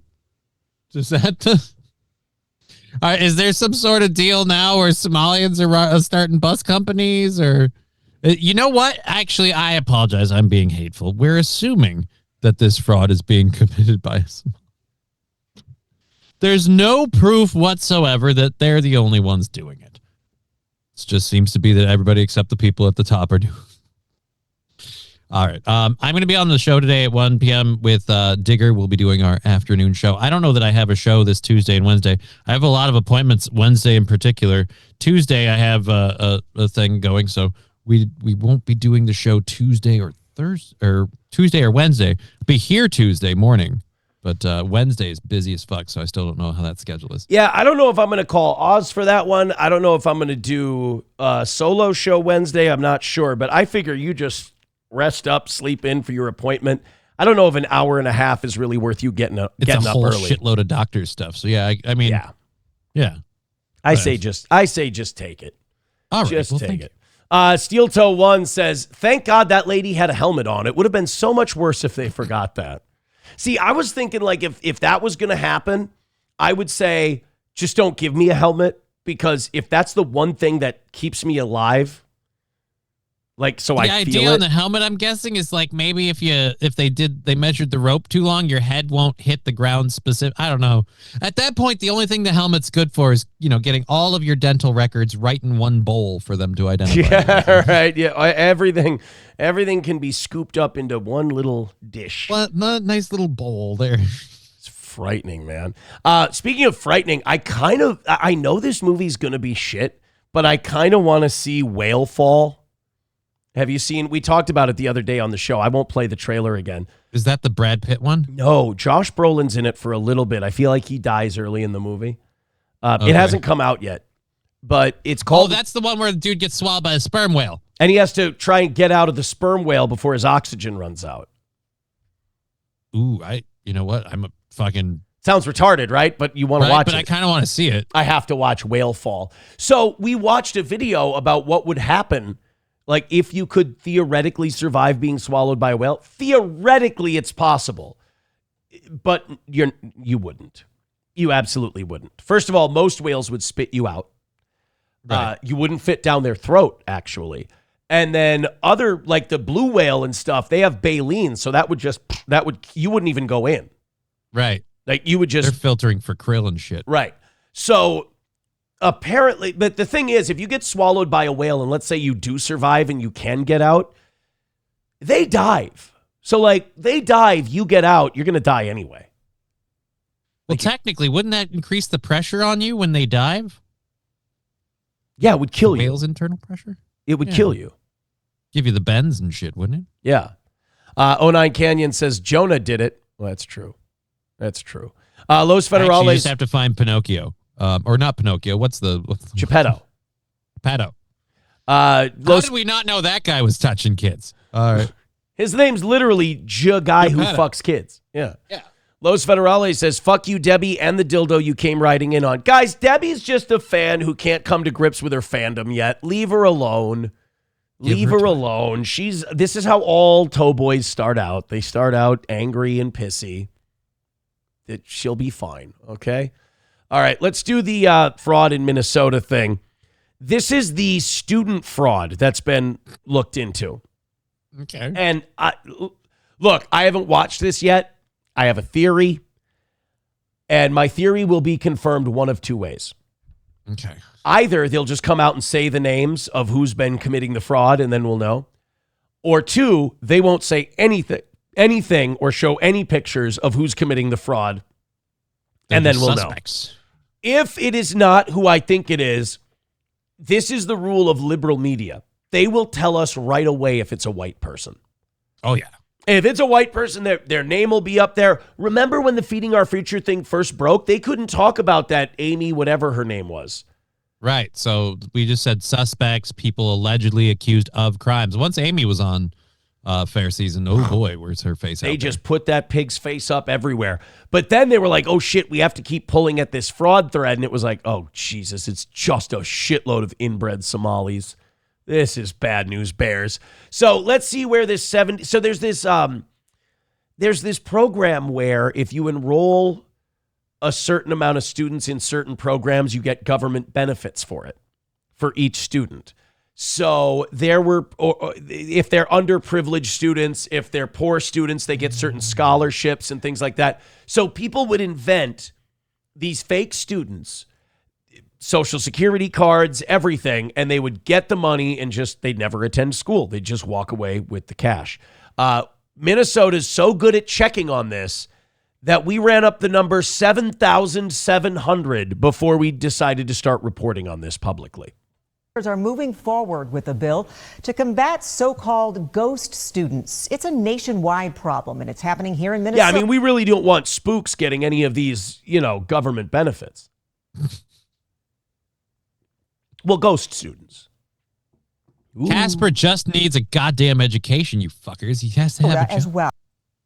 It involves scammers enrolling in colleges, applying for financial aid, then pocketing the cash without ever stepping foot in a classroom. Fox 9's Mike Manzoni joins us now to explain. And Mike, state colleges just got some extra money to actually crack down on this problem. Whoa, wait, what? Whoa, hold on. So this is such a government solution to this problem. So these schools have been causing the government to pay out money to fraudulent students that don't exist. And we're rewarding their behavior. And we're going to reward them by giving them more money to stop these students. Brilliant. I mean, it's fucking brilliant. I mean, Minnesota, by the way, forget the fact that our legislative session came and went without any meaningful legislation getting passed and signed that would combat fraud. Right. Now our plan for the fraud is to just keep throwing money after it. Because, the scammers will quit going if money keeps showing up. There's no thrill in the game.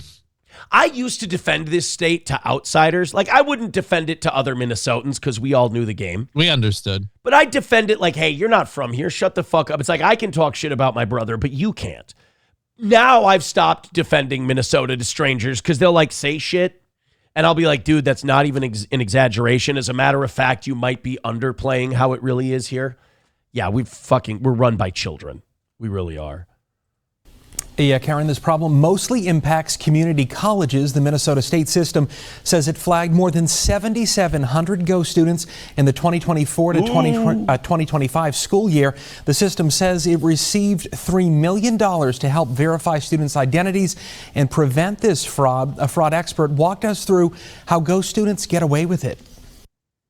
A fraud expert? That's got to be a guy from Nigeria, right? That'd be a perfect Probably. fraud expert. Yeah. They enroll in college under a fake identity. I know why the sometimes so they might persistent. even show up online and pretend to engage for a period of time. They do whatever it needs to be done to trigger the disbursement of financial aid, and then they disappear. So the student never existed, but the money is real. And the education department claims that the Minnesota state ghost students cost taxpayers $12.5 million. But drop in the bucket. Here I thought we were going to have another $1 billion fraud on our hands. 12.5 million. I mean, hell, we've got more scams that pulled off more than that in a single go. Shit, a Somali grocery store owner pulls that off in food stamp scams, and he ain't even been caught yet. I mean, that 12.5. We're still writing checks to him, even though he's been identified as a scammer. But we just want to be safe. He's still in business. $1 from Eric. He says, Fagto. That's not my name. Did you ever go see those Vikings players at the Ultimate this weekend? They could have used your help getting out of legal trouble. Is that the Adrian Peterson thing? I didn't know that was this weekend. I haven't been feeling well. No, I didn't go out this weekend.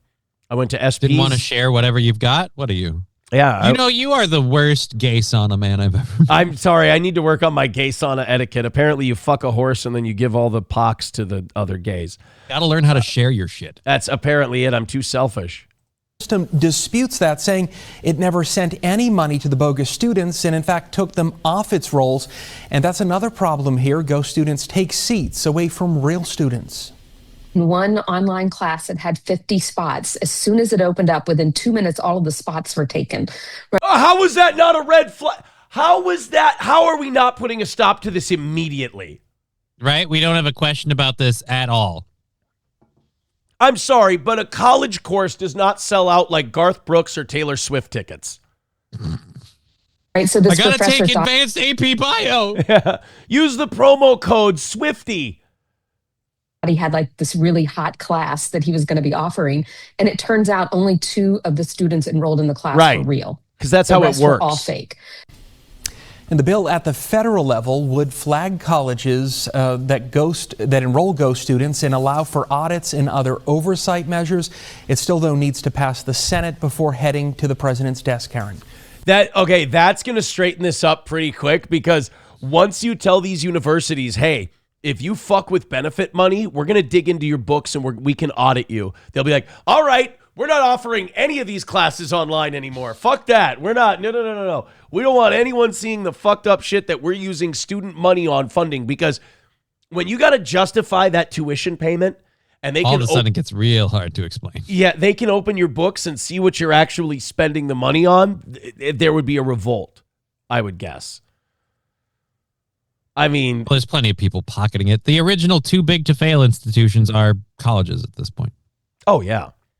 $1 from Before You 2C says the last thing that went through that mind's woman was, the last thing that went through that woman's mind was her big toe.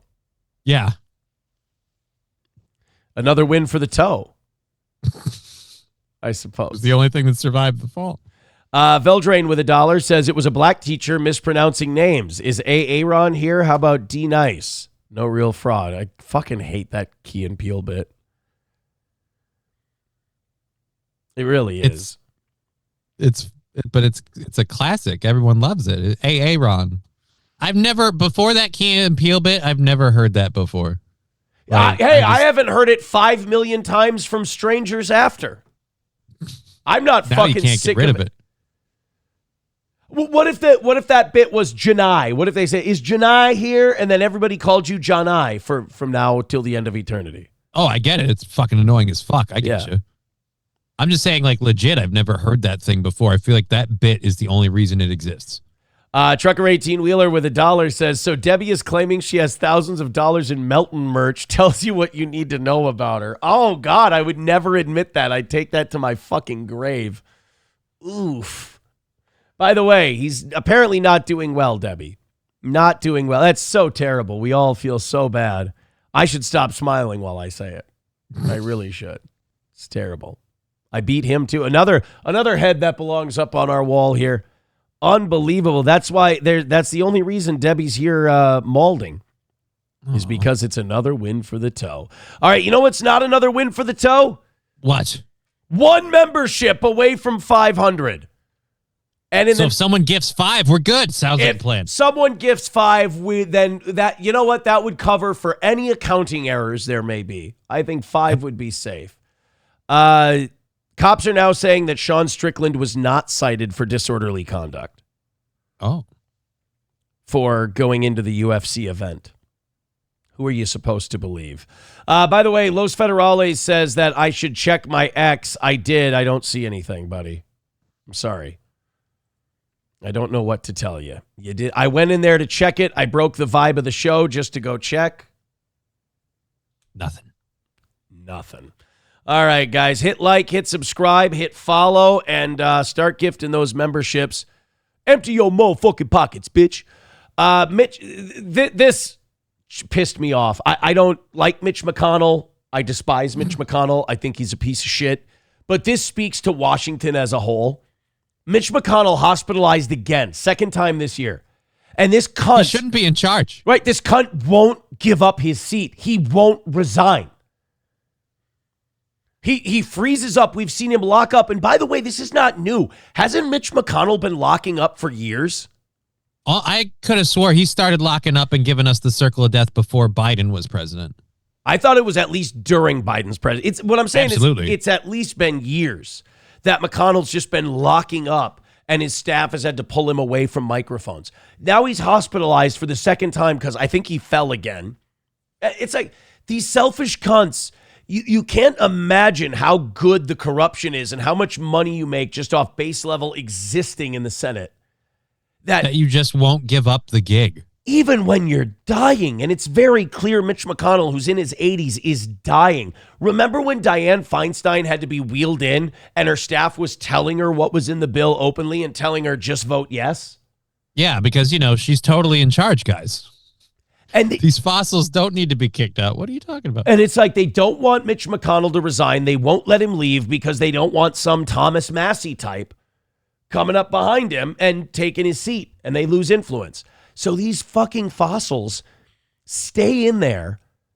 Like, even Trump at 80, like, he should not be allowed to be president. Biden should not have been allowed to be president. Hey, Johnny, of all the living presidents, who's the oldest? Of all the currently living? Of all the currently living presidents. I think technically Trump. Wrong. Oh. Go one before him. Go one. Yeah, Biden. Biden's the oldest. Who's the second oldest? Trump. Trump. You know who's younger than Donald Trump? Barack Obama. George W. Bush. Bill Clinton. The guy who was the president in the 1990s is younger than our last two presidents. Like, something's got to change, and something's got to get written down on paper. This can't just be a handshake and a wink kind of a deal. We've got to stop letting geriatrics run this country. It almost seems like there's a group of people interested in the boomers always being in control, but they're aging out and they don't know what to do. Right. There's only one group that a certain other group can control, and it's boomers, and they desperately don't want these people leaving. Because there's a shit. Look, when you go to Thomas Massey and younger, they all hate those people that want Mitch McConnell sticking around. Right. What is it about the boomers? Like, what got them so in cahoots with Israel? Did someone sell them this lie that, Jesus needs that landing strip specifically for the rapture to happen or what? I don't know. I just don't know how, because it literally is only them. It's just all the guilt we felt after watching the Tom Hanks movie where he's fighting the Nazis and stuff. Saving Private Ryan. There we go. Sam Show says they trusted the government. No, they didn't. The boomers were the one who said, don't trust anyone over 30. What is it? What's the dropout, tune out, blah, blah, blah, blah, blah, whatever. They were the peace and love, the hippies and everything else. And then they just turned into absolute greedy scumbags around the 70s. Yeah. All of a sudden, it was all, I got mine, and I don't want to give you any of yours. That's why I'm going to, reverse mortgage finance my home. So that way, when I'm dead, all I have is debt. Right. Redbird with $1 says, I'm a bit late. Did you cover the 17-year-old student getting stabbed twice in the next Saturday in the UK and the store clerk stabbed to death by a 17-year-old black kid over 99 cents? No, I don't have those today. I'm sorry. Los Federales says that with $1.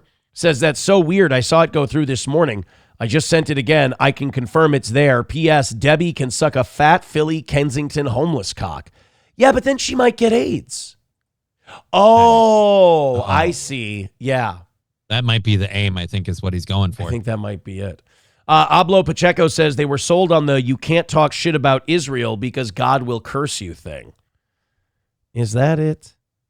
It just seems weird. Again, not a religious guy here, but according to what I understood from the book, like your savior dude was like I would feel like he'd be indifferent at best. Imagine you kill someone's savior and then a portion of that religion still sucks your cock for all eternity. It's fucking amazing. You got to have one hell of a fucking publicist. What's his name? Schwartz? Got to be Schwartz, Schwartzman, Schwartzberg, Schwartzstein. One of the, in the family, in the neighborhood. So yeah, Mitch McConnell hospitalized again. His team is keeping the details close to the vest. Yeah, you fucking pieces of shit. It's not like you're entitled to that information as the people who employ him.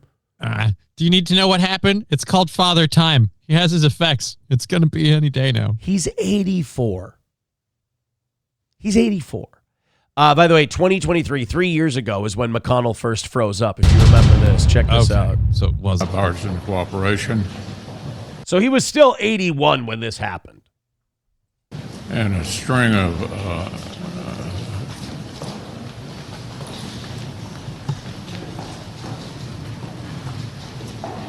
That's Grandpa shitting his pants right now. Yeah. And I don't mean that figuratively. I mean literally. Mitch McConnell's making applesauce in the back. Wait a minute. Are you good? Now it's time to take him away. Okay, Mitch? Anything else you want to say, or should we just go back to your office? Do you want to say anything else to the press? Go ahead, John. Let's go back to Go ahead, John. See, that's where they put Grandma down in her recliner so she rests for the rest of the day. Right? And then there's John Thune, who's like the head Republican now. Yeah. Like, as a leader, how do you not go into his office after that going, dude, you're resigning? Like, you're done. You can't have this. We can't have you literally locking up and freezing up. But they don't give a shit. It's not about Mitch McConnell. It's about the spot he occupies, knowing that they can just hit yes for him when they need to and hit no for him when they need to. He's a solid, stable, dependable vote. You get like a Thomas Massey in there. You get one of these new, let's say like a Fuentes-influenced Republican. And now you've got a fucking madman that you might have to kill someday, which seems like a way bigger pain in the ass than some 84-year-old who puts pudding in his pants every once in a while, but he does everything you want him to do. All right, we'll just keep the 84-year-old. Yeah. It's a guaranteed vote. Exactly. You got some guy who's going to be a senator and he's going to be like, we shouldn't give shit to Israel. Fuck them. Keep it all for America. I don't give a shit if Iran wipes them off the face of the earth. Oh, fuck. We got to cut that guy's brakes. We got to hire a guy to do it. It's going to cost us money. Oh, we got to make up a story. We got to make sure our cover story's good. We got to make sure nobody can investigate it. Then if some guy does start investigating it, we got to kill him in a different way because if they both have their brakes cut, it's going to look fucked up. Ugh, why don't we just keep the 84-year-old who shits himself? It's just a lot easier if we can just blank answer with Grandpa as opposed to having to deal with that guy. Right, that's the thing about Mitch McConnell. You get to fill in the answer for him. It's great. He doesn't remember doing it. You essentially... He doesn't remember not doing it either. Right. You have essential power of attorney over one of the most longest tenured senators in the government. Or you could have an America First guy come in there and start rabble-rousing about all your investments and your insider trading and your Jewish hedge funds and all this shit. And I mean, even though they do it, I'm sure they don't like the killing people part. I'm sure they see it as like the dirty part of the job. Alex, I'll take the elder abuse for 200, please, as opposed to doing anything else. That's a great segue now that you mention Alex. Alex Jones was feeling himself and really felt like putting the fucking boots to Ben Shapiro over this peace deal this weekend. Oh. It was great. It was pretty good. Alex has had it up to here with old Ben Shapiro. He's had it up to the eyebrows with old Benny. Trucker 18-wheeler with $1 says this is elder abuse. It is. It totally is. No, he means the show. Oh. You're welcome. He means the show. You're welcome. That's what it is. He means the show is elder abuse, which, you know, I mean, look, it's a matter of opinion, right? Like I said, you're welcome. We're still one membership away from 500. Let's see if we can get that, and then I'll go till 11 today. Trust me, we've got plenty. So here we go. We got AJ talking about Ben Shapiro. Who do you like better? Do you like quiet, reserved, exposing conspiracy Alex Jones, or do you like I like animated, explosive Alex Jones. All right, so you like blowing a gasket, Alex. Yeah, I find him very entertaining. This is the closest I've ever seen Alex come to calling someone a kike. Oh. Yeah, this gets heated. Yeah, Ben Shapiro saying Tucker is a Muslim agent. No evidence. Saying I'm on some foreign payroll. Bull crap, buddy. Oh, that's a good way to get Alex worked up. Tell Alex. Saying he has any money? Yeah, well, yeah, that's the other thing. Like, he's got $1 billion judgment hanging over his head, and Ben's telling him that he's paid off. He's like, you go fuck yourself, right? I just had to give up InfoWars. I had to give... The IRS is going through my accounts because of that rumor, because, again, they want my fucking money. Yeah. You're the one on the Israeli payroll. Salem Radio that he's on. All Get him, that stuff Alex! literally run by the Israeli government, funded directly by it. It's true. You are the agent of foreign groups. Get him! Not me. Yeah. Fire up. My family, both sides, was on the Mayflower. Fuck yeah. My family, both sides, was in the Texas Revolutionary War. Literally ran it, started it, engineered it. My family skull-fucked Cherokee on the Trail of Tears themselves personally. My ancestors have dirty dicks from Native American rape. I have the golden teeth stolen from Mexicans at the Alamo. I mean, I don't have any money. Don't tell the IRS that I have any assets from Santa Anna and his army. That's absolutely not true. Those are family keepsakes. You can keep your grubby little Jew dick skinners off them. I have Jim Bowie's last knife. It's in a case. I love it. I have the heads of 14 Creek Indians. that my family personally decapitated was the treasurer of the Republic of Texas. Most trusted. Washington the Brazos. Under the president's command. Oh, yeah, the U.S. government sent my family. Okay, you couldn't get someone with a more American pedigree than me. I'm not bragging. I've proven myself to be up to snuff with my ancestors. Look what I've already done. I'm not trying to brag, but bitch, you don't point your finger at 100% Americana, bona fide, real McCoy, bitch, and tell me I work for the Russians, the Chinese, or the fucking Muslims. Fuck you. This is my favorite, Alex. You're right. It's the most entertaining. The closer he gets to looking like he's about to have a coronary, and the more I get worried for his health, the more fun I have at whatever he's ranting about. Don't tell me I work for the fucking Muslims, you Jew. It is Israel funding Al-Qaeda, ISIS, and Hamas. Get them out. And I've been exposing that for 30 years. Get them. So you take your little Mossad ass, Shapiro, shooting your mouth off how a bunch of Americanas are traitors, and you look in the mirror if you want to see a traitor, you little beady-eyed rat. Yes. Yes. And that's where that clip had to end, because I'm pretty sure Hebe was coming next. Yeah.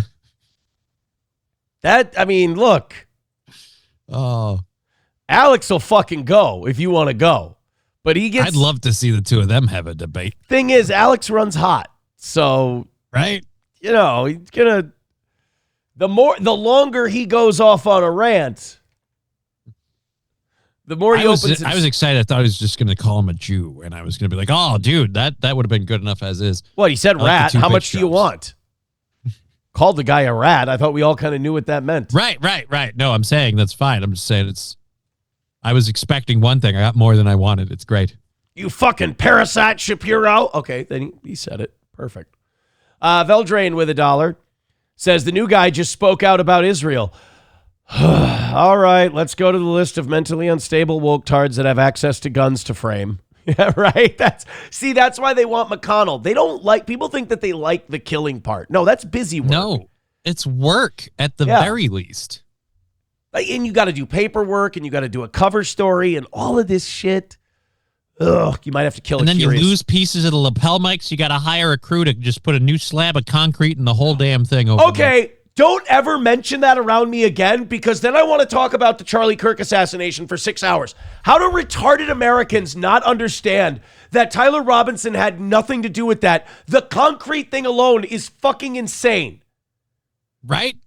Strange. You can't repave a murder scene. Days later. I think no. I think it was a day later. The chalk outline wasn't even cold. Why were we? Do you know what the process is for contracting and like getting all of that? It usually takes it at the very least a month to set up a gig, like both with the roof that I did here and the bathroom when we redid the bathroom. It took at least a month to get financing, contractors, the whole gig decided and settled. Bro, it wasn't done in less than a month. I have fucking been to county commissioner meetings, covered them when I was in radio, and they would plan like road jobs, like road construction jobs. They started taking bids, and then they would award the thing, and this would be months long. They would start it in January so they could start the thing in June. And it's going to take them 6 months to figure out what the fuck they're doing. But hey, one college campus, we got to redo this thing overnight. Let's get it done. Not to mention the fact that you can't do that to a crime scene. If you went to a murder scene and you started pouring concrete, they'd beat the shit out of you and arrest you. Well, at least all the people responsible for redoing and repaving that thing are going to be brought up on charges for... Oh, wait, no, they're not. No. Nobody else held accountable except Tyler. Okay. Fuck. I got to stop getting so excited. I'm going to lose my mind. Thank you to Silverwolf for gifting a membership, and that puts us at 500 memberships. Thank you very much.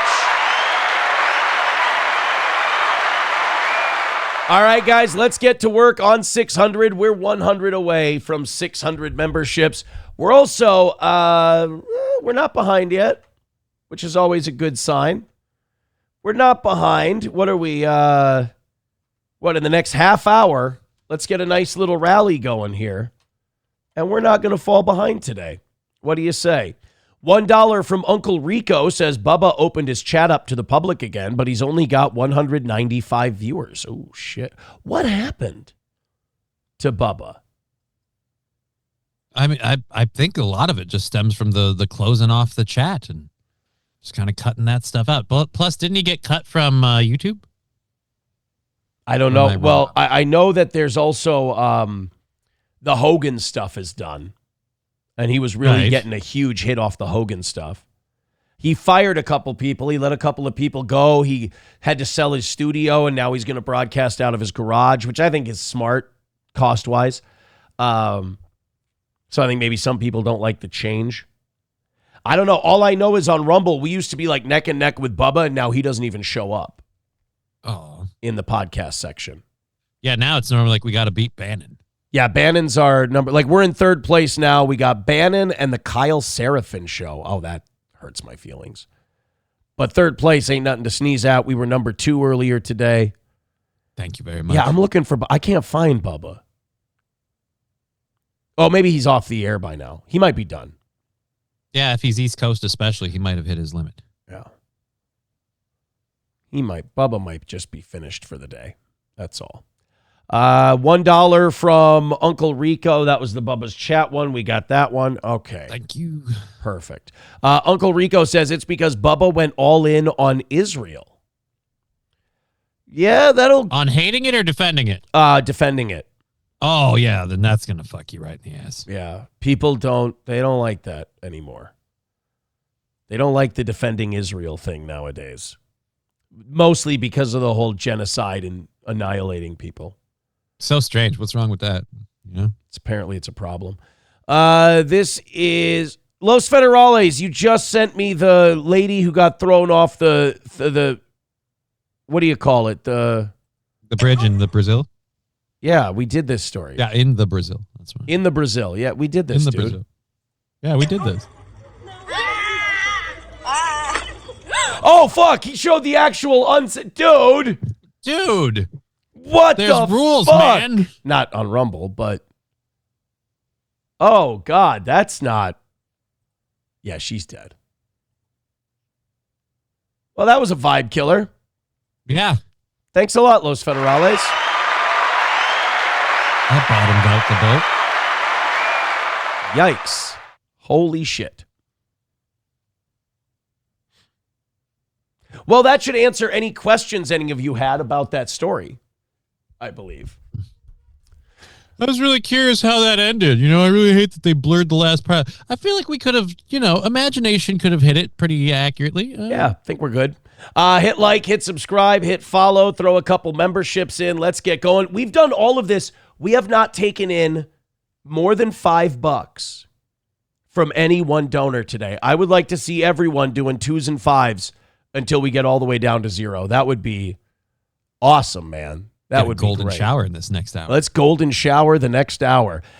Joe Rogan is, the thing I love about Rogan and the thing that will keep Rogan entertaining for a while is that Rogan has this push-pull going on with a chunk of his audience where he'll seem like a total sellout for Trump and a total sellout for the Epstein class and all of these people. And we'll just be like, fuck Joe Rogan. I've had enough of him.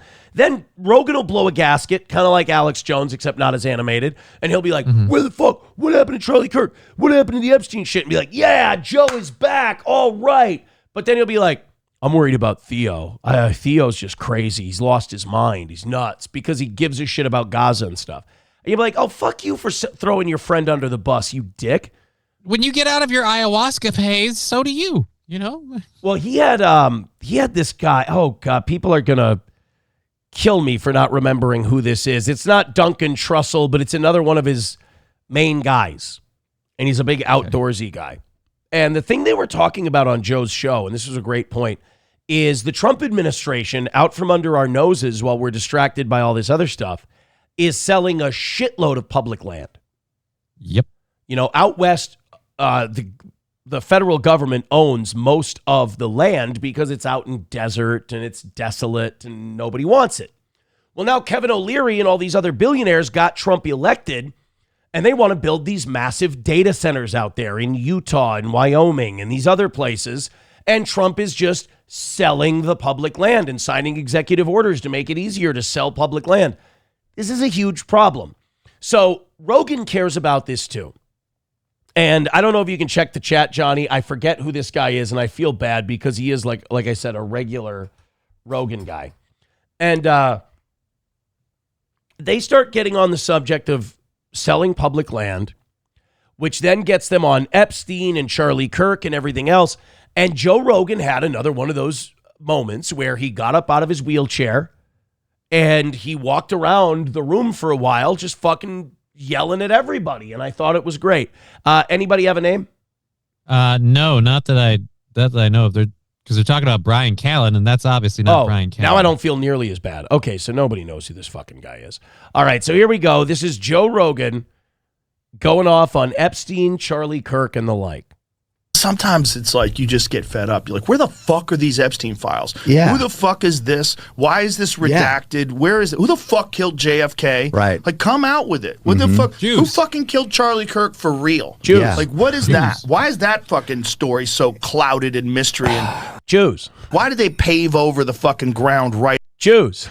After the shooting. What the fuck is going on there? See, now you're making me in a bad mood. It's easy. So that was the whole conversation they were having. The whole point of their conversation was, I think about these things and I start to get in a bad mood. I start to feel really negative. And my answer to that is, well, tough shit. We should be. Maybe we should be dealing with these issues and again talking about the source of the problem, because the source of the problem is real. It is real. It is real. It's very real. It is real. The problem is real. We need a solution. Yeah. Some people think it's fake or that it's not happening at all or that it's something else. But I'm here to tell you very much 100% it is real. It is real. Is real all the way. So I understand these guys. I get it. Because when I think about this shit, I get mad. And like people will be like, why do you care about this so much? Why do you get? It's like, because it's the only fucking thing that matters. I have 3 children. Like, I don't want them born into slavery. I don't want them born into servitude. I don't want them born into a world where they can't afford houses or they can't afford groceries or, I don't. And it's all connected to the Trump administration and Israeli Jewish influence and all of this. And it needs to be confronted. And who killed Charlie Kirk and the Epstein files? These are not isolated incidents. These are all part of the same cabal. And it is important. Like, a lot of people will ignore this shit and they will fucking be researching for their fantasy football draft they've got coming up in a few months. Whereas, look, man, you know me. I don't care if you love football. I love football. I love all that shit. I'm a huge sports fan. But I can walk and chew gum at the same time. I understand I can put sports in the proper perspective. I know what it is. This shit, though, we can all, like, people think that you have to, I can't have any fun and I can't follow anything cool if I follow all this depressing evil shit. No, you can do both because do both. I'm telling you what, evil and depressing shit is very surface level. They don't go very deep. They're easy to spot when you know what you're looking for. I'll tell you this, if you're going to do the first half, you're going to need the second half just to cut the taste a bit. If you go into the evil, depressing shit, you are going to need the happy-go-lucky shit at some point just so you don't freaking end yourself. The worst part is we all kind of know about the Epstein files. We all kind of know what happened to Charlie Kirk. Like, we all know all of it. But it doesn't matter if we all know all of it. Somebody has to do something about it. And, well, that just doesn't seem... Is that going to be you? You want to get up and go? Like, that's, like I said, for me, the worst problem is I think I know what the solution is, but I also hate the solution. Because I don't want that to happen. The solution is going to set us back. Yeah, for sure. Right. Joey Caravello with $5. Thank you very much, Joey. Very nice of you, bud. He says, Brian Callen pinned a woman down and forced himself on her and said, "You are my girlfriend now." I also heard Brian said that to that lady at the end of her drop. "You are my girlfriend now." And then she just jumped. Yeah. This one can't run. It turns out that she actually knew the bungee wasn't attached, but when she heard Brian Callen wanted her, She's like, fuck it. Just throw me off the fucking bridge. Good a way to go as any. Throw me off the bridge. Thank you very much for that, Joey Caravello. Guys, let's go on like a $50, $60 run in the next 20 minutes. It would help immensely. We're 100 memberships away from 600. You know what? A Red Boy just basically cuts our shit in half today. And we're just done? Or Red just Boys are peace cool. out? 2 Red Boys, 2 20 gifted membership drops. I mean, maybe people don't know this. Cuts the whole thing. But I think it's a lot cooler to do this $5-10 at a time. Yeah. We haven't had. I'd like to do a golden shower dance today. Golden shower would be fun. Also, we haven't had one $10 dono today, and I think that's awesome in a way. I think that's very cool. If we can keep getting to zero, $5-10 at a time. So yeah, I understand why Rogan doesn't want to think about it. I understand why his buddy doesn't want to think about it, but like, you got to think about it before there's nothing else left. You bring on people like Elon Musk, Peter Thiel, J.D. Vance, and others like, no, I'm sorry, you really should be thinking about all this shit. Well, especially, yeah, that's another reason why maybe Joe Rogan ought to worry about this shit. He's kind of responsible for some of it. He's getting in the Trump era thinking like, look, I want to fucking call these people out, but they're my friends. And, you know, the thing about Rogan is you kind of made a lot of this happen. Like, you played mouthpiece for a lot of these cunts, and now you want out. Now you don't want to think about it. Now you want to go, oh, it hurts so much to think about, and I just don't want. It's like, dude, I'm not saying you owe us, but you kind of owe us. And you have the fuck you money to not really bear any of the consequences that this shit implies. You've got your shit. I got mine. Mine's secure. My kids' future and wealth or whatever inheritance is secure. I've got my pile of cash. But yeah, we're fucking over all the rest of you. I don't really want to think about it. Ugh. Although at the same time, I'm sure the Charlie Kirk thing scares the fucking shit out of him. Oh, yeah, because that's one where if you're Joe Rogan, you can easily see yourself sitting in the Charlie Kirk spot. You can be Charlie Kirk. So yeah. What do you do? You're one Mike LaPelle away. Yeah, somehow still 741 checking out the show. I don't mean to say somehow like we suck ass, but like amazing support today, guys. Thank you. Thank you. Very, very much. Keep it up. Let's go to work. Let's keep going to work. Let's open up these 8 o'clock hour stories. While we do, gift those memberships. Throw a couple bucks our way to this listener-supported show. We don't want to fall behind at 9:30. We're not going to fall behind at 9:30. We're going to get to 100, and we're going to be aces for today's show. Be sure to tune in to Johnny at 1 o'clock today. Tune into our show at 6 p.m. Central.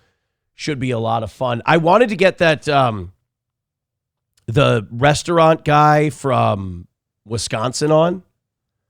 Oh, on the show, like interview him? Yeah, they don't answer though. I'm guessing they're very, very busy. Well, like they're probably getting a shitload of hate mail. They might not be checking out that stuff. They're plenty busy with the shit they've got going on. All right, real quick, I gotta pause some of these. Twitter does this thing now where you can't pause right away. I used to wish they would do this, and now they're doing it, and I fucking hate it. Like they used to start all their videos muted. Yeah, which was good. But I was like, I wish sometimes they would just start, and now they're starting, and I'm like, I wish they would fucking. Well, I wish they'd go back to where they. You were happy before and you didn't know it. I didn't. You don't know what you got till it's gone. Is what I'm saying. All right, let's go to the. Let's talk about the Oliver Tree thing. This is apparently more interesting than I'm giving it credit for. There's now conspiracy theories about this Oliver Tree was in a dispute with his management over his names and likeness and catalog and everything else. Masters and shit, yeah. Which is insane because I've never fucking heard of the guy. I didn't know it. When I first, when they said Oliver, for some reason I thought Tyler Oliveira. And I went, oh no, they took him out. And then I was like, oh, wait a minute, I had the wrong person. Who the fuck is this guy? We would know for sure. Like that was a hit. Yeah, if it was Tyler Oliveira. But like this Oliver Tree guy, I didn't even know he was real. I thought that Oliver Tree, like when I saw his photo, I was like, I thought that was like a meme of Ethan Klein that people put. I'm serious though. I thought that this was a meme of Ethan Klein dressed like a fucking fruitcake. But that was a guy. Like that whole time I was seeing like pictures of this guy.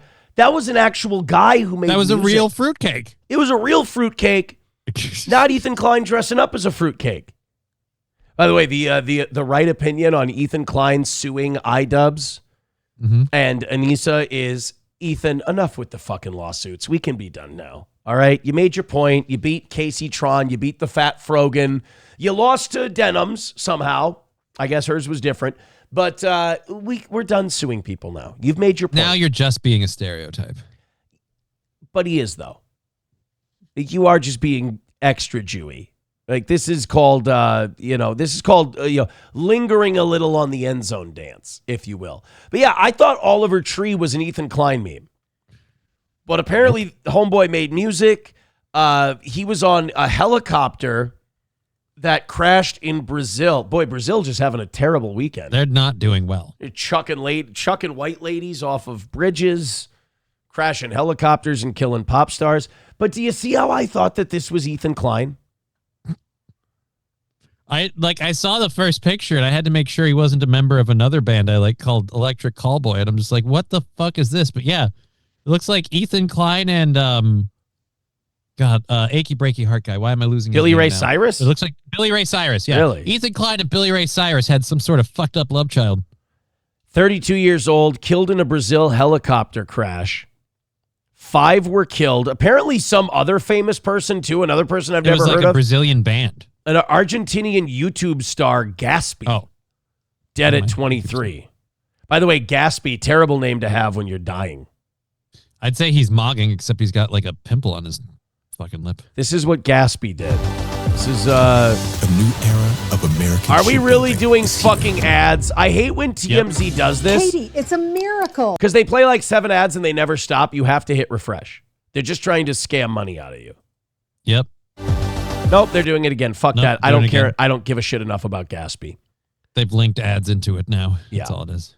Gaspy had become one of Argentina's most recognizable online personalities through his comedy content and viral videos, which amassed views in the tens of millions. See, this is what you, buddy. Not to bring up Ethan Klein again, but this is what I call the Ethan Klein effect. Someone can have tens of millions of views, tens of millions of fans. Nobody Never fucking heard of the guy. Nobody knows who the fuck they are. Sir, this is a Wendy's. Like back in the 90s, you didn't have to be a country music fan. You knew who Garth Brooks was. Right. You know? Because you couldn't not know. You We all couldn't had the not same know. news station. Now, everything's an algorithm tailored perfectly to you. So this Oliver Tree is massively famous, massively successful, and until he died, I had no idea who the fuck he was or that he even existed. Right. Oliver Tree, I kept thinking like people were talking about Joshua Tree Park in California. I was like, what happened at Joshua Tree? Like, the gays have a thing? But no, apparently this guy's a guy. And then, like, even further down the trough is this Gaspy. I have no idea who the great Gaspy is, but he's dead too. Was he in a dispute with anybody? Now, 2 helicopters collided above an electric vehicle yard in southwest Rio de Janeiro Sunday morning. Tree and 4 others were in one helicopter, while only a pilot flew the other. All right, this is a hit, man. Like, you got a pilot willing to, like, because again, even if it's a big helicopter, you can move. That's one where, no, you can tell you guys are on the same path. Like, you can get out of the way. This is fucking weird. So there was a helicopter full of an influencer and a musician guy in one helicopter, and then just one pilot in a helicopter crashing into the other. This seems a little off. We got some videos here of the post accident. Now, God, if you guys get me into like a conspiracy time with this Oliver Tree shit, I'll never forgive your ass. Oh, now, they say this is an electric vehicle park? Yeah, those fires ain't going out anytime soon. We ain't finding any bodies in that evidence. Right? Those batteries burn forever. Oh, I thought that was a boat for a second. So there's the helicopter coming down in the yard. Now I got a helicopter that size. You got those things are too small. Like, how did you guys hit? I got to see this management dispute thing. See if this is real. Oliver Tree recently split from Atlantic Records and parted way with his management due to chronic disputes over artistic control, lack of marketing support, and label delays. Tree launched his final album, Love You Madly, Hate You Badly, on his own imprint, Alien Boy Records. Before his departure, Oliver Tree had publicly shared details of long-standing friction with the major label. Oh, boy. Tree detailed how Atlantic Records forced the inclusion of specific singles and pushed for TikTok-driven content against his original creative vision. He claimed that his studio budgets were continually funneled elsewhere, prompting him to self-finance and independently record his project across 82 countries. Tree often highlighted the heavy-handed practices of large entertainment entities. Oh, he went after Jews. Dude, they said that in the first part where he started getting very protective of his money and questioning how that whole thing went. They're like, as soon as you stop like letting them finance your album and you earn it back for them and all that jazz, start going, hey, your percentages are really fucked up and you keep telling me you're going to pay me this much, but when we do the math, I'm going to start funding these myself. Oh, shit. Following the turbulent split, he successfully negotiated to release Love You Madly, Hate You Badly under his personal indie imprint. Tree's estate was also set up to support future creatives, with plans for his wealth to be channeled into arts grants rather than traditional beneficiaries. So his money... Oh, they could get his money. He was going to start a wave of empowering artists to record and do stuff More than that. No, wrong track. If he would have lived, you're absolutely right. He had no beneficiaries in his will. So now the record they came to snake his stuff. The record companies and everyone else and his management could say, we're going to honor his wishes, we're going to take his money, and we're going to use it to support other artists. Well, guess what? Giving that money to record companies that sign and develop artists, that's supporting artists. Right? And, nobody's going to follow up with how well they do this or how much they embezzle the money from their little organization. I told you guys, don't tell me about this shit because I'm going to look into it and I'm going to believe it. Dude, I'm on it again. Helicopter crash. Really? Plans? Okay, 2 helicopters managed to collide. They don't operate in lanes of traffic. How? Let me see if I understand this properly. I'll read it again. Tree's estate was also set up to support future creatives, with plans for his wealth to be channeled into arts grants rather than traditional beneficiaries. So there is no kid or spouse or brother or family member to take his money. It's going to be channeled into arts grants, and he just recently did that. So now I'm guessing it's accountants and management that are going to take over his money, and they're going to fulfill his wishes of supporting the... Oh, no. Yeah. It's what Charlie wanted, guys. It's what Charlie wanted. Kirk would have wanted Oliver Tree to die this way. Yeah, and also the other helicopter only having one person in it, the pilot.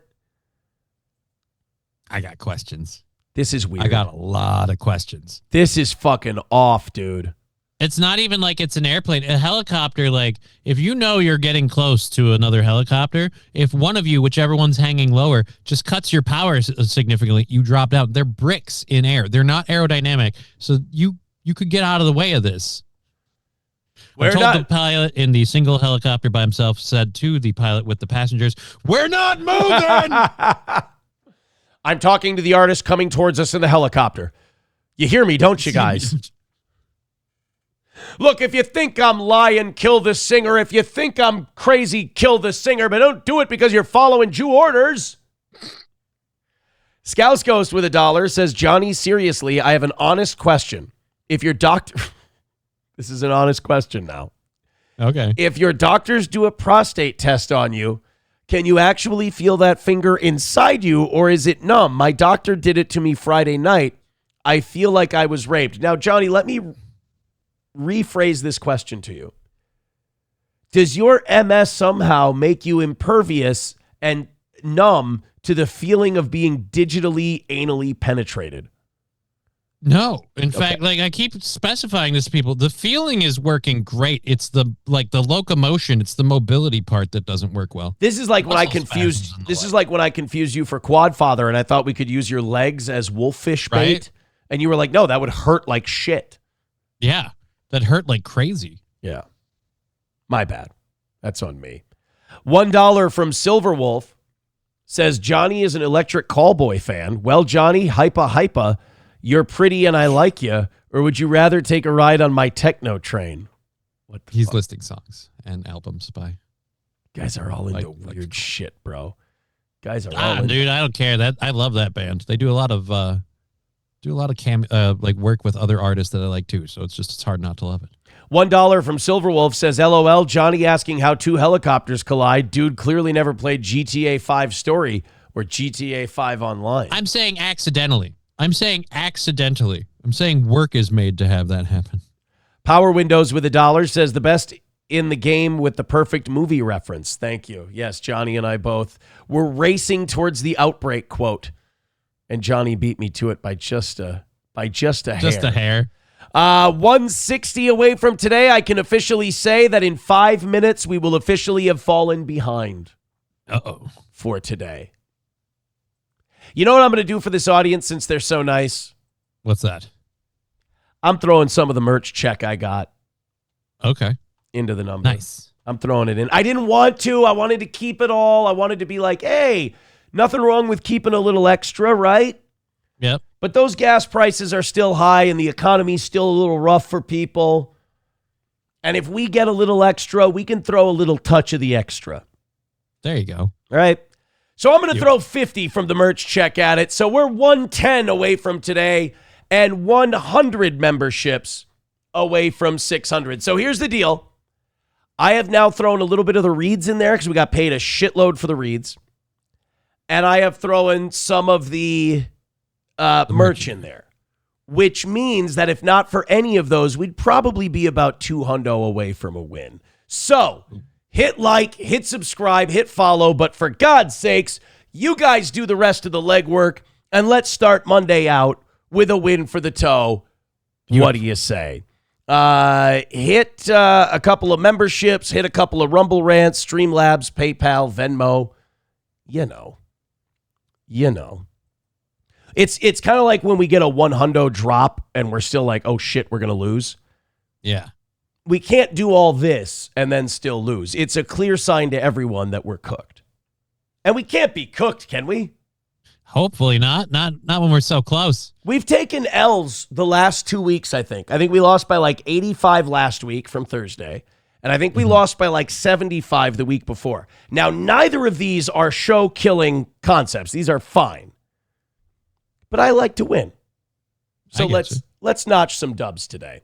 What do you say? Let's go. We got 3 minutes to get $10 in and still be caught up. Oh, and I'm going until 11 today. So we definitely can't lose. I can't do a 5-hour show, throw in $90 and still lose. Right? This is like the ultimate retard. This would make me feel like shit. So let's notch a win for the toe. You ever heard any Oliver Tree music? No. I listened to a little this morning before you got here. It's fucking dreadful. Like, it's really gay. It sucks. It's terrible. It's that, what's that group that Matt likes? Little Big. It's just like that goofy, weird, fucked up that shit. Russian group yeah. Yeah, it's just goofy shit here. You see, he's weird, he's quirky, he's different. It's not retarded and stupid. It's just different and we don't get it, yo.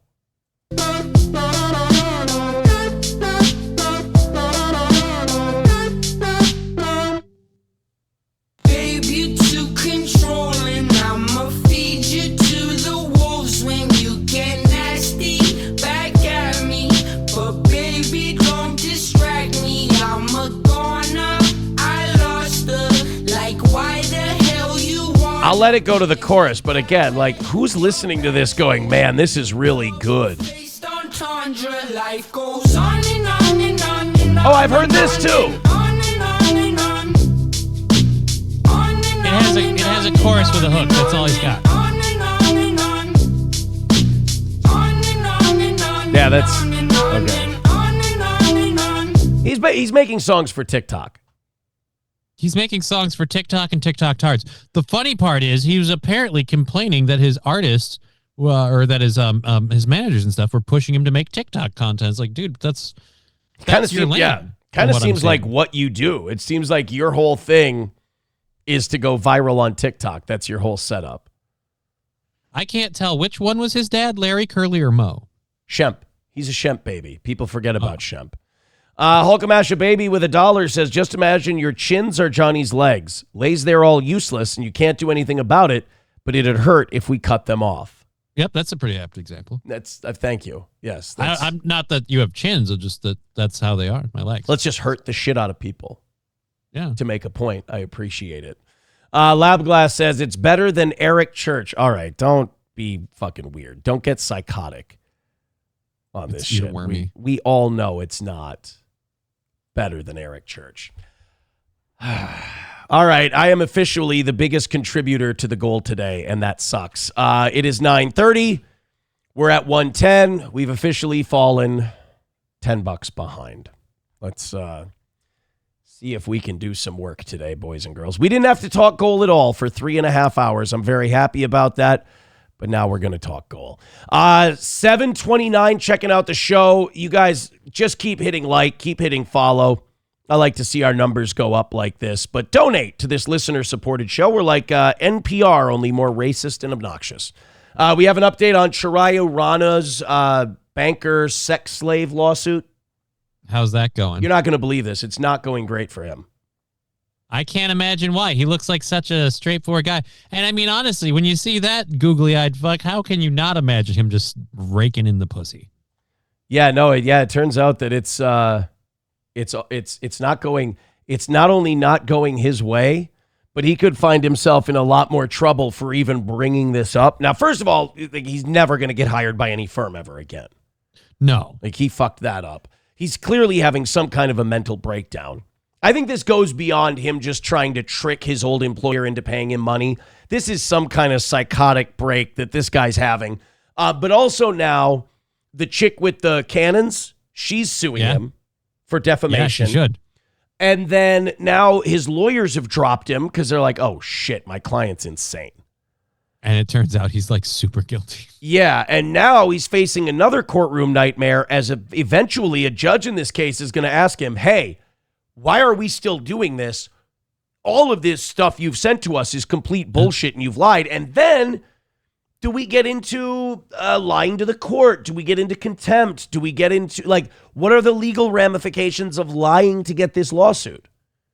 Do we get into the actual measurable size of her cannons? Do we have to measure her cannons? These are all valid questions for the lawsuit. Also, if you knowingly file a lawsuit with false information, what is your responsibility for that? Well, former JP Morgan banker Chirayu Rana's salacious lawsuit accusing his female boss of forcing him to be her sex slave, which, by the way, is so funny every time you bring up the picture of these two side by side. You'd never believe. She's got way more options than that water-headed fuck. Recent developments in the sensational Manhattan case, including Rana's original lawyer looking to exit hours before a hearing, and the plaintiff's hiring of a slew of new pricey lawyers trying to ditch state court for a federal venue, are signs of emotional desperation and a failing lawsuit, they said. So again, this guy's having a mental breakdown. I love that he's doubling down. Like, fuck it, I'm making it federal. Right? It's like you deserve it. It makes it better for us because now we can enjoy this without feeling bad at all because this guy just keeps doubling down on being an asshole. You deserve every bit you get, Jesse. Every part of it. Oh, I'm sorry. Wrong person. Yeah, this is the Indian Jussie Smollett. Jussie Street shit. Oh, I can work on it. But this guy, do you remember how he got the time off to put together this lawsuit? He said his dad died. He lied to JP Morgan and said his father died.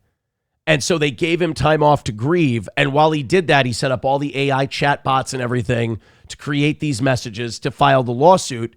JP Morgan didn't know his dad was still alive until the media interviewed his dad about the lawsuit. And they're like, whoa, wait a minute. That situation alone is like, all right, I'm dropping my lawsuit because the minute a judge gets involved, I'm a piece of shit the moment that hits the light. He, in my opinion, does not have a case, said employment lawyer Nicole Branecki. But we don't really know to take her seriously. Nobody's seen her cannons. One glaring indication of the case's problems is that Rana's new 5-member legal team moved to drop it in state court last week and refile it in federal court, citing new evidence and federal statutes. So you're going to refile this lawsuit with the same bullshit information? Yep. Could he walk away from this thing now and be free and clear just with whatever embarrassment there? No, because he's still facing the defamation lawsuit. No, he's still facing the defamation. You're not getting out clean, but that's no reason to dig yourself in deeper. On paper, the move has no major procedural or strategic benefit except one. Rana could be fleeing state court after facing a no-nonsense judge who vocalized skepticism at their first hearing last month. But again, it's damned if you do, damned if you don't. If you go refile this, you're refiling it with bullshit. It's still going to come back that you're full of shit. Right. It's the same. I feel like most judges aren't going to let this fly. It's the same nature of the accusations and the same relief, which means they're likely forum shopping, Bernanke said. You think you're going to find a judge who's going to be friendly to you in this? You sound like a retard. There's no way that it looks good. You lied about your dad being dead. We know he's alive. All of this stuff is being argued as fake, and you had a hell of a lot of time that you could do it while you were attending your not dad's funeral. So according to the kind of the scuttlebutt around this district, Judge Dakota Ramser, the guy they got, is apparently a, quote, no-nonsense, no-bullshit judge who has no patience for frivolous suits clogging the state court system. Here's the thing. I don't think you have to be a hard-ass judge to not want this lawsuit clogging up the system. It's shit. It's pretty clear that it's completely fabricated. Bernanke added that Ramser's comment urging an out-of-court resolution in the case was not a great sign for Rana. Translated into layman's terms, this case is such nonsense, it should not occupy the court's docket, said Bernanke. I don't disagree. This guy, I mean, it's just, he's got a shovel, and he only knows one direction to dig. Straight down. Straight down. $10, or no, I'm sorry, $1, that's wishful thinking for me. $1 from Los Federales says 10-second clip, but it's beautiful. I think we're going to have to go 5 or higher to read because we're bogging down the show with $1 and our goal is getting nowhere. Please and thank you. We appreciate the ones. Joey Caravello says Johnny's a little Mo with a gimpy leg. See, that really helps the show. And Uncle Rico with $1. Thank you. Guys, we'll play all of the, we're not going to stop the show to play all of this stuff for $1. We need to notch a W here. For the show. We'll read them. Absolutely. We'll read all of them, but we gotta get moving. Thank you guys very much for the dollars. Let's gift some memberships. Let's get after it. Thank you so much for those drop-ins, Rico, Caravello, and Los Federales. Unfortunately, they will not, at 80 cents a pop, be moving the goal. Still 110 away from a win, and most of that 110 has been dropped by us. We got to check in on Pride Month, my man. What's going on with Pride Month? Just a celebration. We check in on. It seems dead this year. It seems like everybody that's supporting it is just kind of like lackluster, making no effort. So yeah, I can see what you mean. It just kind of seems like everybody realizes that it's all tapped out. Everybody's had it. Yeah, it's just, the war started and you got this over $4 a gallon gas. The last thing you want is a bunch of guys in skimpy bathing suits waving rainbow flags around on your way to work. It's just, people have had it. And I think the corporations have gotten it because they're really low key. You don't see any Pride stuff when you go out to Target, Walmart, grocery stores, anyway. There's not really any Pride. We've seen one commercial for bottom-friendly foods, but it's in a very gay place. Cara Levin did a story, and you could tell that this was, what's the lady, who's the lesbian who works at Cara Levin? Jana Shortle. This has her telling Cara Levin, we're not doing enough for Pride, written all over it. Because they did this story on the St. Paul Pride Festival. And their whole theme behind it was this St. Cloud Pride Festival hopes to bring more pride to St. Paul. And like anybody who lives in Minnesota knows, St. Paul's pretty gay. You can't really bring a whole lot more. We don't have room anywhere to put it. There's no more gay. Yeah, there's no more gay left to be gotten in St. Paul, Minnesota. But Here they go. This is Kara Levin trying to, I'm sorry to use this term, bring up the rear in terms of pride. Let's take a look. We're almost halfway through Pride Month, which means that Pride festivals are in full swing. This weekend, St. Paul is hosting their celebration, and it comes at a time when the community feels that they really could use a pick-me-up. What? Why? Right? Because you've had so many of you tortured or something. They're trying to build you guys bathhouses in the Twin Cities. I don't see how you're losing. We could really use a pick-me-up. This has always been my thing about the LGBTQ community. It's never enough. It's always what's next, what's next, what's next. You're always a victim of something. Yeah.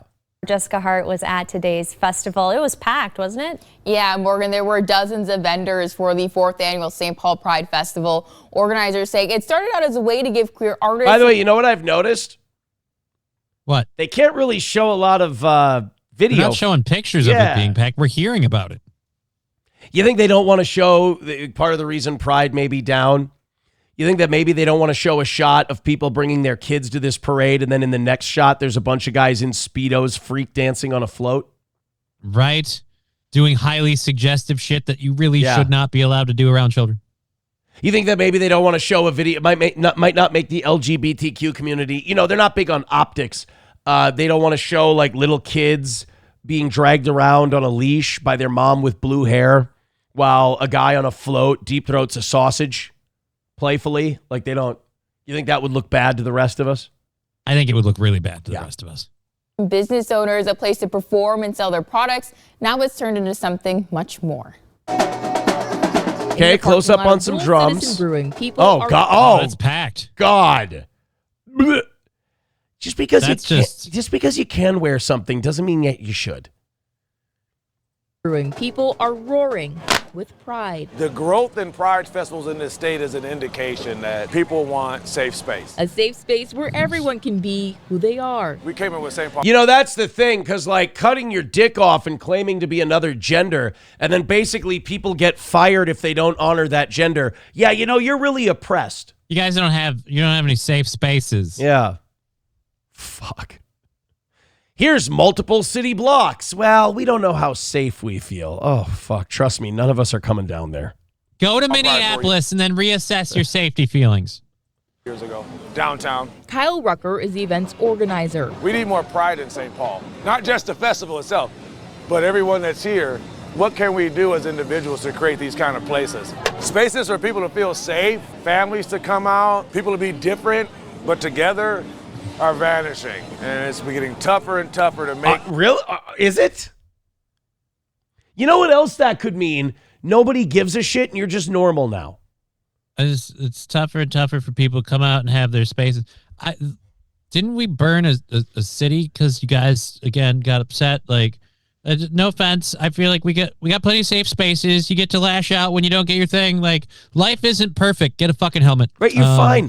And also, we're talking about fucking guys in the butt. Like, ultimately, let's talk about what we're talking about. We're not talking about, I go back to the Patrice O'Neal thing. We're not talking about you loving a man. Nobody gives a shit if you love a man. What you're celebrating and what you're putting out there is your sexual preference. Fucking guys in the ass or eating pussy.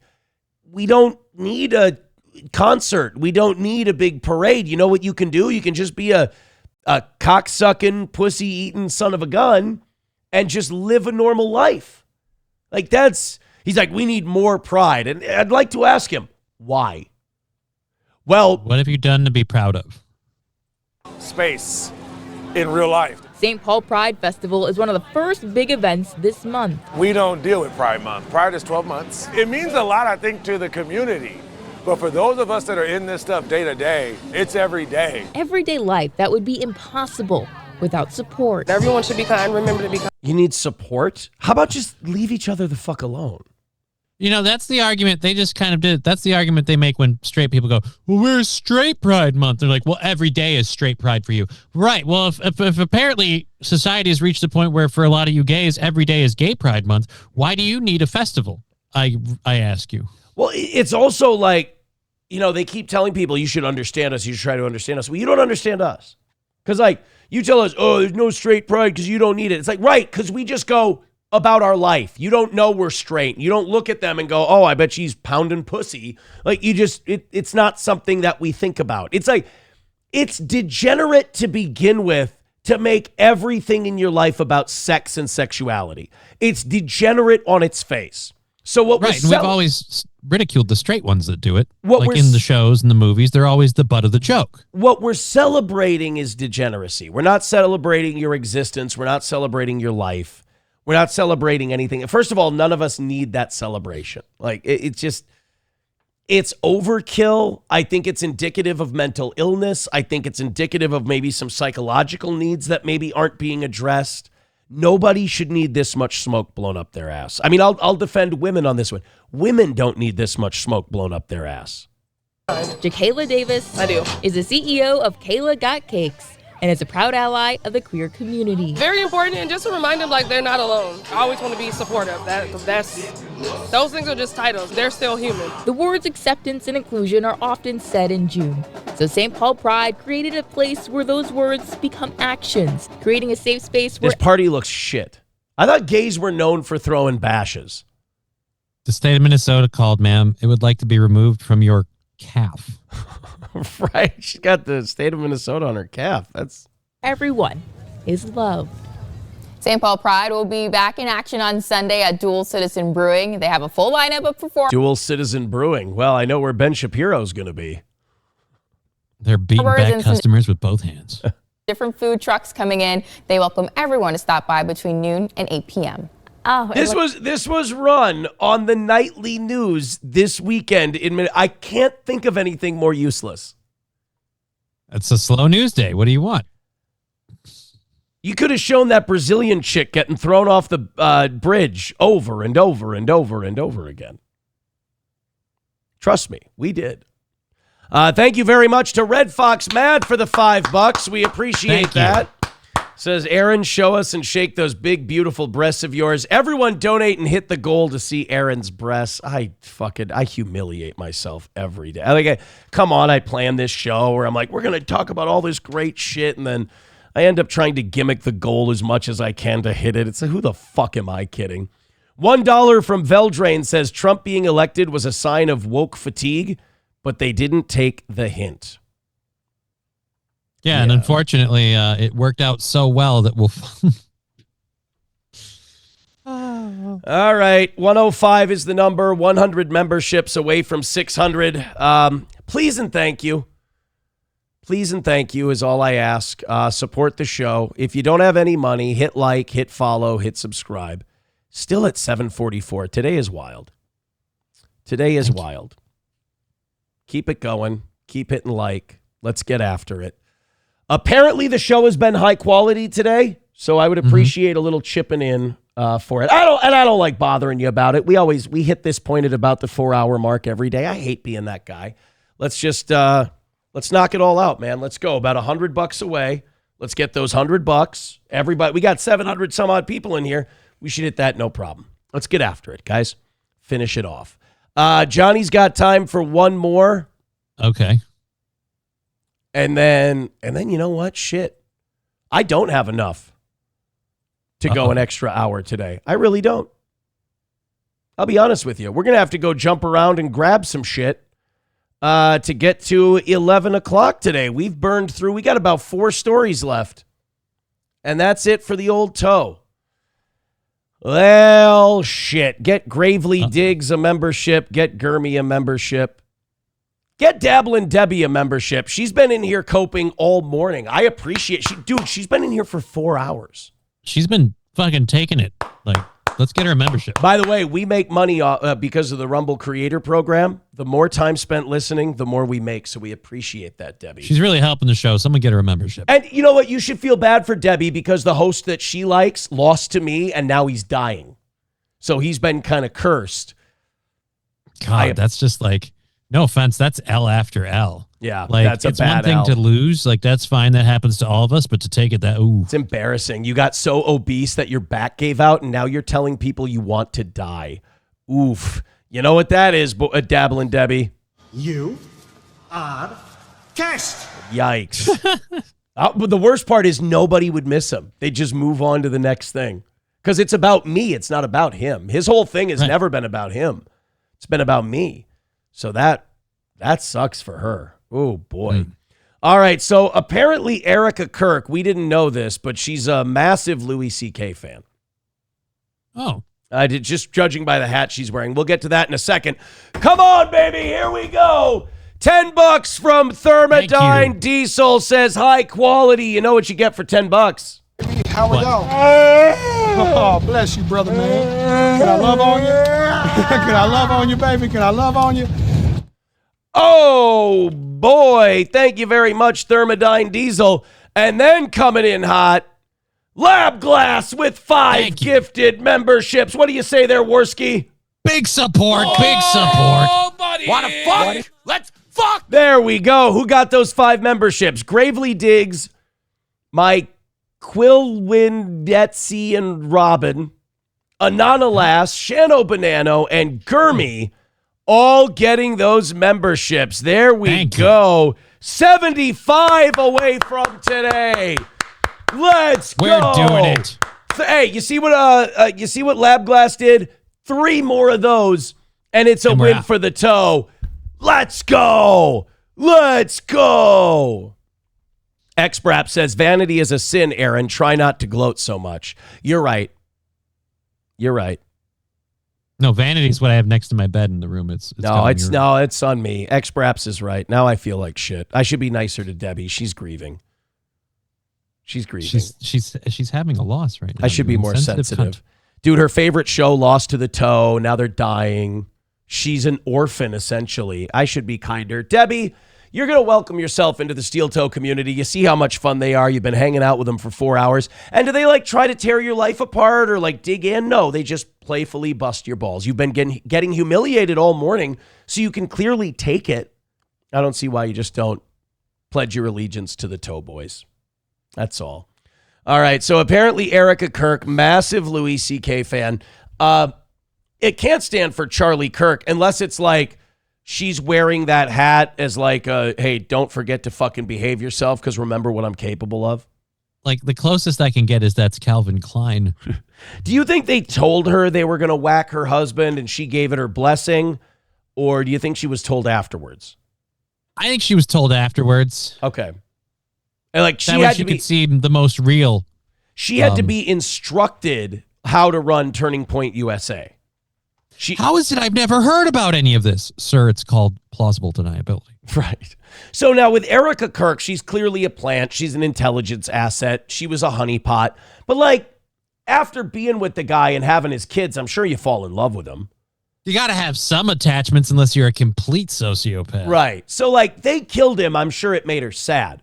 But she also she's been trained, maybe MK Ultra, I don't know, to honor the mission and follow the mission. So she was given the mission of Turning Point USA. And the people who really control it, which are the Jews who fund it, they used her as the public-facing entity that they would funnel their opinions through. That's why Turning Point USA now stands for nothing that Charlie Kirk did.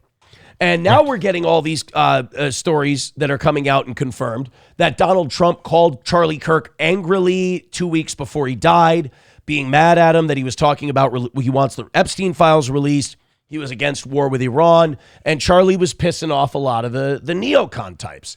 We also found out that Turning Point USA had to finally acknowledge that they made a fake AI video and audio of Charlie Kirk saying that if anything should happen to him, Erica Kirk should take over. They released that, and then people went, you fucking assholes, what do you think we are, stupid? That's AI. And they had to come out and admit it because we know from what Charlie believed, he wouldn't want his wife running a company. He would want his wife taking care of his children. Their kids. Yes. She should not be running the company. Charlie had plenty of money, probably had a life insurance policy. I would hope so, given what he did and especially how it ended. So, yeah, she should be set. She should be stay-at-home mom, helping get the kids through the difficult time and then raise them the rest of their life. Here's the problem. What are you going to do? Have the public face of your company be Andrew fucking Colvett? Well, they thought about it for a hot minute, and after they got done puking, they went, all right, we need another option. And they went, Erica, hold his hand in the casket. We'll take a close-up. So Erica Kirk, just a genuinely unlikable person who seems like she's kind of grifting off of this. People despise her. This clip went viral over the weekend of her trying to look like the grieving widow again, reading some fan mail. Let's take a look. I have been married for 10 years. My husband is a hardworking farmer who has gone a lot. A year ago, I was questioning my marriage and felt like I was losing myself in the chaotic life of work and motherhood. Since finding a church, I recently got baptized. My kids attend Sunday school, and we talk about Jesus in our home daily. Instead of nagging my husband, I embrace his hard work. Yeah. God, she's got to be grinding that thumbtack into it right now. That would be funny if we see an Erica Kirk leg cam and she's just driving thumbtacks into her leg. Fuck. It really just it hurts so bad. Eat a dick, bitch. I can't think of I've seen kids crying over losing their parents. I've imagined what my daughter would look like if she was crying over losing a parent. And the idea you can go on and do a show and just be fine, and you're just going to sit here and go through this crap. No. Go home, raise your kids. If it affects you this badly, you really shouldn't be doing this gig. Is she contractually obligated to cry once a month when she's on camera? Yeah. So she can keep that sympathy up. And I hate to sound like an asshole, but none of us are buying it anymore. We've watched you be disingenuous too much. Sorry. You want to finish reading it, sweetheart? Let me finish reading it. I love him like a wife should when he comes home. Instead of losing myself to motherhood, I've completely embraced every second of it, never wanting my precious babies to grow up. It seems like the more I pour myself into my daily readings, church, and family, the devil shows his face more than I have ever witnessed. That's because you're in the wrong church. You're probably going to a movie theater church. And again, if it's this hard on you, I don't know if you know, you don't need this. Oh no, she's still reading the letter. Oh, Yeah. No, she doesn't have these feelings. Are you kidding me? No. I was gonna say, if those are your feelings, fucking, you can. She didn't throw herself into motherhood. She threw herself into simping for Netanyahu. That's what she threw herself into. So of course this isn't her. This is what Erica Kirk should have been. She's reading her alternate reality timeline. Oh, okay. Why does it seem like the closer you get to God, the harder the devil works on you? Yeah. Doesn't do that to us Catholics. Maybe it's because you're following a false church. Oh, shit. Maybe it's because you're too busy simping for Israel. For those of you that can't see, and I have the blessing and the benefit of knowing Erica and Charlie so well that I know exactly why Erica's in tears. For those of you who can't see, just know that Erica's crying. We need you guys all to know that she's sobbing.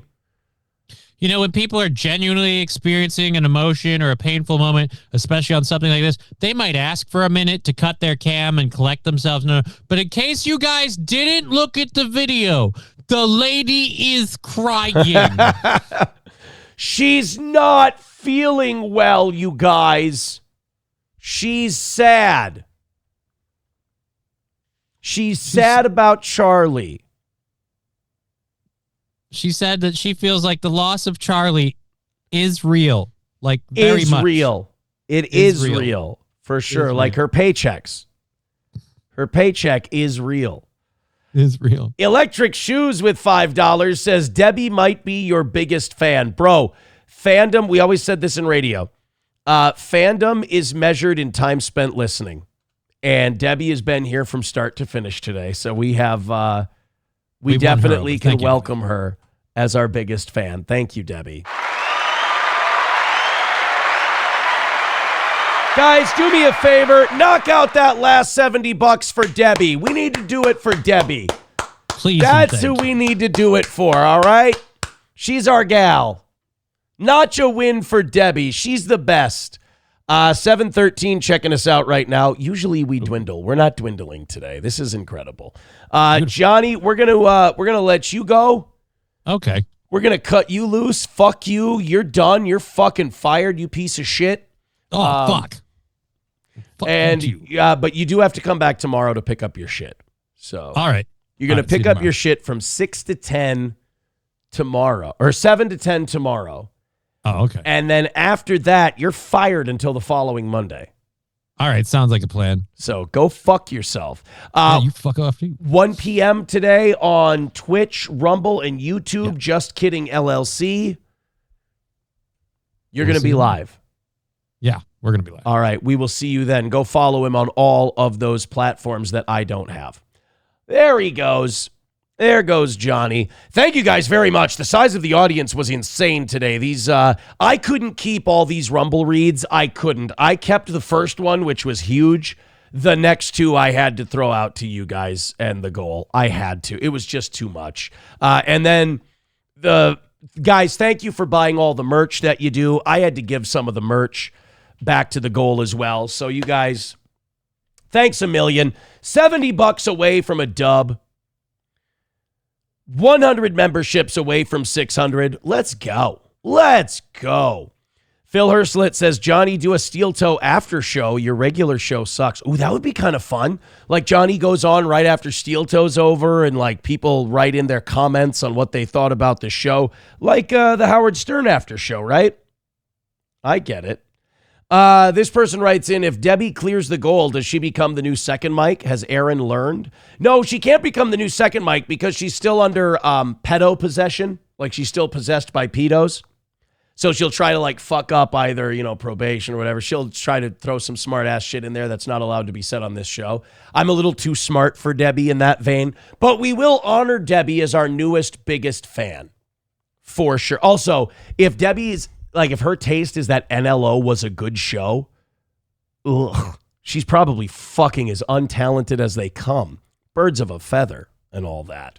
All right, hit like, hit subscribe, hit follow, and hammer out that last $70. Let's call it a win. We've got an hour left. We can't throw in a bunch of money to the goal ourselves and then also do an extra hour and lose. I can't handle that. No fucking way. Get generous, $5 at a time, membership at a time. Let's do it. All right, this guy created a debate last week over his gym attire. Now, for me, gym attire is a pair of basketball shorts and a shitty old t-shirt. It's comfortable. I can work out in it. If it gets sweaty and shitty, who really cares?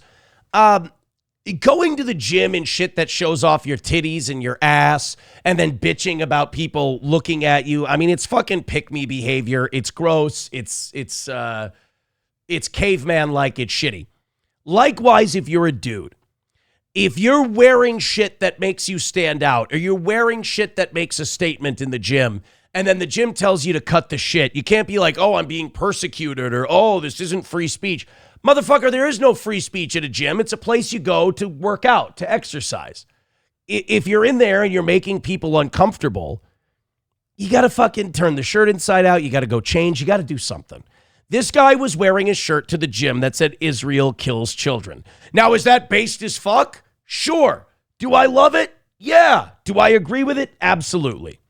But if you wear that shit into the gym, it's going to piss people off, which, by the way, is the reason you wore the shirt. I hate the disingenuousness of, they confront you about wearing the shirt and you go, what? I wasn't even doing anything. That's so female coded, bro. Like you wore that shirt to piss people off. So when it pisses people off, you go, got 'em. And then you go change your shirt and you finish your workout. All right.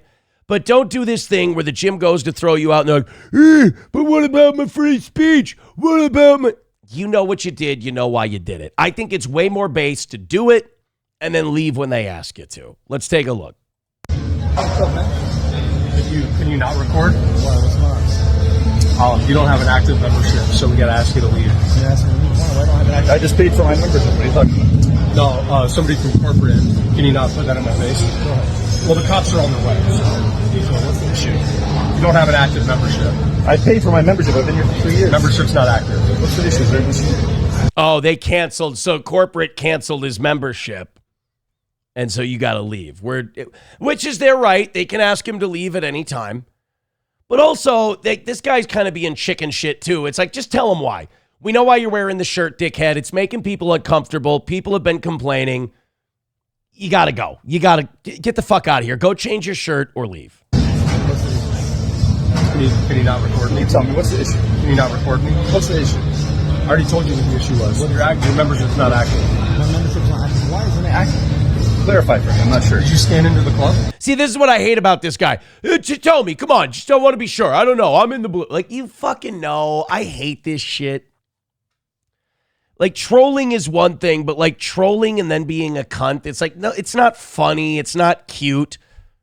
It also makes you look like a dick, and thus the message you're putting on your shirt makes you look like a cunt. It makes you look like you're using these dead kids just to kind of, you know, push your agenda forward, which, by the way, is very Zionist coded. Yes, your team let me in. No. What I'm telling you is that your membership is not active, so you call the police because you're trespassing. You're in the club because the membership's not active. Is the problem the shirt? You want the shirt to be the problem. That's why you had to bring it up. This guy, this was like a staring contest. Whoever blinks first. And this guy brought up the shirt first, so that's a blink. And I hate that I have to defend anything Israeli or anything. I hate that, but I also have to be honest. And to be honest, you're being a cunt. They're asking you to leave. Obviously, they don't want you there, and you're just being an asshole about it. And you want to be like, my shirt though, right? Right? You notice my shirt? Do you like my shirt? Ugh. Or is it the skin color? You just don't have an active membership, so right now you're trespassing because you're in the club without an active membership. You know where there's no more gyms left? In Palestine, because you guys bombed them all. Oh, God, here we go. So it's a Jewish-owned gym. Okay, so that guy's a Jew. You know where there's no gyms, Palestine. So wait a minute, you've been paying your membership to this genocidal Israeli Jewish gym? Yeah, this guy's just a cunt.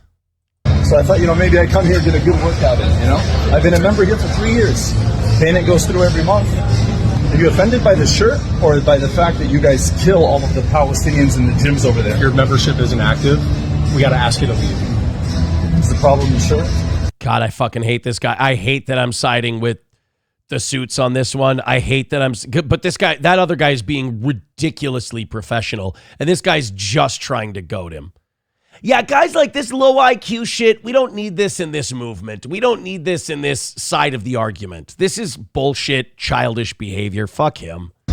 Your membership's not active. We got to ask you to leave at this point. All right, I'm going to have you hang out here while I do my workout.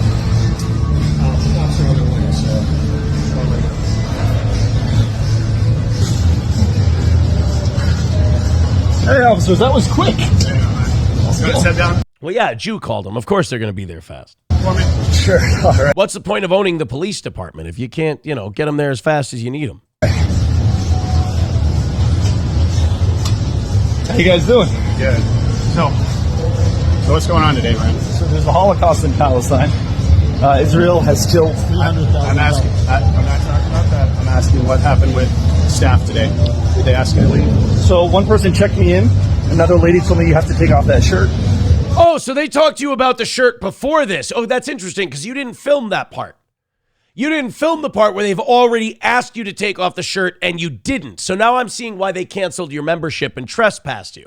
See, you didn't film that, Mr. Honesty.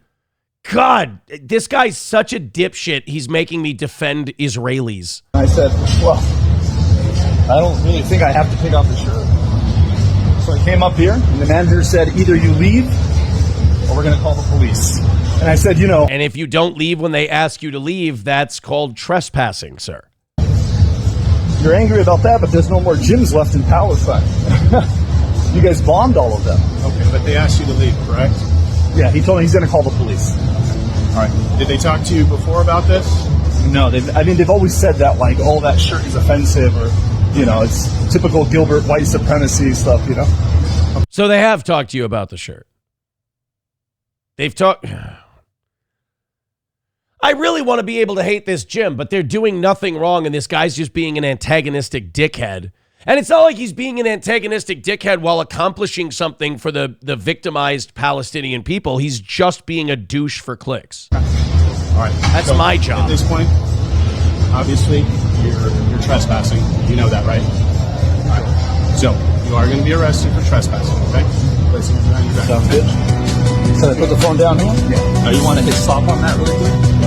Yeah, so there we go. Now he's smiling. He gets arrested for his activism, so now he's a fucking superhero.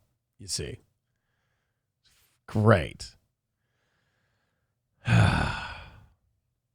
Just some people, how do I put this nicely? We don't need your help.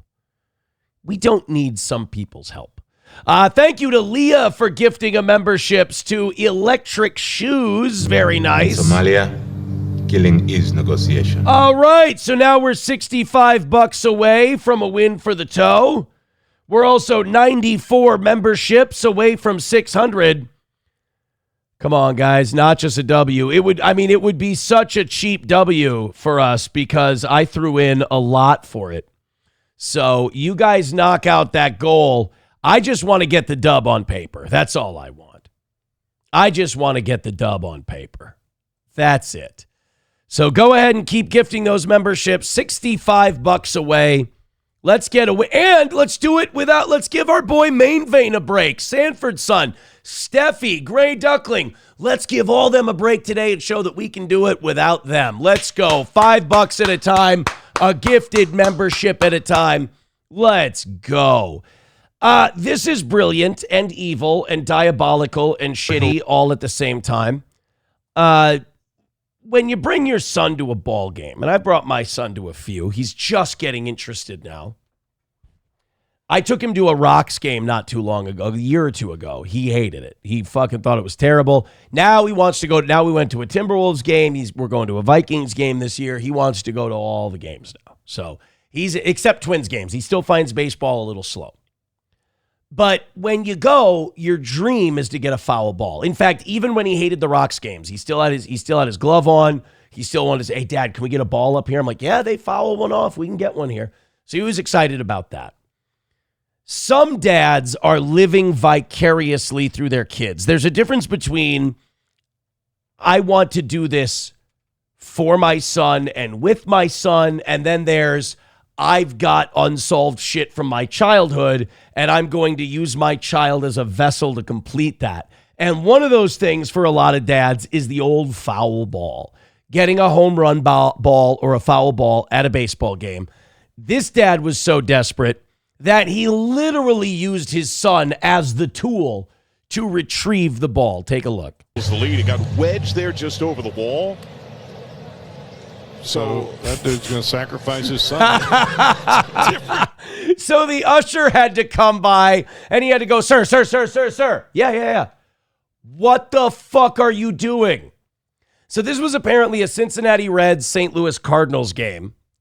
And the ball's just sitting there. I'm sure. And by the way, I'm sure the kid was having a blast. I'm sure the kid was having a great time. He loved the idea. And if you would have let the dad lean down there, he could have got the ball. So what the fuck is this guy doing? Leave him alone. Oh, well, the ballparks, we're liable if anything should happen to the kid. He'll be fine. They bounce at that age. You drop from that distance, he's not breaking anything. It's not like it's a Brazilian bungee jump. Look at the kid's pissed at him. He's like, what the fuck are you doing, dude? Nobody asked you to be here. Beat it. Scram, bitch. I'm trying to get a baseball. Look at that. Take a look at the mathematics of this. There just Watch. over the wall. If he would have lowered him all the way, that kid was definitely reaching that ball. If he would have lowered him all the way, and he could have picked him right back up, you would have got a ball. Look at everybody here smiling. Everybody thinks this rules and it's awesome. Here comes dipshit buzzkill to ruin everything. He's going to sacrifice his son. It's a different method. Yeah, the kid's a pissed. Reds fan, too. I had both hands. That should have been legit. That should have been allowed. I want there to be an internet movement to get that usher fired. That's some power-hungry bullshit. Yeah, and people online were even saying, there's nothing dumb about this. The kid knows exactly his role, and the dad's got an iron grip. Yeah, it's going to be fine. Again, even if the dad was the dumbest guy alive and somehow dropped the kid, it would have went, it was a little plunk, and then the dad could have reached down, grabbed him by the hand, pulled him back up. You still got the ball. That's horseshit. No offense. That should not. That could have been handled better. The Cincinnati Reds organization owes that man an apology, and owes that kid at the very least owes that kid a baseball. at the very least, owes that kid a baseball. Hey, did you see at the UFC 250 thing, one of the fighters called Michelle Obama a man? Real quick. Oh, I want to get this one too. The Daniel Cormier thing. He's speaking out on the Eric Trump betting thing. Josh Hokett Obama. That's what we want. We want Josh Hokett talking about Michelle Obama. So, yeah, I don't know why Michelle Obama came up at a UFC event at the White House. I don't know why she had to be brought into it. But now, Josh Hokett, is he the guy who used to be an NFL player and now came to the UFC? Is that the same guy? But anyway, he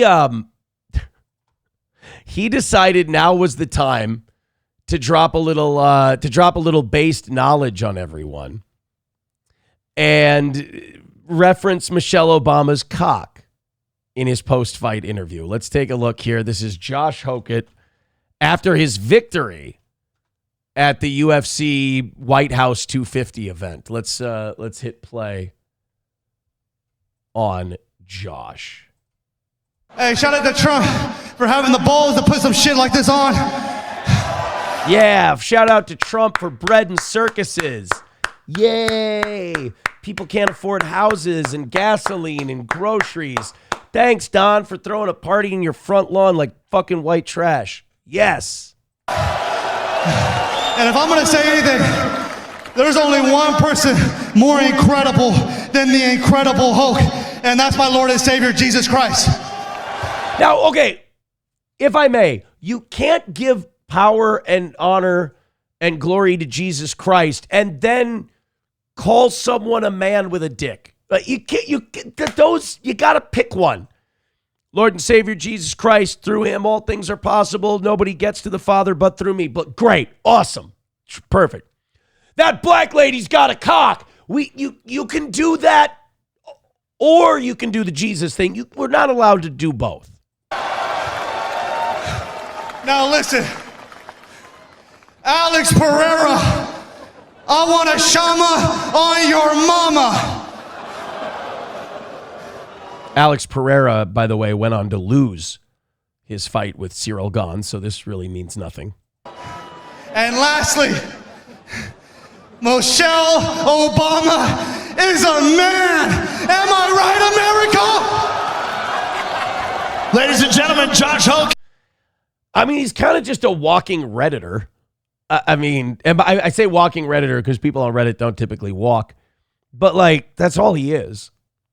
I guess people love him. That's fine. That's great. But, like, it's just we're getting to this point, and I don't know. I'll defer to Sam's show on this. I feel like we're getting to the point in the world where the lowbrow shit kind of needs to go. Like, we kind of need to stand on business now. Like, haha, Michelle Obama's got a cock. BlackRock is buying everything, and data centers are being built all over federal land. Like, Michelle Obama's a man really doesn't move. It doesn't move the ball down the field. Like, this smiling, giggling retard, like, great, go get a Reddit account, a 4chan account, whatever. Cool, I guess. We're saying Michelle Obama's got a dick, and that somehow, that's winning the culture war, I guess. What did Sam Show say? He looks sand. Oh, okay, I can't read that one. Jesus, Sam Show. Where's the Trump one? Trump. Here we go. MN Gal says Trump reign is just a social experiment. Time to pivot. Right? Uncle Rico said Circus R Us should be America's name at this point. See, some soaper says it's kind of cringe. Yeah, and I guess maybe I'm being a hypocrite because I kind of liked the stuff Sean Strickland was doing. Like, the Strickland stuff I thought was good. But, like, he was actually poking and prodding and attacking the people in charge. Like, he was like, this is all for the Epstein class. These are all a bunch of pedophiles in here. Blah, blah, blah. Like, he was actually, giving them shit. Whereas this Hope guy's like, yeah, libs, am I right? Fucking libs are gay, right? They got dicks. All right, I guess. I mean, sure. I suppose. But I really don't think it does anything. $65 away from a win today. 94 memberships away from 600. Pretty please. This person writing in saying, your son doesn't want to go to Twins games because there's still a nuclear hemorrhoid of a team. You know, I haven't checked the standings in a couple of weeks. Let's take a look. American League Central. I mean, we're 6.5 back, right? I mean, 33-40. We suck shit. We're terrible, but like, we play in a terrible division. We play in the American League Central. Oh, God, I wish we played in the American League West. What a piss hole that is. So, you know, I mean, we're not out of it by any means. We just got to stop playing like shit, and I don't know if we're capable of not playing like shit anymore, is all. All right, guys, $65 away from a win. You know what? Oh, shit. I just got rid of one of the fucking things that I wanted to do. God darn it. Oh, the Cormier thing. Good, it's right there. All right, I grabbed it again. All right, guys, I'm rattled by this goal. I'm not going to lie. I'm really rattled by it. I'm annoyed by it. It's distracting the shit out of me. Let's just do the rally now. We're going till 11 today. I've gifted a lot of the goal today, so this is purely for pride. Let's knock out this $60. We've had 125 and 110. Everything else has been 1s, 2s, and 5s, and then us giving a lot of the Rumble live read money toward the goal, giving part of the merch stuff to the goal. Let's knock this thing out. Let's do it. Let's go. You guys go ahead and throw in a couple of bucks. 60 away from a win. Let's just do this and be done with it. Let's finish it up. And then the rest of the show doesn't have to be about the goal. Hit like, hit subscribe, hit follow, but most importantly, throw a couple bucks at the toe. Come on, guys. When I first saw you, thought you were the bomb. Come on now. 65 away from a win. Pretend we have a real show. McBuster gifting a membership. There you go. 60 away from a win. Come on, everybody jump in. 93 away from 600. Come on now. 12 more of those. 12 more of those gifted memberships. I know it's tough out there. If you got 5 to throw in 5. Come on now. We're going an extra half hour today, so we can't lose. We can't lose going an extra half hour. Come on, knock it out.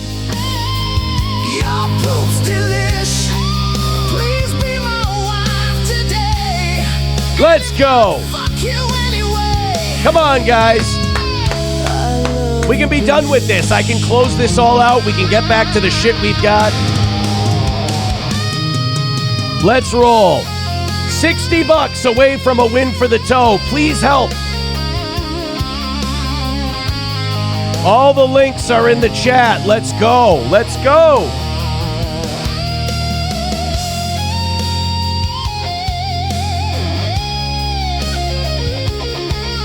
Come on.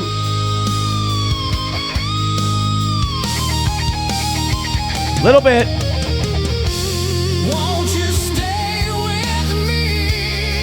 Shit, huh?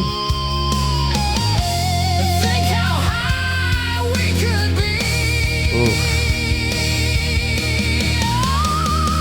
DP Granny says, just pay yourself again. I don't have any fucking extra. I gave it all to you guys, thinking that you would drop in the rest. This would be like damn near a record L today if I didn't. So finish up. Here we go. MN Gal gifting a membership. Guys, those are only $5. It's easy to support the show that way. Thank you very much. 55 away from a win. Let's go. We can't lose today.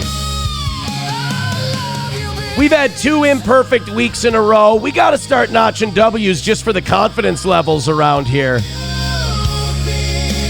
$5 from Dorkness Rising says, here's my lunch money. Looks like licking the inside of a ramen cup for me. Yeah, but you'll know you helped us hit the goal. 2 more $5 drops or 2 more memberships, and we've got a golden shower. Let's go. Let's go.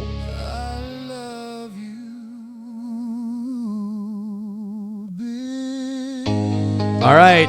Now they're saying we should play Oliver Tree for the second song. Well, then as soon as you guys hit the goal, we can stop playing Oliver Tree. So that's a good point. So what is it, $50 even? We got a gifted membership by My Lost Interest, $45 away from a win, 91 memberships away from 600, and 1 more gifted membership away from a golden shower. Come on, let's go. Come on, let's go. We're going to play some Oliver Tree. You guys can shut it down by knocking out the goal. Let's do it. Here we go. We've listened to this one. We've listened to this one. Cowboys don't cry. All right. Come on, guys. We need a win. And with a gifted membership, you know what that means. Break from Oliver Tree for a moment. It's time. $40 away from a win. Let's go. Star girlfriend who you can see bury this shit. Call it a win. Lana made $40 away, and you will have done it without Main Vein, without Sanford Sun, without Crunchy, without Gray, without any of the big ones. We'll have done it as a team. So let's go. It's a golden shower on the toe. Golden shower. Let's go. Drink from the bowl. Drink from the golden shower. $40 away from a win. Get it in there. Drink from the bowl. Drink from the golden Here we go. This is the part where we don't actually have a real show. We just have begging for a few minutes. All right, so let's do the Oliver Tree thing. You guys knock out the last 40. Come on. It shouldn't be that difficult. You knock out the last 40. We call it a win for the toe. It's that fucking easy. I really appreciate everyone who understands how this show survives and how it lives and how it continues as it has the last 6 years, man. I really appreciate those of you who do that. Thank you so much. That's huge. Now we're going to do another half hour. Hopefully we can get that last 40. It means a lot. It really does. It's a peace of mind thing. It helps the show. Just please and thanks. Just please and thanks is all I can say. Let's keep going. Let's do what we can to get that last 40 banged out. This was the response. This was Shane Gillis's response to the Hokit thing. He was, Shane Gillis has been doing this a lot lately. He's him and Stavros have been calling out that like a lot of comics have gone too far, like spiking the football in their win against woke culture. He's like, yeah, do we have to say tranny or faggot, every 5 seconds on stage? They've done a lot of shit talking of like the Austin comedy community by saying like, yeah, does it have to be every other word? Like, do we have to throw it in everywhere? Is that really that necessary? This is him responding to the Hokit, Michelle Obama's got a dick thing. Enjoy, please. Hey, Shane, how'd you enjoy the night, man? It's pretty cool. What do you think of Josh? It was incredible. Can you please? What do you think of him saying Michelle Obama's a man? I didn't love that. Didn't love it? How come? Jump in and say. Why did you think? Because it's fucking cringe. It's like we had this idea where we got to defeat these wokesters and all that. And then we did. And then every faggot who thought it was edgy to say faggot every fourth word was like, yeah, I'm one of the winners too, right? It's like, no. You're cringe. Like, that's the right thing to do after you win a war, you win a revolution, is you got to trim out the cringe in your faction. You got to be like, all right, hey, I appreciate everything you guys did, but like the war's over now and you got to settle the fuck down. None of this is edgy. None of this is dangerous anymore. Like, once you beat those guys, now you have no opposition. So, like, you pushing the envelope now just looks retarded. A lot of people have said the opposite. That's why I don't like that. Trump's job. Yes, we're all good. We're all good. Thank you. What do you think of the cancel culture? You guys got me on a couple brewskis. All right, thank you guys. But yeah, I didn't like that. Oh, okay. But whatever, he was funny. Hey, Excuse us. We're heading back. Thank you. All right, thank you, Shane.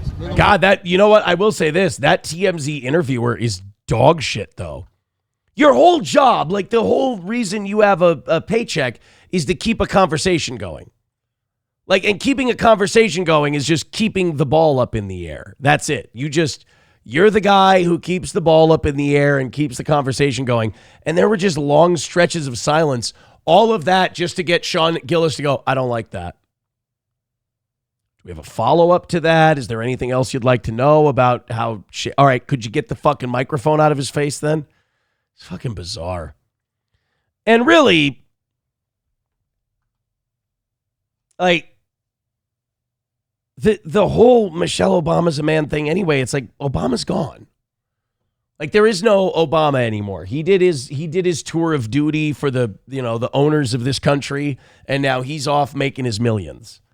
Michelle Obama's got a dick.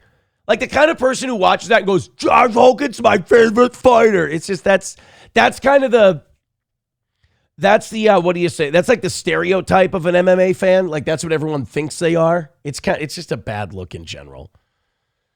Just a bad look in general. It's like the guy in the gym with the Israel kills children shirt. It's like, yeah, we get it. You're being edgy, but it's fucking cringe. I know, Sam Show. I'm being a fag.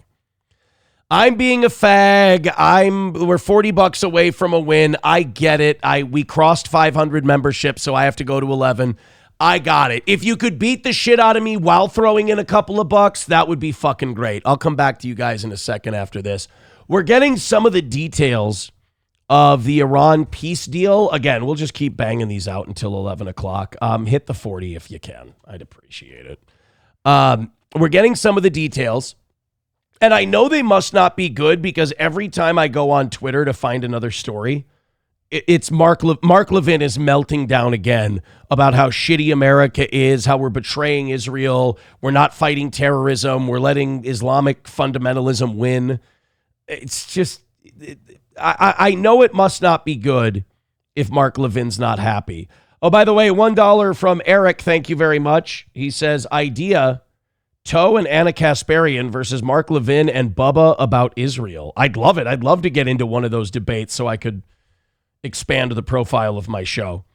$2 from Eric says, you mean like your old co-host, Dago Wap Conte, who says fag and N-word every 3 words? Yeah, exactly. It's exactly what I'm saying. Thank you, Eric, for those $3. We appreciate it. Hey! Damien with $20 over on Venmo says, been a while, paying my dues. You guys really like to make me fucking choke on a dick before you throw a couple bucks, don't you? Thank you so much, Damien. Let's fuck! Appreciate it. Thank you, Damien. Now we're $20 away from a win for the Toe. There we go. $20 away. Let's do it. These are the details of the peace deal so far. Hour with the latest on the war with Iran, the Trump administration saying a peace deal has been reached. That announcement, made a little over 12 hours ago. Eric Hirchi live in studio right now with the very latest on the push for peace. Well, guys, good morning. We know that deal is set to be signed this coming Friday, opening up the Strait of Hormuz, meaning that oil can begin freely flowing. Jesus, Erica, are you having a stroke? By the way, I don't think that's true, by the way. If there's mines in that water, it's going to take a month or two to clear those mines from the Straits of Hormuz.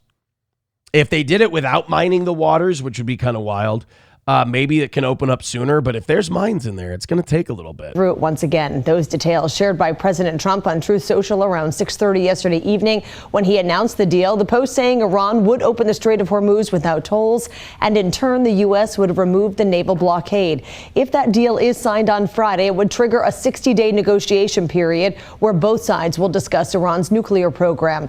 But the tentative agreement is enough for oil prices to begin being affected. According to Reuters, oil prices fell to their lowest levels since March following yesterday's announcement. I'm looking at that right now. 74.45 for West Texas, and Brent crude is at 79.40. So they're in the 70s. If it goes below 70 on both of those, we're going to see gasoline back in the 2s.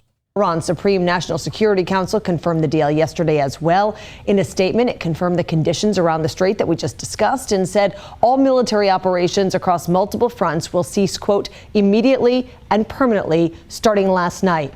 Back here at home, though, some Democrats are skeptical of the deal and the timing of the announcement on the president's 80th birthday. Our own Senator Jack Reed. Well, I mean, really, the problem is, is Israel going to fuck it up? That's always the question. They're pissed. They're upset because they want to conquer more territory. They thought we were in this to finally get regime change in Iran. That's what they thought we were getting in this deal. Had some strong comments about that. We'll hear from him coming up at 7:30. For now, live in studio, Erica Ritchie, 12 News. Well, it's been months in the making, but President Trump says a peace deal has been reached between the U.S. and Iran. And reactions have been pouring in from Washington, including from our own Senator Jack Reed. Erica Ritchie live in studio right now, and he got a little sarcastic when talking about the deal the president made. Yeah, Pat, he did. He said Didn't she just send it back to you guys? And now she's, okay, they edited this together. I'm like, what, we're going right back to the tongue-tied lady? The president giving himself a birthday gift because he announced it on the same day as his 80th birthday celebration on the White House lawn. We'll hear his exact words from him in just a moment, but first let's talk about the details of the deal that our senator is skeptical of. So the president announced the deal on Truth Social yesterday, saying Iran agreed to open up the Strait of Hormuz toll-free and the U.S. would remove the naval blockade. The Iran Security Council confirmed the details of that deal and said an agreement is set to be signed on Friday. But on Fox News Sunday, Senator Jack Reed said this deal was no different than the Iran nuclear deal under President Obama. Which worked fine. It worked great. It was working awesome. The Iran nuclear deal was great for us. It worked. It was done. It was finished. It was over with. We didn't have to worry about it anymore. Oh, my God. Good. Now, did we win? No, we lost this thing the minute we started fighting it. Are you out of your mind? What I'm hearing, this is what I read yesterday. What I'm getting yesterday is we might end up paying Iran $300 billion. $300 billion in, reparations, war reparations. And now they're calling it $300 billion in war reparations. We're calling it investing in the region. That's what... there were a couple of people who said that, people close to the administration saying that the deal will include some American investment in the region.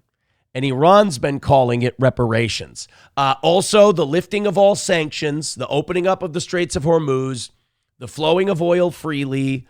That's kind of the deal. So, yeah, we kind of take an L on this. And that's kind of the price to get us out of there, to get oil prices to come down, to get the American people to stop bitching at Trump about gas prices, and to maybe help him perhaps, possibly salvage the midterms, which doesn't look very good as it is. The Senate, they say, looks maybe safe, but the House is fucked. The House is fucked. We're only $20 away from a win for the toe, you guys. That's 4 gifted memberships, or if one person just wants to drop 5, let's finally eke ourselves out across the finish line and call this thing a W. What do you say? Let's get that last 20 in there and call it a win. Let's see what old Mark's up to. Like I said, Mark Levin has been losing his mind since this deal has been announced. Let's see if he's awake today. Oh, who's he following? Do you want to bet he's following Sean Hannity? He's following one guy on Twitter. Let me guess. Oh, Donald Trump. Ooh, Hannity snub. 5 million followers. Let's get him 1 million more. Vance confirms $300 billion fund. Oh, JD Vance confirmed it. Okay, so we are giving the Iranians $300 billion in reparations. Holy shit, was this war expensive. Deal was already digitally signed Sunday, according to JD Vance, as reported by Aisha Hasni, and it was not released to the public. Oh, yeah, he was tweeting 21 minutes ago. Mark's up and he's pissed. Mark's up and he's mad. 1 hour ago, this is an eye-opener from a senior administration official. This is from JD Vance. The $300 billion reconstruction fund is the sort of thing they could have access to funded by the Gulf Coast Coalition. so long as they honor their end of the obligation. So this is going to be like a $300 billion over years and years kind of investment deal. All right, let's see what side of the bed old Mark woke up on. He said, here's an idea. If you want people to stop speculating about the MOU, release the MOU. Don't brief a few anointed ones to control the narrative and expect everyone else to sit silently. Wow, sucks when it's happening to you, doesn't it, Mark? Boy, that really eats shit, doesn't it?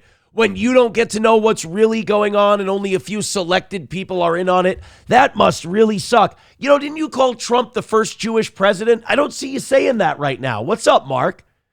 That's not how our country works. It's going to be signed soon. It takes time for people to digest it all once it's released. Controlling the narrative can only last so long. I agree.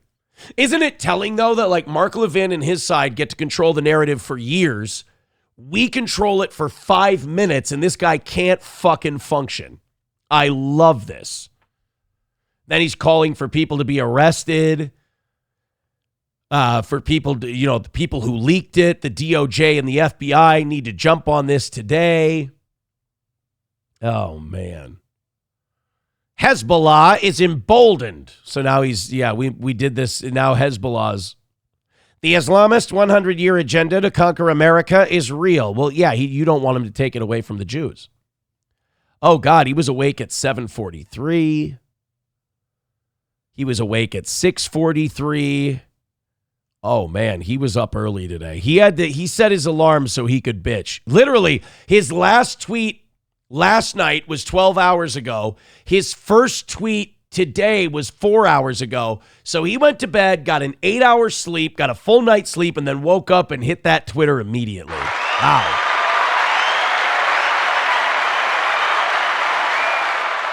That Mark Levin, he woke up to quote tweet right away. Hey guys, $20 away from a win for the toe. I really don't want to do a rally segment. It's a measly $20. Do you guys think that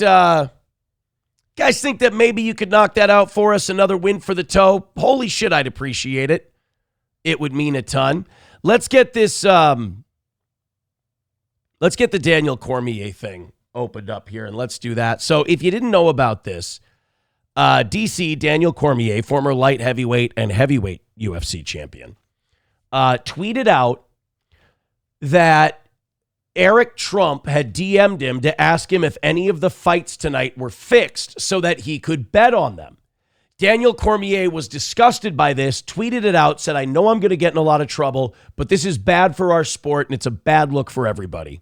He must have got a phone call because he deleted it minutes later and then was replaced on the broadcast. I mean, this was bad. Eric Trump said it was AI. And then all the analysts look through it. They go, no, it's not AI. And they went, oh, it was a troll account. It wasn't really me. Like, I don't know. It seems to match up. But somebody, well, here, let's take a look. This is the screenshot from Daniel Cormier. Eric Trump joined May 11th, 2009. Let's take a look at what Eric Trump's Twitter handle is. Let's see. Eric Trump. That's the account. That's exactly what it looks like. So that was Eric Trump contacting DC. So then this was Daniel Cormier getting approached outside the UFC event, asking him about the tweet. DC, what happened with those posts from Eric Trump? Not real.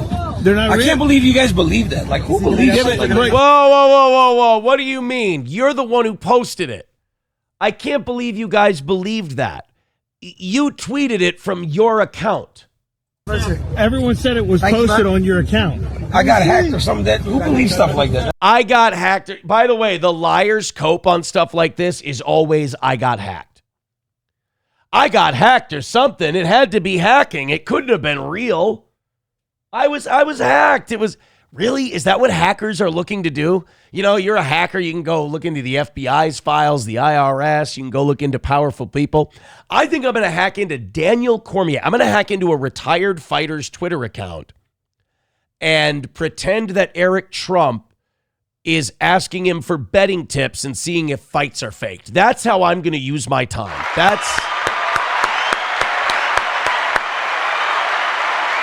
Oh, DC. That's crazy. So you didn't post it? Why would I do that? DC, you're a fucking legend. Hey, what do you think of Josh Hogan's joke, man? What do you think of Josh So Hogan calling Michelle Obama? The journalists that say you posted it are wrong? Yeah, absolutely. What are you talking about? Thanks, Rudy. You're welcome. See, that guy interviewing him was way better than the TMZ guy who was interviewing Shane Gillis, who was like, what do you think about the thing? I didn't like it. Okay. That's it. That was the whole thing. It's the whole interview.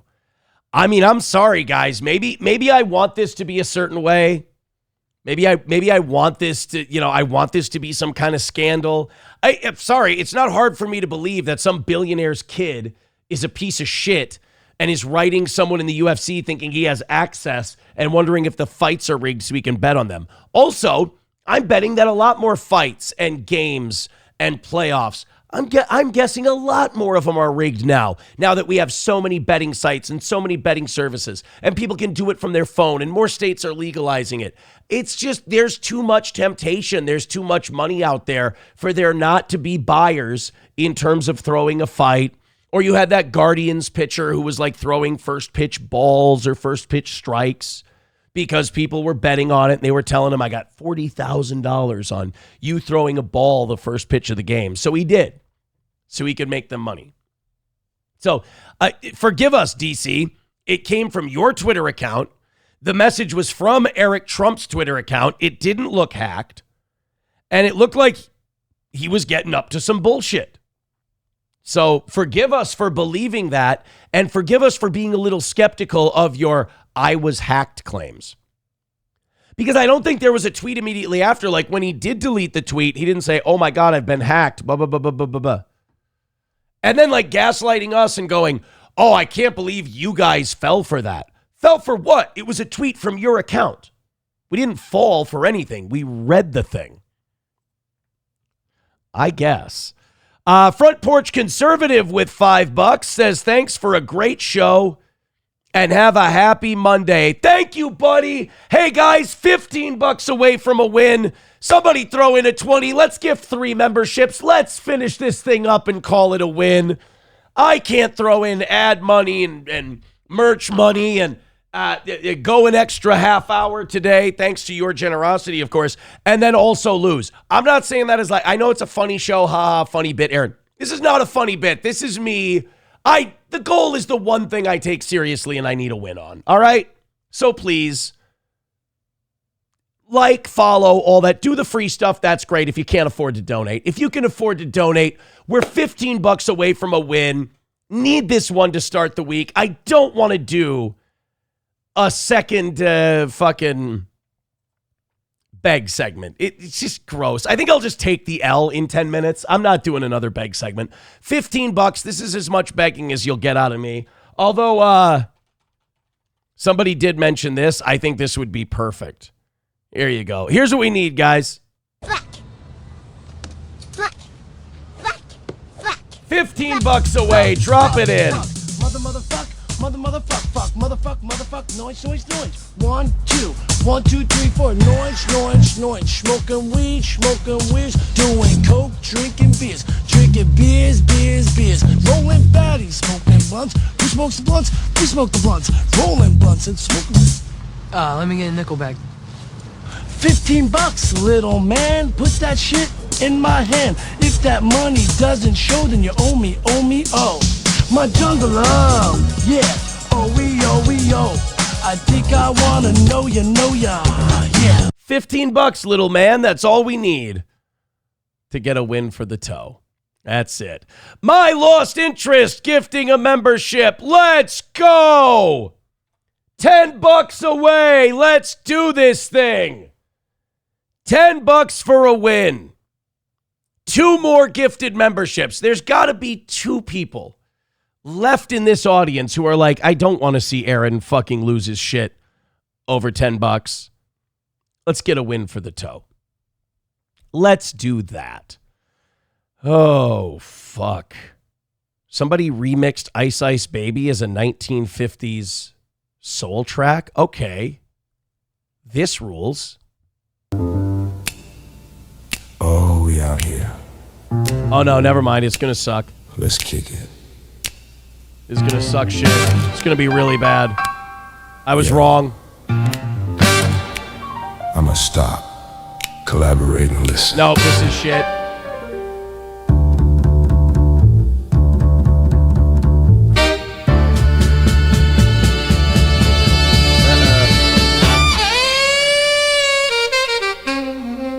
By the way, this is what we're inventing all these data centers for, so we can create this shit. This is what we need data centers for. What if we just abandon and boycott AI? Maybe we could kill all this in the crib. It might be the way to go. This is not... Ice is back with my brand new invention. Something grabs a hold of me tightly. Flow like a harpoon daily and nightly. This is like, is this... how many moose do we need to kill so that we can make this song? The extreme, I rock a mic like a vandal. Light up a stage and wax a chump like a candle. Ice, ice, baby, vanilla. No, that's not gonna work. All right, we got another gifted membership from My Lost Interest and a gifted membership from Mike Go. Eat my fucking nuts and suck my dick. It's another win for the toe. Finally, we got the dub. We got the dub that we needed. Big W for the toe boys. We didn't have to run a second rally segment. Everybody who doesn't like the toe looks like an asshole and a cunt. I look like a fucking super stud, and I'm amazing. I win. All of them lose. I'm the greatest of all time. They're all dog shit. Unbelievable. Unbelievable, boys and girls. It's my favorite part of it. So stupid. So stupid. Now we're going to unmute Debbie. I bet you Debbie's still here, by the way. We're unmuting Debbie, and I bet you she stuck around. How do you like that, Deb? Suck my fucking nuts, you cunt. We win, you lose, and the person you love wants to die. Wonderful. Word Salad says we need to build more data centers faster. No! For what? For that? Did you not see the Vanilla Ice thing that we just played? You didn't see it. By the way, My Lost Interest just saved this show today along with Mike Go, and he doesn't have a membership. Guys, gift My Lost Interest a membership. The guy just played Hero Ball. Gift it. Gift it. DP Granny says the fag that had stomped their feet for an hour, you're a child. Eat my shit, bitch. I won, you lost. Be a toe boy, DP Granny, and then you don't have to worry about any of this. By the way, how do you let this bother you? Stop it. I'm clearly being a fucking cunt. What are we doing? Numero uno, Josh Denny fan says, how much money's in the bank? For this week, Gold Bank, 0. We're even right now. We just got to win. Numero uno says, Aaron Rothschild. If I were a Rothschild, I'd be a lot better at this shit. I'd just go steal it from Palestinian people. Not only that, numero uno, Josh Denny fan, by the end of this week, it will be 3 weeks since we've had a perfect week on the toe. Right? Right? Nothing to brag about, I guess, in that sense. Ooh, boy. But thank you to everybody who contributed today. Unbelievable. Big support. Big support. Oh, buddy. What? Perfect. Perfect. Oh, God, we got more clips of Sean Strickland at UFC 250. God, this guy. He's the middleweight champion, and they wouldn't let him in. Fucking bullshit.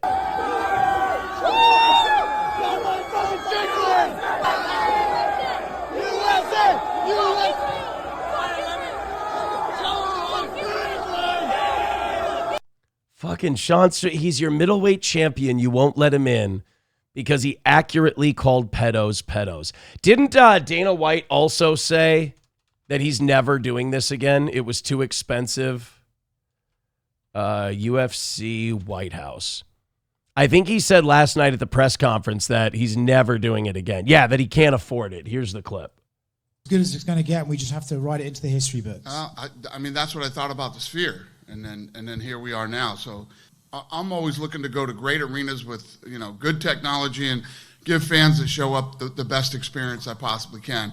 It was an amazing experience. This was a one-of-one that will never happen again. You don't think there's a chance the president says, that was good, let's do it again next year? I can't afford it. There's no fucking way we can do this again. I'll never do the Sphere again, and we'll never do this again. I mean, crosses it off the list and then says we're done. I get it. Can't afford it, though. I mean, the UFC can't float one once in a while. Chevrolet JB with $1 says, any wallet news? Yeah, should be getting to you today or tomorrow. Should be getting to you today or tomorrow. It's out of my hands. It's out of my hands. It's on its way to you. 09 Canyon says, did you hear that child yelling, fuck Israel? Yes, I thought it was hilarious. I thought it was beautiful. I thought it was perfect. Guys, we were up around 800 people today, and we were over 700 for a really long time. Unbelievable show. Incredible. My question now becomes, who do you want to raid? Who do you want to raid today? By the way, Bannon's War Room, we compete with them in the morning. They get up to 7,000. Holy shit. These guys are big. We got to pick someone we haven't rated yet this month. Liberty Aid, Geeks and Gamers, Dr. Turley. Let's go with a really... Should we raid the smallest stream on Rumble right now? Let's raid the smallest stream that actually has people, like has a guy actually hosting it. All in? What's this? Literally an empty chair.